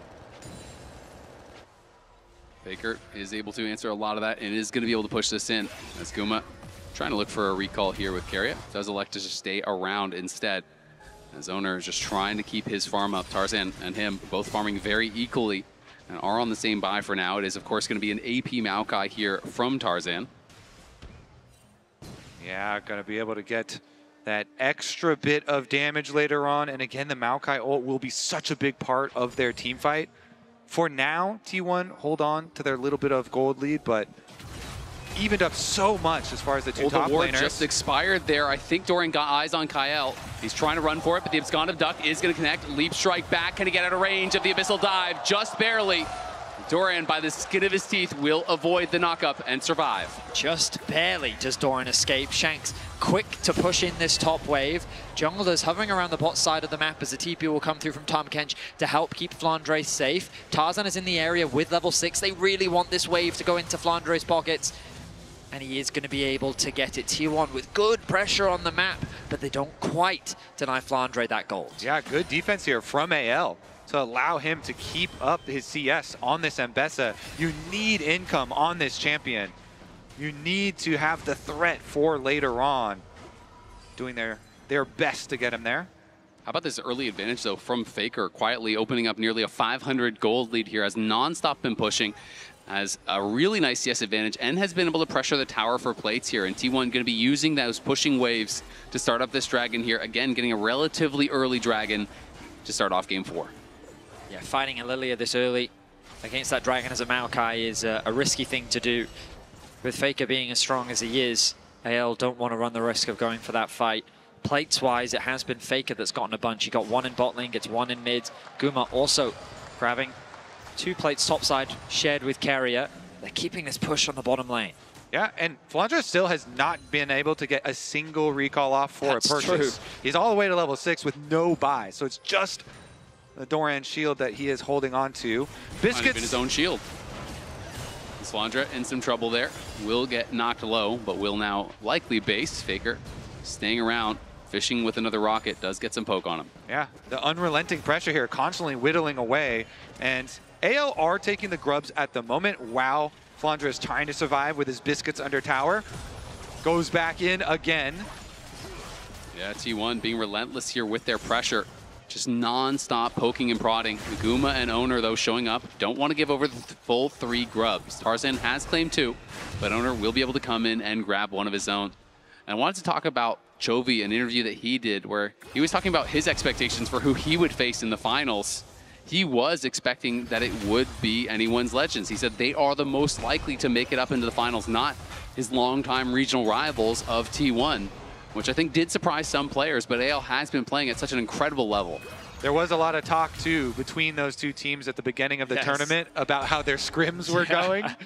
They were both very complimentary of each other. It was like, I love the social media comments about how they were trying to reverse curse each other. No, no, you're really good. No, no, no, I insist. You are really good. And you are the best. Yeah, and clearly both have demonstrated an absolute excellence in the level of play. And right now, we find ourselves in a very slow-paced early game. No one quick to force anything, and that makes sense. When you've got a double AD carry comp on the side of T1, itemization is very important. Kobe, you were just talking about for Ambessa, you also want to get those cooldowns, you want the levels, you don't really want to try and force anything too early. And Shanks early on, of course, being put in the deficit that he's at, it's going to take a little bit longer to get that first item. So a slow and steady early game, a bit of a trade of objectives as 2 grubs secured by AL on 1 dragon for T1. Flandre once again under a bit of pressure from Carrier and Faker. But as is Doran, 3 members of AL here on that bot side as T1 poking away at Flandre. You can see Doran could be the target of a dive here. Will they look for it? Tarzan for now just farming up this jungle camp as Doran will be able to pick up most of this wave. Shanks and Kyle trying to kind of butter him up though. He's now down to half HP and they definitely want to consider this angle. Owner though is going to be spotted. He's moving down, so it could be a risky dive. Yeah, they've got plenty of vision here, so AL not going to overforce anything. Here comes the Rakan support teleport as well with Spellbook, just in case. And they're going to get their reset off once again. Both of these top lane carry champions in 1v2s for so long means low income for each of them. And while people always talk about Lilia as this really fast farmer, I think people sometimes underestimate how quickly Maokai can farm. You know, the Maokai has actually stayed pretty much dead even alongside this. Tarzan has just been power farming, already has the Leandries completed. Yeah, AP Maokai cruising on through. And again, that ultimate is going to be such a critical part of how these team fights do go when we get the meetup. T1 going to have to problem solve, figure out what to do in that scenario. It has been mostly Carrier actually just laning with Faker here, making sure they can't look for any sort of hard engage. Faker with that range advantage, only way they can really do something about it is to hard engage on him. So it's been often Guma just kind of solo laning while Faker is here covered by Carrier. Yeah. Meanwhile, Hope trying to scale up on the Senna, farm those souls, gain more range for yourself. And AL trying to buy that time.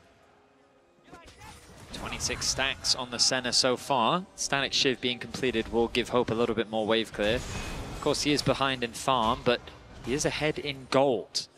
So AL not going to be too concerned about that. Flandre is within kill range for Doran. Nice root does land there onto Guma. And Doran, as you say, has Flandre quite low, but is trading back well. Doran was trying to posture, see, is there an angle for a dive? Is there an angle to proc that demolish? Couldn't find the opportunity to go for either. Faker with flawless farm right now. A player that whenever T1 is in these situations is the one that we often turn to. Shanks looking aggressive, but Carrier is here once again. Does land the knock-up. Kyle coming in. Faker looking. There's the Senna ultimate to cover. That's a lot invested right before this dragon spawns. So a couple of ultimates here, some decent value. Although Faker now with no flash for that dragon fight might be a target. Keep track of that as the TPs return. There's the rocket belt completed with the Trinity Force finished for Faker. A big spike for the man in the mid lane of T1. We'll see, though, can they actually punish this missing flash? Kyle caught out here in a lot of trouble, going to be charmed up, and he is incredibly low, has to flash out. In comes Tarzan with the Maokai ultimate. It does connect onto Carrier. Kyle trying to get back involved, and Shanks is looking for a fight onto Faker. He's in a 1v2, but he looks like he's winning it. Faker getting incredibly low, has no flash. The Abscond connects with the Abduct. Shanks getting one, he's getting two, he's in a 1v2, and he likes the way that looks. Owner now coming down, trying to knock down Shanks as a response, but he's going to flash out to safety. Flandre is here. Guma flashes in, does get one. The public execution doesn't take him down, but Shanks still surviving. Flandre now looking for more here. Tarzan flashes in, roots him up. Flandre going to knock down Owner. It's Shanks coming up huge when it matters most. Shanks on the big stage comes up massive for AL. They win the fight, they take the gold lead, and the objective will be theirs. The level of confidence from Shanks in that situation to take the fight to Faker. I mean, oh, Carrier gets the steal. and he steals it with the spell book. Won't have a way out, but he definitely had a way in. And he grabs the second dragon against the odds for T1. You said it, Venius. Never count out T1. Carrier gets back in. A very early spellbook enjoyer. Carrier makes use of it. I mean, it is a nice steal, but when we take stock of the game, the gold swing in AL's favor. The Maokai ultimate rooting up Carrier, who starts off an engage onto Kyle. He flashes away. Then you see the Rakan getting rooting up. Shanks goes for a 1v1 against Faker, steals away the Rakan ultimate, knocks them both up, well, charms them both, I should say, interrupting the knockup, and then Shanks sidestepping and then getting the lockdown onto Faker to secure the kill. So clean, gets the kill and the flash there at the end too. Worked around the minions to make sure he could get the stun, flashing away, buying so much time. He got Guma's flash and ultimate out, and draws in the extra members of Team 1, making T1 commit so heavily to take him down. He even gets Doran's flash at the very end there as well. Something I wanted to track here. Both smite charges were used by Tarzan in that fight. I think T1 must have noticed that, and that's, I think, why Carrier goes. He had no smite, because both of them were used. So if T1 noticed that in the midst of the fight, that is pretty incredible to be tracking the summoners that closely. So, AL with a small gold lead for now. Faker still has the edge over Shanks. That Trinity Force still something to be reckoned with. AL, though, in a position to contest. Shanks in an awkward spot as he's separated from the rest of his team. Could create a flank, though. Flandre has no TP, so if they overcommit here, Doran could TP in and try to stop them. They're going to go for it, though. Shanks is behind them, poking them down. Gumayushi will be caught by the Maokai ult. Owner grabs the Herald, but now they're going to look for Shanks. Shanks could be in some trouble. The Senna ult going to buy some time as Doran has arrived, has the counter-strike. He goes in, he pops the ulti. Tarzan in some trouble here, but Flandre's trying to close the gap. He's running through mid lane to get back to his team, and Hope is poking them down. T1 in some trouble now. They're going to have to run for it. The Swirl Seed slowing them. Guma incredibly low. Doran threatening. The ulti will have to be popped. Can they chase in? These T1 health bars are blinking, and Flandre wants to cut them short. Goes in, gets one. Hope chasing onto Faker, looks for the Q to try to get Guma, could not find it. It is the Herald for T1. It is 1 for 1, but it was so close to being much more. My goodness, so close. AL a little slow on the engage, allowing for Ona to secure the Herald. And they do what I think they should do. Collapse on the flanking member. Shanks goes for a bit of an engage. He uses his E, he steps up too aggressively, and Carrier is quick to punish him. Being isolated from the rest of his team, T1 think that they can get a little more. Yeah, you see AL members moving in two different calls right there, because Tarzan was leaving the play, Shanks still going in, and the early teleport that came from Doran meant that he was completely sectioned off. So Shanks going down at the beginning, but they still got the chase down kill. Flandre looking for the solo. Flandre has the shield, gets out to safety. My goodness, the action is really kicking off here. They're trying to keep the Herald away. I don't think they're going to stop it. The tower secured for T1. And the goal difference remains close. This is what we like to see here in Game 4. T1 continue to fight back against the momentum AL built after Game 3. They're being in. They're actually looking here for Faker. Faker is pretty far back, but is now going to spot Shanks here, and they are collapsing in him. He's going to immediately have to flash out. There's the Abyssal Dive. Charm comes through there from Carrier, trying to peel for Faker. Faker still has nothing to get away, and he's going to get gobbled up here by Kyle and knocked down by Flandre, who goes on a rampage. Beautiful from Kyle. He lands the slow into the Abyssal Dive and serves up Faker on a silver platter. But T1, they're not the type of team to slow down. While all that pressure was being put onto Faker, they were pressuring the bot side of the map. They secured their second tower of the game, they push in this bot wave, and now they have great position around the dragon, spawning in 48 seconds. They also got the feats of strength here with their Herald play in mid lane, but Hope trying to get a tower back. Shanks took that top lane one. Owner looking, can't really find much of anything. The dragon going to be spawning here in 30. And T1 will have their eyes on it. They are on their way to a potential early soul thanks to the steal from Carrier, and would love to get that third dragon. Dragon could be huge for T1 to find their way back. Carrier here also very deep in enemy territory. And there's not a lot of defensive vision for AL. They do have the one on the blue buff. But that's about it. So the approach to Dragon will be very dark for AL. TP's committed. Shanks steals away Carrier's ultimate. Probably one of the best options he has available. The backline access that he has. Oh, wow, he is testing Carrier's mechanics. Able to sidestep that one. The mid push will come through from T1. The bot push as well. T1 pushing on all sides, keeping the pressure up onto AL. Hope. Faker valks forward, does get a nice little bit of chunk there onto Hope. As Dorian could be in some trouble, he is sectioned off. He maybe overstayed his welcome here, and he's gonna get charmed up and locked up. The Senna ult comes through, Dorian flashing out to safety. They spent a lot, multiple ultimates used there. It was the stolen Recon ulti, it was the Flandre ulti, it was the Senna ulti, and they didn't kill Dorian, who has his TP. Exactly, he can just recall and teleport back. He won't have a flash for the actual fight, but the battle over the brush to start it out. He's teleporting behind them. He is teleporting very deep. Hope spots it. Will AL try to turn on him? Looks for the root, can't quite find it. Tarzan marking Dorian right now as T1 now have the inside track towards the Dragon. Owner getting his movement speed stacks here off of the Raptors. He's gonna look, Carrier's trying to go in. Shanks on the side in trouble. Dorian has caught him out as Carrier's in the midst of everyone. Carrier trying to get back out to safety. Shanks still battling with Dorian. They're both incredibly low. Flandre looking for an angle to go in. Guma pushing them back. AL are low, but everyone is alive. And it's Carrier that's even lower. Dorian trying to push through mid lane here. AL look like they concede defeat here. They're gonna back off and give the third Dragon. T1 again stands their ground. AL didn't have the HP, they didn't have the resources, and they did not have position on the Dragon. T1 with excellent patience. Doran getting out of harm's way was crucial to the success of that play, and now T1 put themselves on soul point. And when he got back, the pressure towards the mid lane side of the fight that he's putting out, even down 1,000 gold compared to Flandre, still having a lot of pressure. Faker, of course, on the Corki, though. The 2-item power spike is so big for this champion. Really making use of those rockets, really making use of that chunk damage to get T1 to soul point. They're building so much tension in this game, and Flandre is actually even starting up this Otacon here for AL. Trying to clear out that ward, but doesn't quite finish it off. Shanks and Flandre hovering around the bot side of the map. My goodness, what a tense affair. AL now will need to win out the next Dragon fight to deny the soul from T1. T1, their resilience continuing to show through. And look at that, 2 items now finished for Gumayushi. You already mentioned the 2 items for Faker.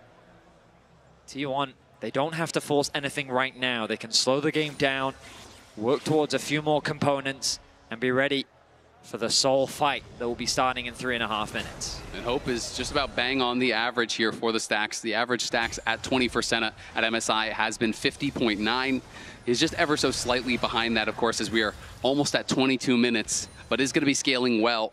Has decided to go for the early static shift. Sometimes people will go into a more aggressive build from here, but elected to go for the rapid fire for the poke. And that's why it is pretty critical for T1 here to have all these dragons, so they can use this Dragon Soul as a point in the game to force AL, so that they cannot continue to stack and stack and stack for Hope forever.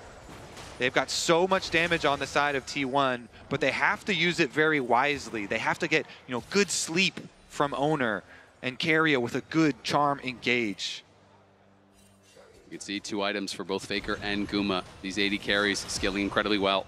Faker had a very good start, got quite a bit up in gold, but Shanks has been battling back, finding kills in these fights, not to be outdone. Wants to try to close the series here. But T1 continually fighting for vision here, and Shanks gonna get aggressive. Can he find the Abscond Abduct? Just out of range is Faker, and Faker now trying to turn and fight back. Trading Corki rockets. Faker gets the best of him though, as Shanks is low on health and mana. Spacing from Faker there was just perfect. Sidestepping all of the Silas skills, dodging the rockets, and then throwing rockets back of his own. Forcing Shanks back. Will he have enough money for his upgrades? Have to imagine that he will. There is the Cosmic Drive now completed. Both mid laners at level 13. The Dragon only 2 minutes away. You can see how both teams have been working as quickly as they can to get as much gold as they can ahead of the upcoming fight. And these fights are just going to be so much about the execution. There's really no true tank on either side. The Jax, the Tahm Kench can be somewhat tanky. Just utilizing the Counter-Strike as Carrier pops the Ghost, will be able to jump out to safety.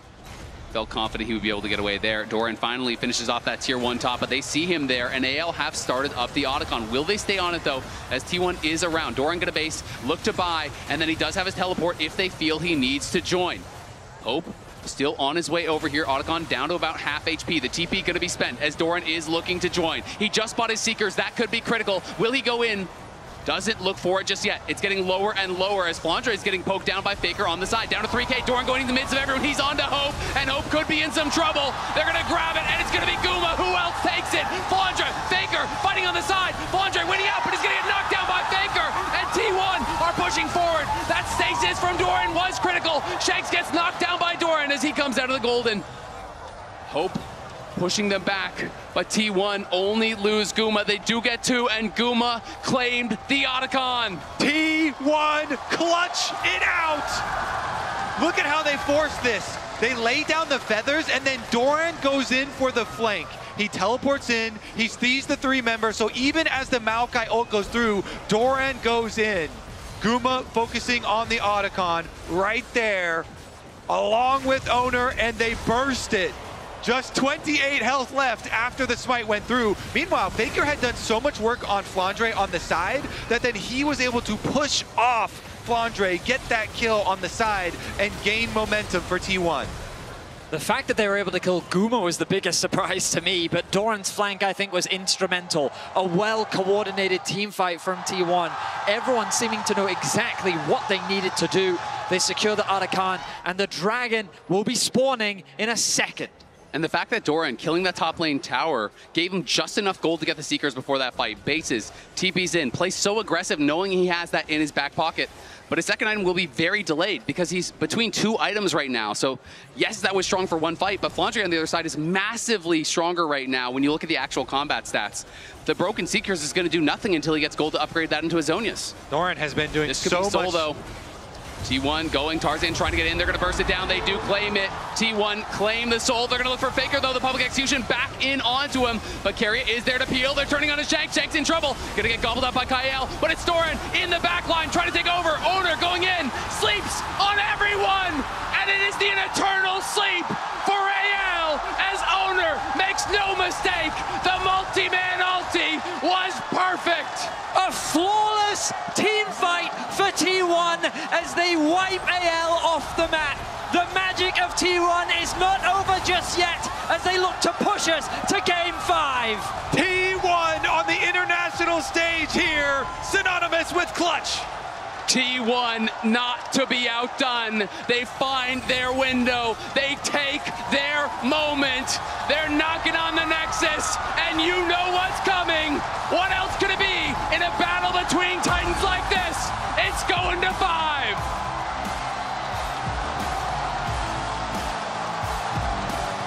I gotta say, Doran did so much work with such low resources this game. Oh, yeah. In a game where the 2 top laners had to 2v1 for so long, starved out of so much gold, he made critical plays near the end game team fights, escaping first on the bottom side, the 3-person attempt at his life before that dragon fight, coming in with the flank on the Otacon. I mean, value there. This series couldn't have gone any other way. We're being pushed to Game 5, LPL versus the LCK. This series is delivering. Desk, who do you think takes it in Game 5? Well, we're not going to answer it just yet, otherwise nobody would be listening to our analysis. But I will ask it at the end of the series, I promise you. We asked at the tail end of last segment the magic that T1 can always count on, or, well, count on themselves when it comes to international tournaments like this. We haven't really seen it. Now their backs were against the wall for multiple of these skirmishes in this game that if they lost them every single time, it would have lost them the game. And they were right. For me, Doran had such a major impact. It was the Otacon fight where I felt like he was doing a lot. Here is another example. He is sticking to the back line and making Senna's life impossible to fight through. Yeah, he came up huge. The Otacon fight is also the huge one for me. But again, where it started is, remember back all the way to Gen G T1. Yeah. If all the games are kind of like blurring together in your mind. And Ruler gets that clutch second Drake steal, right? I think Anyone's Legend did such a good job playing these team fights early and the skirmishes early, especially Shanks. But the Keria Smite steal, the unsealed spellbook, actually ended up becoming huge for T1 in this because it then put them onto Drakes. It made Dragon such a massive priority that AL then had to fight with T1 sometimes having setup on that. And I think that it's kind of fun to see that go from what we saw in the Genji series to, just the drive-by spellbooks. And I love that you know when that happens and it gets stolen against your team, you're just so mad, you just kill him, you just like press all the buttons, but the damage has been done. I'm just zooming in my jungler usually, but the jungler is asking why is no one zoning for him. Yes. Yeah. And it's just like, and that magic is just excellent team fighting, especially if they lost the last few skirmishes because Shanks had a great game. They come back the next time, and I was focusing on Doran. Another star for these fights was Owner. Yeah. His Lilia, a pick that I didn't see coming going into this game, was a massive one. It's great versus Maokai. If you have a long fight, you're a menace to deal with, and those Lilia ultos really played a massive part in these fights. And Doran, he's just such a smooth criminal. Yes, he is. This entire fight actually starts because they blow so much onto Doran. He ends up escaping, TP's back in, right? And then as this Drake starts up, he's just keeping Shanks out of the fight. And this ends up being crucial because we talked about how important Shanks has been for anyone's legend in the fights. It was that clutch kind of recon ultimate steal that we saw in a previous fight in this same bot side river. But yeah, Doran is doing work on this Jax. He is, and I love that you brought up Shanks. And when we look at Shanks versus Faker in this series, I do feel like I remember more of the plays from Shanks. I see where he's trying to kind of push the issue, whereas Faker is just relying on the rest of his team. They all do it together. That being said, that last game was hell for AL's early game. Yeah. Like, all 3 lanes were getting shoved in. Specifically, mid lane was like down like 10 or 15 CS extremely early on. They were getting sieged constantly through topside. They didn't allow Senna to really stack up because they ended up swapping pretty easily, and that allowed Jax to be able to get, what was it, Ruby Crystal longsword bot lane while Doran shielded and Bessa is stuck top. I think, once again, T1 are so smart in their early game. They played out their early game spectacularly, especially since the game before that AL did well there. So it felt like it had to go to game 5. Yeah, it's 2 blue wins now for T1 as well. And this one, I do want to top it off with the Atakan fight if we can, just so that we've had everything. But again, I just want to say that you cannot overstate how important every single skirmish was, because if you lose one of these, you're probably getting wiped, right? Yes, and just take a look at Doran. They see him on the flank, but they know it's coming to a 50-50 on Otacon, so they focus on him and just let Hope deal with the Jax, which is crazy. All that being said, Flandre was dealing with Faker on the bot side of it and was losing. So in a long skirmish, in a long fight, especially since they had to peel off the Jax, T1 was flourishing. That also split the fight. Tarzan actually moved up away from the Otacon, right? That is excellent. Oh my God. That actually moved Tarzan up off the Otacon, right? So it's also why T1 were so easily able to grab that objective as well. Yeah. Oh, that's so good. I love that sign. You guys are absolutely awesome. Yes, but you are. I do want to look at a couple of things in terms of T1 at internationals. We requested this T1's Game 5 win rate at international events. Now, I don't know what it is, but it's 55-40 record, 57.9% win rate in Game 5 at international events. I think what this picture shows is that it's never easy, even if you're the favorite going into Game 5, even if you're the underdog going to Game 5. It is always very difficult because the tensions are never higher. The thing is, right now, T1 has to trust so much that they've done this so many times before. Remember what MSI started with? The first MSI in Tallahassee. Game 5. Game 5, EDG versus T1. Game 5, it was like a major situation. Of course, T1 lost in that one, but it means so much for T1 as world champion after world champion. MSI is the tough one. As you can see right here, 2022 is the last time they were in finals for this one versus I love RNG. that you bring up Tallahassee because EDG was actually not the favorite in that final game. We get the Evelyn moment. We get Clear Love. We get LPL Magic, right? And on their side, that's a huge victory and maybe something to want to channel going into this Game 5. And a small thing too, the last time T1 even won an MSI was 2017. That was the roster with Bang, with Hooney, Peanut, Wolf. In Brazil, yeah. Exactly. That was such a long time ago, and they want to be able to reach that peak again. And on the other side, though, Emily, we do have to give credit to AL as well, because they love playing these brawls in the LPL. They do it all the time, so I don't think they're going to be particularly phased. But the question is also, now you're at the edge of Fearless. Now you're actually at that moment where you have to make crucial decisions. How do you think AL is going to pilot this one? Yeah, I'm actually super curious to see what they do in draft, because with this one, they had 3 losing lanes. Yeah. That's great. And even though they were able to come up ahead in a few of these early skirmishes and actually set themselves in a pretty good position until some of those team fights started going wrong and Doran started ripping through them, not fun to play with. The right? Reddit K-word might be coming. Yeah. Oh, Nada,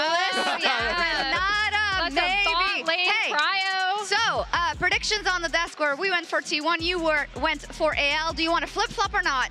I'm not going to flip-flop, but I didn't ask the crowd before. I didn't ask them what their predictions was, and I'm going to start. Anyone here rooting for AL?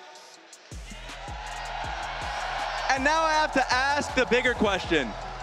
Who's a T1 believer in here? And finally, I hope everyone will cheer for this. Who wants to hear some Silver Scribes? Coming right up, it's going the distance. AL versus T1, one last game to decide who gets to face Genji in the grand finals. Let's scrape some silver.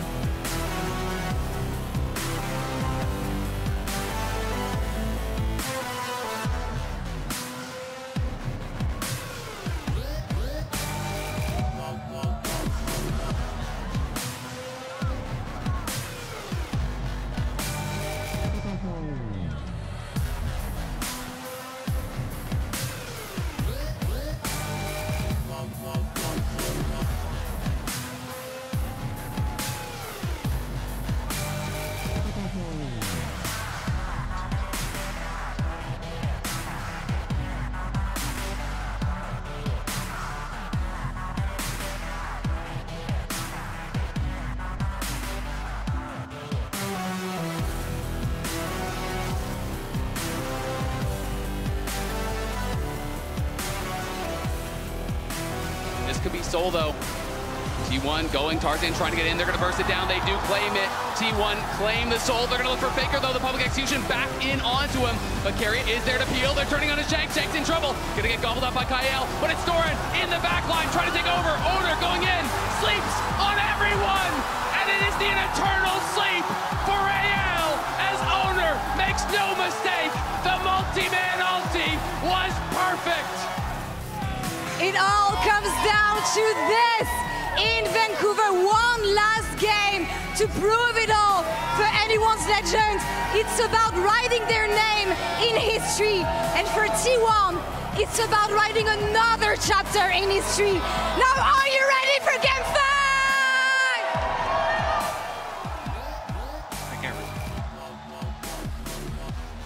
Welcome back. Game number 5 about to kick off here. Both these teams took Gen G to 5. We knew that they could be evenly matched coming into today, but we're getting treated to the full 5 here once again. A record for international tournaments. We have already had more Game 5s than ever before at any event before. And I'm so happy that it is here in Canada to be back home with this incredible crowd and these amazing teams, the absolute best in the world. It has been my honor to be here with you all. What an incredible series. Both AL and T1 have put everything on the line. For AL, it's about proving what they're capable of. For the LPL, getting some revenge against T1. And for T1, it's about continuing to solidify their legacy. A team that showed struggles in spring, but these struggles never seem to hold them back when it comes to the international stage.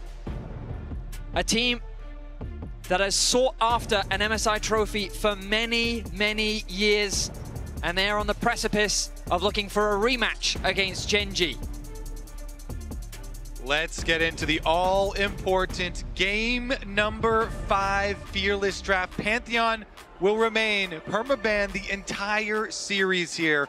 Owner's Nocturne as well getting a nod as we get super deep. You have to believe that Azir is going to be permabanned as well. There's no way either of those two champions are getting through. Nobody is trading that. And so we still have yet to see the Poppy make an appearance. I feel like that power goes way through the roof. The Skarner and the Sejuani also very valuable, especially if we're thinking about a slower, more teamfight-oriented game. The Caitlyn respect towards Gumayusi going to be taken away. Gentlemen, I hate to say it, but Kalista does rise in value as we get into Game 5. So many of the power 80 Don't you put that bad juju out there. We don't want to see a Game 5 decided by Kalista. Imagine if the Kalista gets its win in Game 5 of this series. I mean, Jinx also. Jinx to me has a lot of priority now too. Tabe sometimes says, you know, it's Game 5, Jinx, we just win with Jinx. I also really am a fan of champions like Ashe, which has been relatively low priority. I think Ashe can be strong, Zeri can be strong, Jinx, and we're getting TF here. Has not been super successful at MSI, but it is a champion that if you can execute well on, you can dominate the side lanes, you can find picks, you can control movement on the map. I mean, I would say it hasn't been successful at all. 0-7 here at MSI, a champion that, alongside the Kalista, has not been able to win teams many games. AL putting a lot of faith in Shanks here in Game 5. The Alistar, an engaged champion that we often see early in the draft, has been left open all the way until the end. And that Jinx that you were talking about, Kobe, in the hands of Gumayusi. He's hovering it. This T1 team, they lock it! This T1 team that this year, as you touched on, so many changes. Zeus to Doran, controversial. Oh, Ziggs bot. The immediate response as well. They were expecting this. The Poppy comes through as well. Wow, AL with a clear game plan coming into Game 5. Absolutely, and this could be really difficult because what they're going to look to do is gold card onto the Jinx, Ziggs ult immediately on your head. They're looking for this sort of combo where you can dive into the backline, and Jinx can be pushed in and poked out by the Ziggs. It can be difficult, but it's not the most comfortable for some AD carry players. We have to see how well Hope can actually perform on it. He has played it a couple times already this split, so he should be locked in and ready to go. Plus, it gives you a lot of potential for playing the map. When Ziggs can blow up towers on the side lanes, create more space for Twisted Fate to work with, and find some picks and keep that pressure up. I do like what T1 have as a foundation, though, for their draft. Simple, straightforward, front to back. Put your trust in Guma. this Jinx in the clutch has just been so valuable, especially in these game 5s where the pressure is really high. Teams will show that extra bit of respect, which for a Jinx means that all she has to do is concentrate on farming, getting that first item. And if a member gets low and she connects that ultimate, the snowball quickly begins. We turn our eyes towards the top lane then. Camille protection ban here early on. Taking away the Hextech ultimatum, which is a great combo with working with a Ziggs. Also, Camille really good for split push, so they don't want to have to deal with Twisted Fate backing up split push Camille. I do like that strat. Nice one. I mean, right now, AL, they've got a lot of poke available to them. If they want to start fights, it's not going to be an easy thing for them to do. T1 have a very solid front line, so they're looking for things that can match into the Twisted Fate. With Ryze gone, with Silas gone, your ability to play through sides is not the easiest. The Bard being removed, I think, is a smart ban. When playing with the Ziggs, you can leave that Ziggs alone, safe to free farm in the bot lane. The Bard would have a lot of access to roam around the map. Well, that is going to be denied. I wonder if things like Pike rise in priority for Kyle. Things like the Gragas a possibility as well for a little bit more disruption. LeBlanc taken away from Faker. Now, that's a throwback. Yeah, I mean, you have to go so deep here to find an answer in the mid lane now. Is it going to be probably things like Akali still up and available? A bit risky into the Twisted Fate. If you do want to control mage, Way definitely fits the bill. Yeah, I mean, it also fits nicely with this front-to-back style comp that they're going for. When you see how much range AL is going to get, especially when that RFC comes through. Teasing the crowd a little bit, Gumayushi, as he will lock in the way. This does mean that they have two low mobility carries at their disposal here. The Jinx and the Hui must be protected. Oh, the debate right now for Flandre. Does he want to go full towards the tank?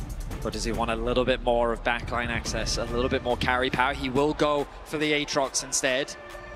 And the pressure will be on Doran to do something with this counter pick. Doran, the newest member of the team. All eyes have been on him. Oh, of course, the Poppy support. My expectation was that it would immediately go into the jungle, but they're bringing Olaf out into the jungle. They want to run this Jinx down. It's very good against, Skarner and Alistar CC here. If you're looking at those two low mobility carries, and the only thing you have to get past is hard CC peel, that could be your way in. The one thing I've hated about Twisted Fate comps is it feels like there's not enough damage to facilitate it. Aatrox plus Olaf, that is a threatening backline. Gragas was the pick I was thinking. Doran has looked good on it, is up and available, and will give them some more explosive engage. You have to contain the Olaf, though. It feels like there's going to be all eyes on Guma. Get into the backline, the Olaf, the Ziggs ult, the TF ult, everything piling in to try to take down this AD carry. I mean, Doran's Gragas is a champion that he's brought out and had... I've lost the word. He's truly had amazing performances on it. He's been so clutch, and it's been one of those picks that, as you highlighted, Azale, he can default to when he needs to make magic happen. Naturally, as you said, eyes do fall on Gumayushi, but Doran can be the facilitator, can be the playmaker, can be the difference maker in this Game 5. All right, in Game 5, with all of this pressure, we bring up one of the controversial picks. The Twisted Fate comes back as the champion pools dwindle, and we'll see if they can get TF a win. It'll be the first way for Faker this split, and we'll see how he can perform on it as we're heading in for what will be the final game here between T1 and AL. Game 5, we're getting onto the Rift. It's time to go. This is going to be an incredible finish.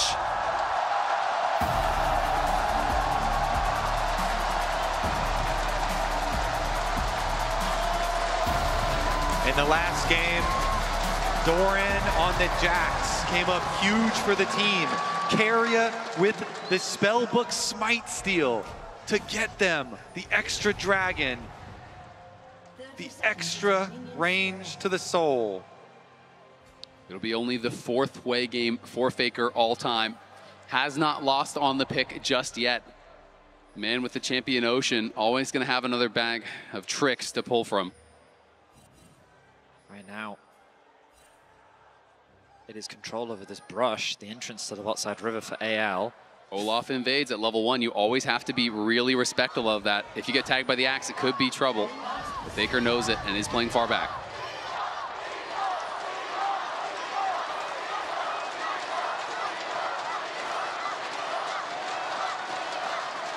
Notice the ward that Shanks was able to get deep in enemy jungle that is going to show the transition back to this other side of the map. They've got Raptor ward as well as deep blue quadrant ward to try and track Owner because of the invade. Bit of chip damage already going to come down from Hope. So many times we've had this conversation about Ziggs, but it is very much just about farming in the early levels, wanting to get back to base so that you can have access to mana. Once you do get more mana and more levels, then your wave clear becomes a lot stronger. Meanwhile, our observers showing us Tarzan's path, starting on the Raptors and then immediately moving towards the top side. I think Tarzan might have some sort of plan for some invades going on because they have so much deep vision, and he's going Raptors just up to this top side. You can see T1's placements at MSI. They lost in this match the last couple of years, have not won since 2017, back with the roster that had Huni on it, and are looking to get back to the finals to try to claim another MSI title here for T1. Worlds has always been their tournament. They always perform well at MSI. Their dominance has not been the same as it has at that World Championship. Yeah, MSI, last couple years, stopped by the LPL. The trade's very aggressive. Heal's going to be used on both sides here. It is Spellbook this time for Kyle as well as Keria. Both players have been making great use of it. Meanwhile, on the top side, we've been focusing so much on the bottom side of the map. It's Flandre off to an early lead, getting some nice trades against Doran, forcing him underneath the tower. Both mid laners throwing spells back and forth. You can see AL trading pretty aggressively, and Tarzan did start Raptors, then cleared up to his top side. He's now reverse clearing back down. I wonder if he is going to try to find some sort of an angle to get aggressive or just wanted to end on this bot side. I think it's very much that. He wanted to make sure that he could just go straight towards that bot Scuttle Crab.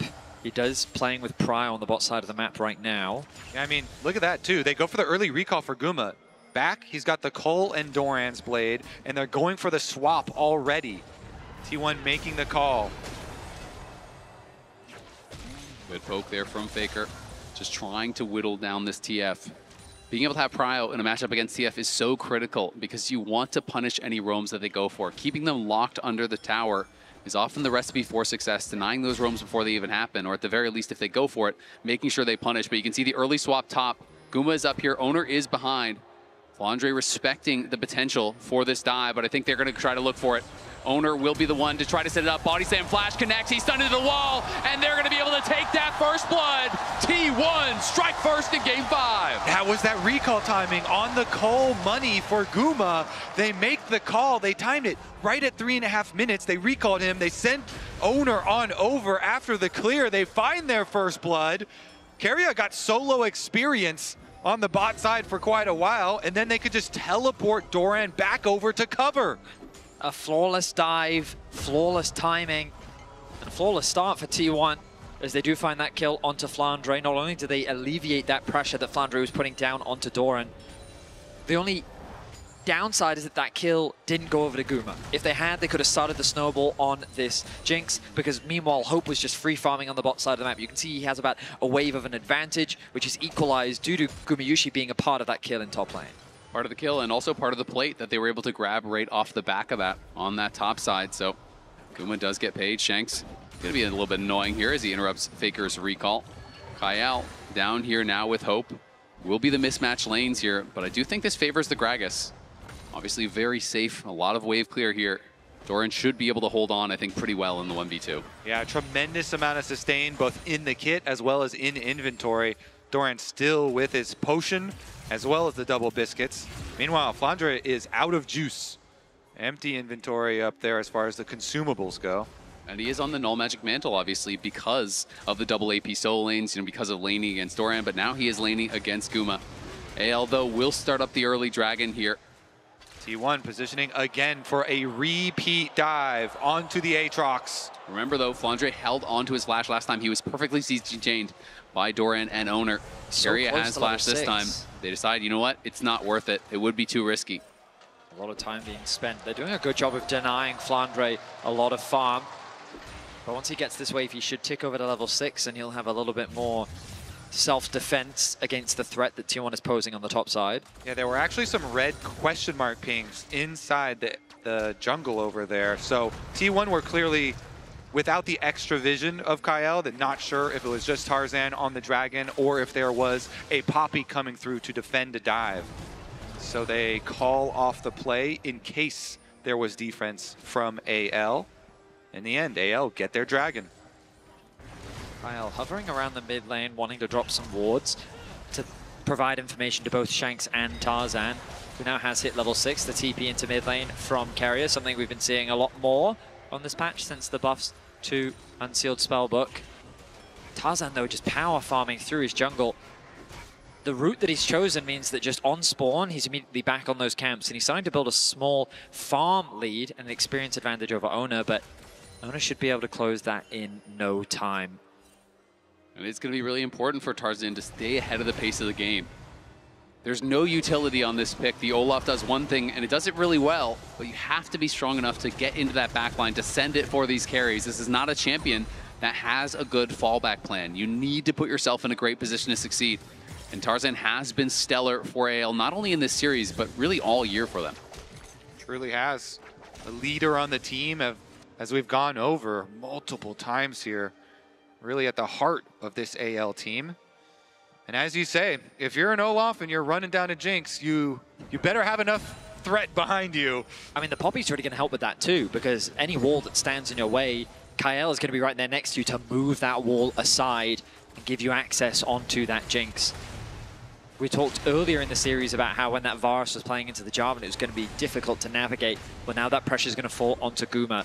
Both Flandre and Tarzan are going to be looking to put pressure onto this AD carry, while Hope and Shanks will be looking to apply as much poke as possible. T1 looking more so for that front-to-back team fight as they continue to scale up.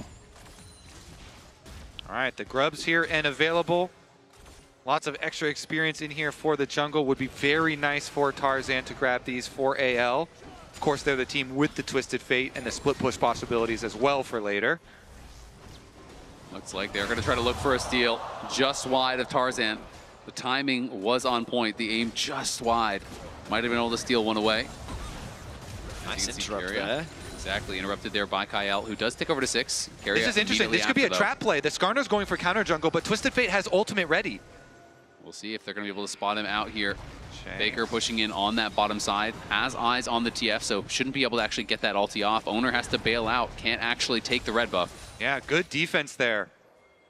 The threat of the Twisted Fate ultimate and the Poppy here. Kael comes over, defends his jungler's red buff. As you said, the resources for the Olaf critical. They don't want to give away anything on the other side of the map. You can feel the tension as Tarzan is just kind of quietly playing his game. Of course, he is behind in gold, but full objective control going his way. They did leave a grub up on the top side of the map as Tarzan wanted to quickly get back into his jungle and continue his clear. Red secured. He's going to now go back to the Raptors and start moving his way through the jungle once more. I think this first fight, when it does break out, is going to be so critical. If Tarzan can pick up some early kills, can get ahead in gold, all of the peel from T1 is magic CC. You know, it's being able to just ignore everything there. Run through the Gragas, the Skarner, the Wayfear, the Alistar combo. And Kael, look at this deep vision Kael is getting super deep into the jungle. Both Krugs and Raptors warded up.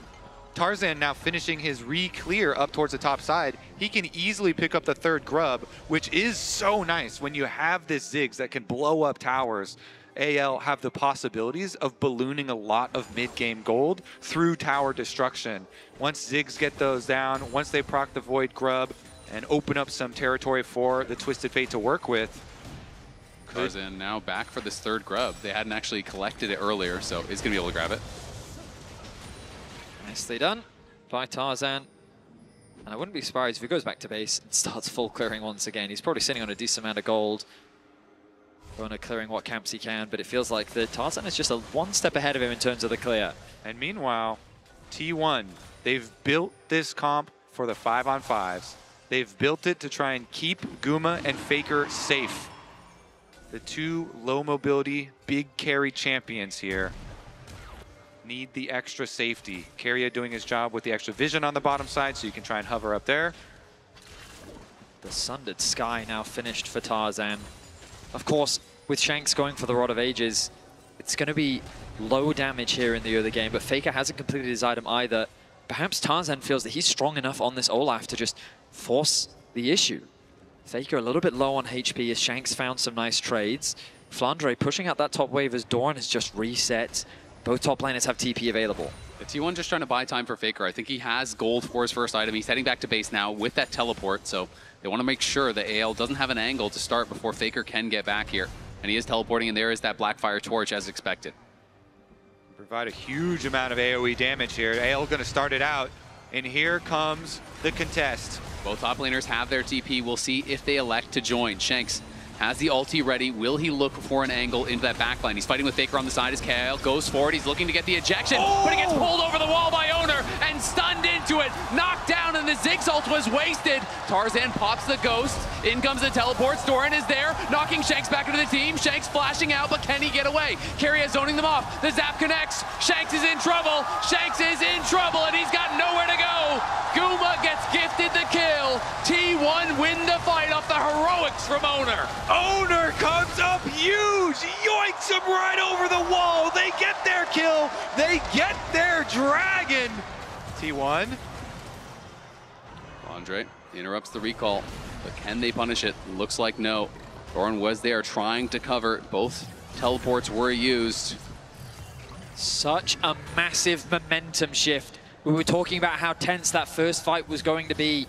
Tarzan felt so strong on the Olaf, but it's Gumayushi that picks up not one, but 2 kills. The Yuntal's now completed. Gumayushi ahead in gold, and now this Jinx is going to be a real problem for anyone's legend. This is exactly where they want their money.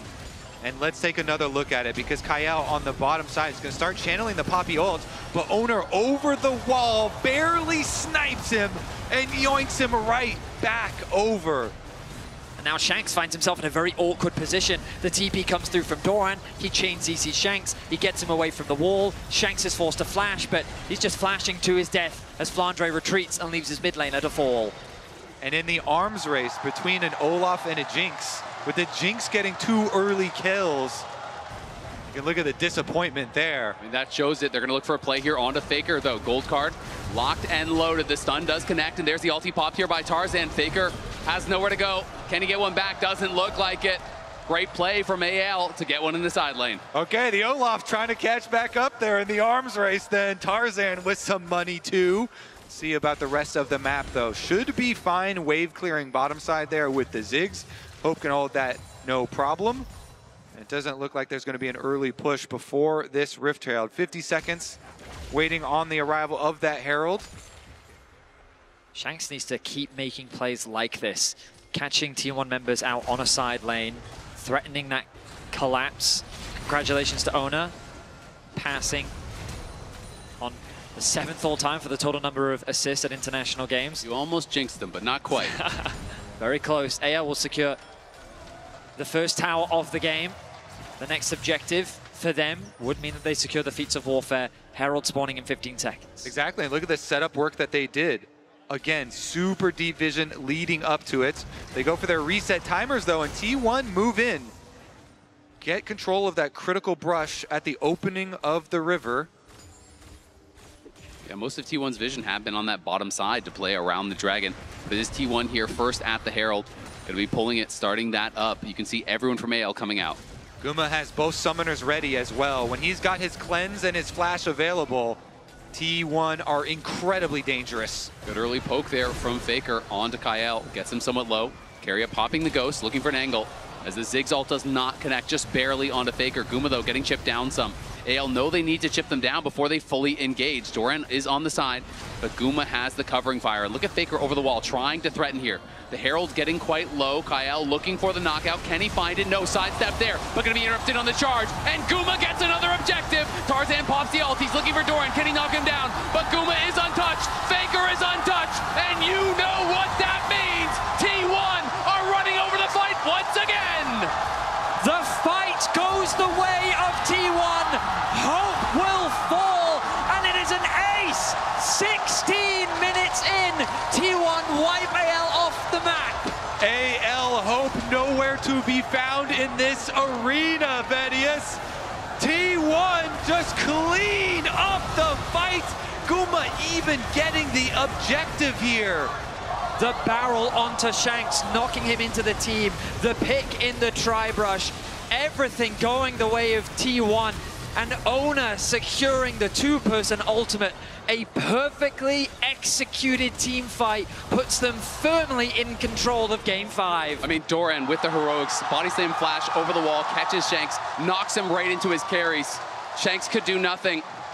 And you can see the excitement on the faces of the T1 staff. They are so far ahead in this pivotal Game 5. Game 5 heroics are what matters. And T1 coming up huge in back-to-back fights. AL, the pressure must be mounting massively. They are so close to the finals. They've performed extremely well at this tournament. But now with the lead that T1 have, they're going to have to find some crazy plays to turn this one around. They'll need to find picks, utilizing this Twisted Fate ultimate. Perhaps there's an opportunity on the bot side of the map. But the Dragon is alive. And T1, they just want to keep fighting. And Guma still has both sums. We were mentioning this before the last fight. He still has Flash and Cleanse available, so he can play so aggressively with the amount of peel that the T1 frontline have. You look at Hope, no Flash, and Keria has his, so that explosive engage is available. T1 have this low. Flandre is in the pit. He has not been spotted, so he does have an angle to look for a flank. Shanks now clearing out the ward. AL does expose themselves. Kyle channeling the ulti, but T1 backing up. Doran, though, goes too far forward. Is going to get knocked out. AL trying to burst this down. Can they take it? They do get it, but the Spiraling Despair comes through, and Kyle is just gone. Tarzan is in the midst of all of T1, and he cannot win that fight. Great backstep from Guma. Avoids the Ziggs ulti. Shanks trying to flash out to safety. Hope is just being body blocked by Keria. You shall not pass.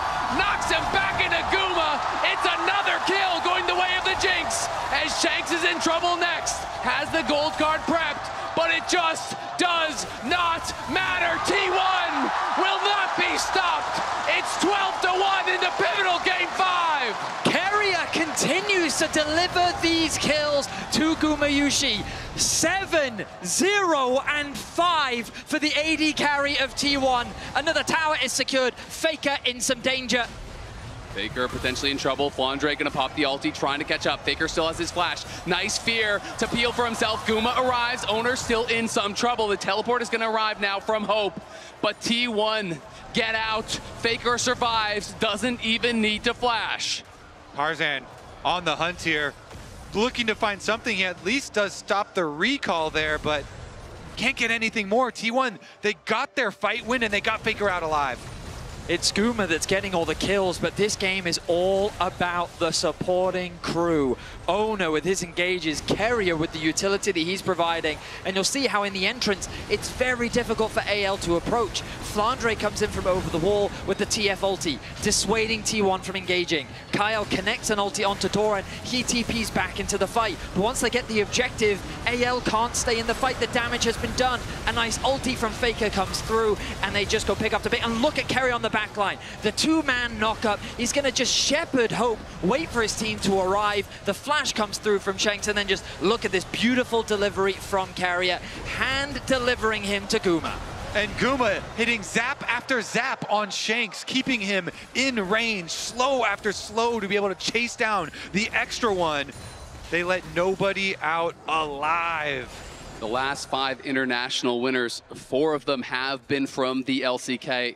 If T1 does take this series, it would be an all-Korean affair in the finals, guaranteeing the 5th straight international title for the LCK. They are headed that way right now, and Guma is leading them there.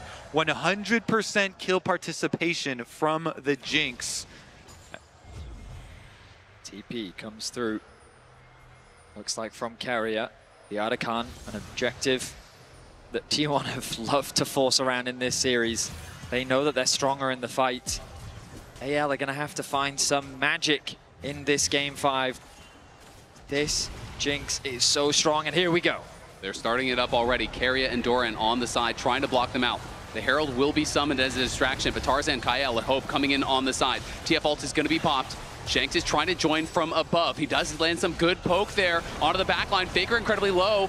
Will they just back off here? Doran finds the reset onto that Otacon, so it's back to full HP. Faker is going to base. He has his teleport, so he can rejoin, and T1 could look to force. They're going to find Flandre. Flandre on the side, casts back, flashes out, but can he get to safety? You can see Kyle looking to knock Owner away. He gets a stun on the wall. Faker's TPing in. Flandre is down. Guma is legendary. Owner in the midst of everyone. Shanks trying to get the damage out, but they just don't have enough. Owner is still standing on no HP. He survives, and T1 want more. Keria goes in. Knock up onto Kyle. Kyle is down as well. It's the resets for Guma. It's the chase down for T1. The body slam connects onto Hope. Guma gets another, and Shanks is gonna fall as well. T1 are marching down mid. It's a slaughter, and T1 are the executioners. Keria and Doran feeding kill after kill into Guma. 17 kills under T1. Keria and Doran start the engage off by once again hand delivering another meal to Guma. Faker with the TP, cutting off their escape, funneling the rest of AL back towards the river. Shanks TP's in, Tarzan thinks he can turn it around, but they just don't have the damage. T1 pick apart AL, and they are tearing them apart in Game 5. Nobody left alive. Keria popped his ult. Him and Doran just constantly holding down each and every member of AL. Tarzan knows, Shanks knows, this could be the end for them. It's going to take a miracle, if not multiple, to be able to try to come back in this game. An over 8,000 lead now for T1. Tarzan is deep in enemy territory right now. And they're going to hunt. Keria is moving up there. Will they be able to actually chase him down? Tarzan has been spotted. Double TP here to try to cover AL. Has their jungler spotted though, and Tarzan is still hanging around. The rest of the T1 members are down for that dragon, so AL trying to surprise here. Can they actually catch Faker? Heal used for the move speed. Gold card comes in. Ziggs ulti through. Faker in trouble. Flashes out, but Tarzan is hunting, and Tarzan gets the shutdown. The teleport's coming across here. Are they going to be able to turn it around? Keria is in the midst of everyone, and it's a double for Faker from the grave. Doran arrives now. T1 low on damage, but they just want to keep them around. Guma is coming, as is Owner. He's taunting them! And look at Keria, he is just styling on them. Owner is almost here now. And AL, no, they don't have the damage.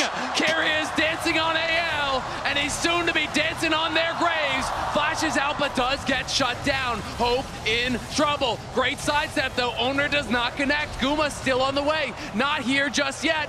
But can there be an angle for AL? Guma now arrives. Owner still surviving. The ulti can expire from Flandre. Can he take one with him? The CC is never ending here. They get another shutdown though. Hope with another kill maybe gives them some way in.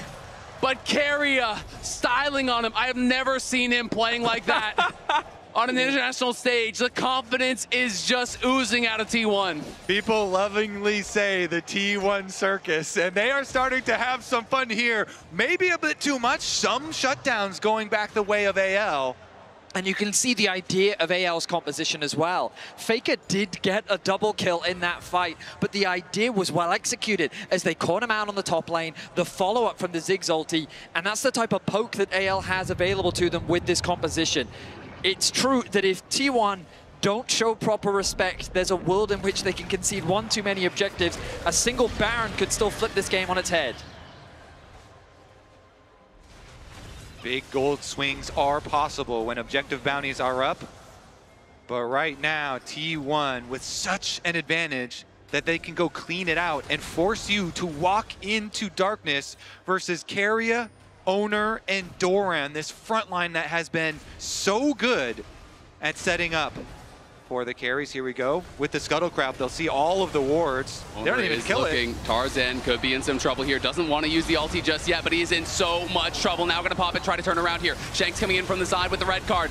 Flandre is rooted up, and Tarzan is down already. Doran now coming, and Flandra's gonna fall as well. Guma legendary again as Owner goes forward. He's looking for Kyle. Hope trying to lay down some covering fire, but he can't do much. Shanks now retreating back. The carry's still alive here for AL, but Owner looking for the dive. Carry is behind him. Shanks is locked up, and Shanks is gone. The ignite pop there onto Hope. He's got to get back to safety if they have any hope of holding on to this game. T1 is hungry for blood. They find another 4. It's only Hope left alive as another tower falls. The Baron is there for the taking, and T1, they are dominating in game 5. It's like a waterfall when all of the tension just releases in game number 5. T1, fight after fight after fight, just crushing it. Having fun now on the stage. And the Baron will be theirs.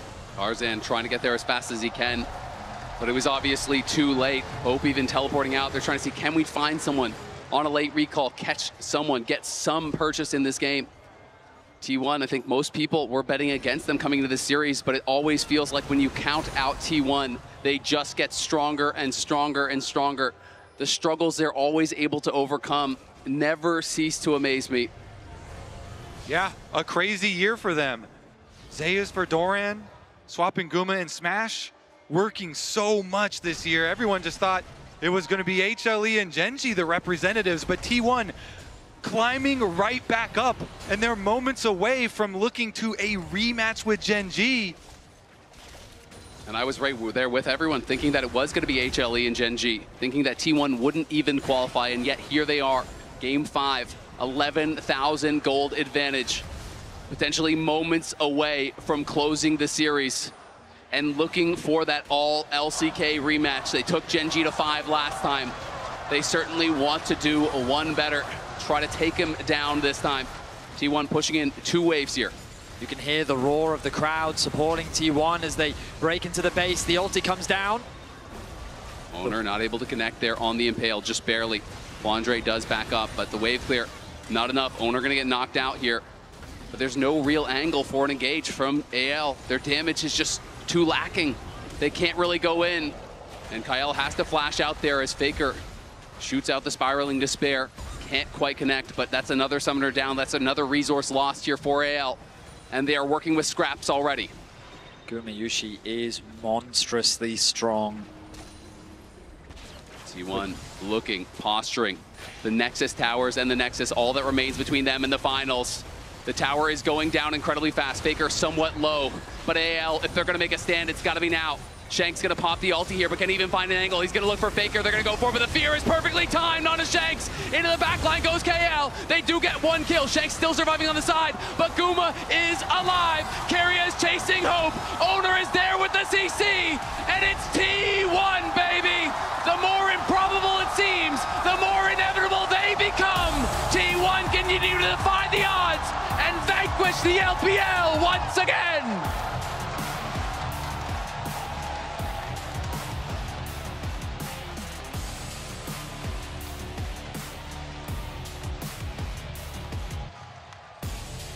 And with that, the LCK will show their dominance once again. They will secure an all LCK finals here at MSI 2025. After the controversies and the struggles, T1 once again find themselves in an international final. It's been a few years since they were last in an MSI final, but it was hard fought. AL took them to the very brink, but in game 5, they showed their resolve. They demonstrated their excellence, and they find themselves in a rematch against Genji once more. A valiant effort from AL, an honorable tournament. They can stand proud. An incredible team with a very bright future, pushing both Genji and T1 to the brink. 5-game series against both. We know we will see AL again. This team is going nowhere. They've overcome so much to get here, and they really did prove their worth. Shanks for his first international tournament absolutely killed it, and I am excited to see him return to the international stage. A player that has worked so hard throughout his whole career. I have high expectations for him in the future, but what can you do against the inevitability of T1? Baker with a nod to the crowd and Vancouver loving it. Have to give credit to Doran as well. Has been labeled as an international choker, but he showed up massively multiple times in 5-game series when T1 needed him. Back against CFO, he was heroic. His engages here as well. Fantastic on the Gragas. I mean, him and Carrier, they were just bullying AL. The fact that Carrier was dancing on them in the top lane as well. What a performance from this duo. The stutter step on the international stage. The swagger, the confidence. But now ahead of them, Gen G, the reigning MSI champions, a formidable foe. Absolutely. I mean, we basically said 1 LCK final wasn't enough, so we're gonna go to 2. We are joining Lore, G-Sun, and Owner for the Verizon post-game interview. T1 is inevitable here at MSI and forever as they will face off against Gen G in the finals. Thank you so much for joining me. Game 5s have been so one-sided here at MSI. How do you explain this, and how do you explain the fact that this one was so easy for you? 이번 MSI에서 5세트에 가면 굉장히 원사이드한 경기가 많이 나왔습니다. 그 이유가 뭐라고 생각하시는지, 그리고 이번 5세트는 왜 이렇게 원사이드한 경기가 나왔을까요? 이제 5세트 정도까지 가면은 이제 집중력 싸움이라고 생각하는데 초반에 처음 실수가 나왔을 때 그게 좀 가장 크리티컬하다고 생각하고 있고, 그 이후로 약간 집중력 문제로 계속해서 손해보는 팀은 계속 손해봐서 이렇게 원사이드하게 좀 나오는 것 같습니다. I want to say, once the series goes all the way to Game 5, it's all about the focus, all about the concentration. So once you start making a minor mistake, it's so critical. You know, it affects your concentration. And I think the one who started making mistakes, it's just going on, and it's a very big impact overall. I see. And looking at T1's composition, I feel like you guys are blessed with 2 junglers. How does it feel to have Gumayoshi as your secondary jungler, securing objectives all the time? 또 T1의 라인업을 보면 요새는 정글러가 2명이 있는 것 같습니다. 구마요시 선수가 아주 중요한 순간에 또 오브젝트를 잘 좀 확보해 주시는 스틸도 많이 나오고 있는데, 이렇게 구마요시 선수가 세컨드 정글러로 있어서 든든하진 않으신가요? 사실 이제 구마요시 친구가 글로벌 궁을 굉장히 잘 써가지고 이제 제가 스틸할 수 없는 상황일 때도 많이 스틸해줘가지고 그런 부분에서 믿음직스럽게 생각하고 있습니다. Gumayoshi is really good at global ultimates, so when I'm in a position where I cannot actually commit for stills, he's always there with global ults to take the objective, so very reliable for sure. Absolute teamwork from the team, and something that is crazy is that thinking a few weeks back, we did not even think that you guys would make MSI, and yet again, you are getting ready for another final. So tell me about what has been going on backstage for you guys to bounce back the way you did. 사실 불과 몇 주 전만 해도 T1이 과연 MSI를 진출할 수 있을까? 자체도 굉장히 불투명한 그런 질문이었는데, 이제는 다시 한번 결승 자리에 오르면서 또 한번 증명해냈습니다. 경기를 치르지 않는 그런 백스테이지에서 어떤 노력이 있었기에 이런 변화가 가능했나요? 이제 뭐 저희는 오랫동안 좀 많은 국제대회도 나가고 결승전을 좀 많이 갔기 때문에 그런 경험들 때문에 저희가 조금 주춤하더라도 이렇게 끌어올릴 수 있었던 것 같고, 그래서 그런 부분들의 믿음 때문에 저희가 다 같이 으쌰으쌰해서 여기까지 잘 온 것 같습니다. Because we have so many international events experience and we made it to final so many times, we know that we can bounce back. We have the faith in ourselves. So we managed to kind of pick ourselves up together and push it all the way. T1 plot armor is real, and you guys are gonna do your first MSI final since 2017 in a rematch versus Gen G. Now, last time they pushed you guys to 5 games, but how can you know that this time around is gonna be different and that you're gonna win against them? 다시 한번 젠지를 결승전에서 만나게 되었고요. 이번에 승리를 한다면 2017년 이후로 최초로 다시 한번 MSI 우승을 T1이 가져올 수 있게 됩니다. 저번 경기는 사실 5세트까지 가는 접전이었는데 이번 리매치에서는 어떤 점이 달라서 승리를 가져올 수 있을 거라고 자신하시나요? 이제 저번에 이제 젠지랑 했었을 때도 저희가 1세트 같은 부분에 이겼어야 되는 경기들을 저희가 아쉽게 놓쳐가지고 그런 부분들이 좀 크지 않았을까 생각하고 있고, 그래서 1세트부터 저희가 준비한 대로 잘만 한다면 충분히 이길 수 있는 상대라 생각하고 있고 그럴 수 있도록 노력하겠습니다.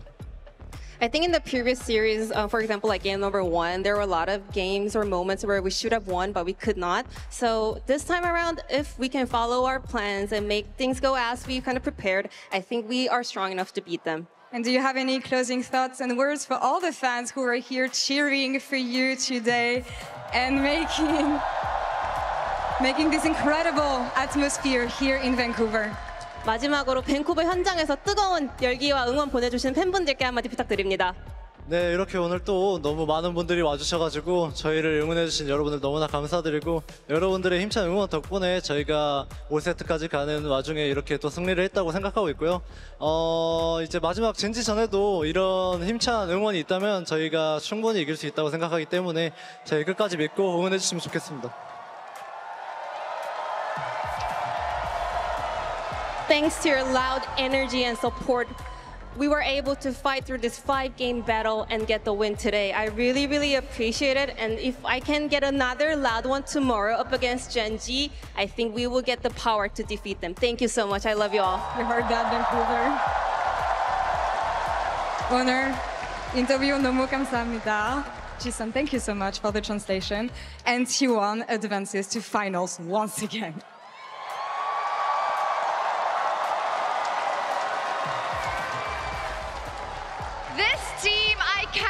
Believe they are doing it again and through the LPL once more. We have a very special guest on the desk, Becker, the GM for T1. Did you believe going into Game 5?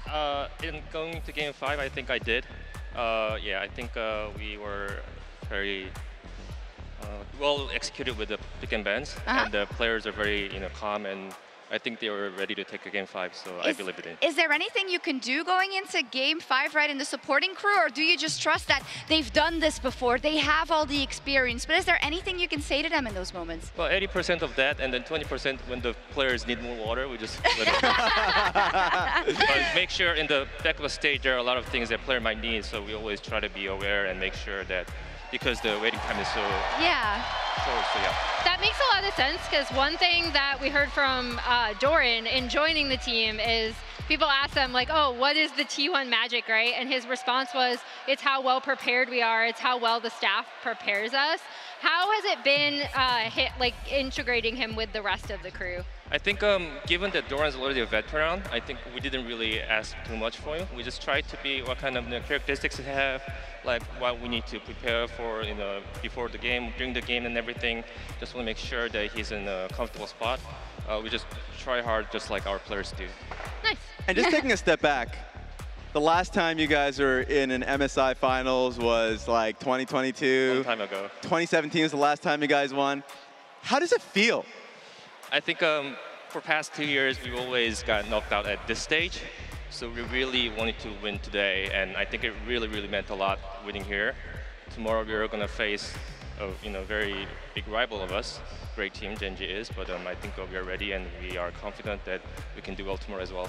Do you have some kind of explanation why at Worlds T1 is practically unbeatable, but usually at MSI is not where you have all the reps? For international stage, I think it's a weeks of staying at the one city or to multiple cities. So I really got a props to all the managers and staff that consist of T1. They're great, and also the players. I think they're really trying to make sure they're 100%. Life cycle routines and everything. Yeah. They're just very professionals that I'm very proud of them. Yeah, we can see it. We have some stats in terms of T1 and as an organization in international Game 5s. Now 17-9, Emily. Yeah. That is starting to tick over, right? And when we talk about this last game specifically, I feel like it was, get behind me, President, and the President is Gumayushi, and then Gumayushi says, no, I'm the President, let me shoot him. It's just unbelievable, but a very risky comp. A risky comp considering how many ways that Anyone's Legend did have to get onto you, but I actually did like how much the focus was in getting Kuma ahead early. So I don't know how much you can, because I'm not going to ask too many questions about draft, but I guess how confident were you in their ability to play out this kind of hyper carry comp? Yeah, definitely. I think the general answer I could give is, given that this is now fearless draft BO5, so in every game 5, every competition probably have some risk, some downside and upside as well. So I think our coaches did a great job making sure what our game plan is, making sure, blah blah. I'm not gonna say it. Yeah, Redacted. But, yeah. Cutting your losses. Yeah. Oh, look. There it is. Yeah. Nice. We were very happy to achieve that win because AL is a great team and they were a very tough opponent to play against. So it was a good game, and I'm very happy that we got the game 5. Yeah. And this might be a tough question, but just seeing most international wins, a lot of these players like Faker, of course, first. Keria is in there. Owner and Guma, you see. Owner and Guma, because of this series, Yeah, now that's true. 4th. That's a big one. It's crazy. I think Owner often gets forgotten, right? I mean, we talk about the stars, and then the ADC pops off and the jungler, but I feel like we need to honor him here. You have to. Like, he is, especially this series, he was so instrumental. And I feel like that being the point, very topical, we should probably make a mention. The Oppo player of the series is Owner. Nice job, Raz. Yes, Good like job, he Raz. was amazing from the entire series. And just that I was about to mention this play. This play, the moment you see it and they run down AL, it's like, okay, so it's a T1 victory for sure. Yeah. I just wanted to ask, because you guys kind of raised Owner, right, from when he was on your academy team. So talk to me about how much he's grown as a player. Definitely. I think since his debut, he never missed the international stage, but year over year, I feel like not only he improved in his gameplay and everything, I think his mentality and the professionalism just grew over the year, and he's a true professional. I mean, if you give me like 10 minutes, I can just share all the stories about Owner. He's been great. I'm very happy he won the player of the series. Can you pick one story? He's always on time. Oh, we love that. So who's always late? Yeah, that's rare. I'm not going to answer that. I think, but I think he actually has a 100% on, making on time. Across his entire time Honestly, on T1? I've never seen him being late. No, goated. I love that. I think that's such an important quality. Some other people on the desk sometimes miss their shuttle. Hey. Sure, that might happen. That might happen. I'm trolling. Let's take a look at this bracket. True, and a question that I want to ask you, of course, you're going up against Gen.G one more time. What's something about Gen.G that's tough generally to prepare for? I think they're just consist of great players. After all, it's the players who play the game, right? True. So they're consist of good players, so they play well. So but I think we have a better team when we, at the finals. So fingers crossed. And one question that I wanted to ask was like an unsung hero, because a lot of these players, they have major pop-off moments, but who's a player or someone even in staff that you feel doesn't get the praise that you feel like is deserved? Today, I'll give it to my coaching staff, Koma, Tom, and Mata. Nice. They have been, legends throughout the career, and they've shown great accomplishment, but they're still hungry. Especially Mata, who's joining to T1 this year as a coach, has shown great passion and enthusiasm. They, during the game, they do a lot of the feedbacks themselves, making sure, we get this series right. So today, I would like to, big shout out to the coaching staff. Oh, amazing. And noted, of course, legends of the game in their own right. Just everywhere you look tomorrow, there's a legend. It's unbelievable. I mean, I would have also been very happy with an AL Gen.G final. Do you want to kind of send us off in terms of AL? Yeah, I mean, I really love this Anyone's Legend team. I actually kind of wanted to see them at first stand as well. However, I hope they continue to grow. I feel like this is not near what their potential can be. So even though they lost today, I hope they go back to the LPL. I hope they continue to do well, and maybe we'll see them at Worlds. Maybe we will. I think we most definitely should. Thank you so much, Becker. Congratulations. Thank you. And good luck, of course, tomorrow. I was very nervous. You did great, yeah. Because in the middle of the game, I always get to accept or reject the interviews, and there were some interviews requests, and I said, if I win, we'll do whatever. We'll do everything. But this was beyond my imagination. You did great. So. Well, now that you did it once, we're going to expect you. Thank you so much. It's T1 that make it to the final versus Gen.G tomorrow, and that'll be it for us. We'll be back with that final. It starts at 5 p.m. Pacific, 8 p.m. Eastern, and 2 a.m. CEST. Gen.G versus T1, but we do have an hour-long pre-show. It's going to be goofy, insightful, analytical, memey, anything you want, and some of your favorite people from the Rift and off the Rift. So join us as we ramp up for the final series. See you tomorrow, Vancouver, one last time.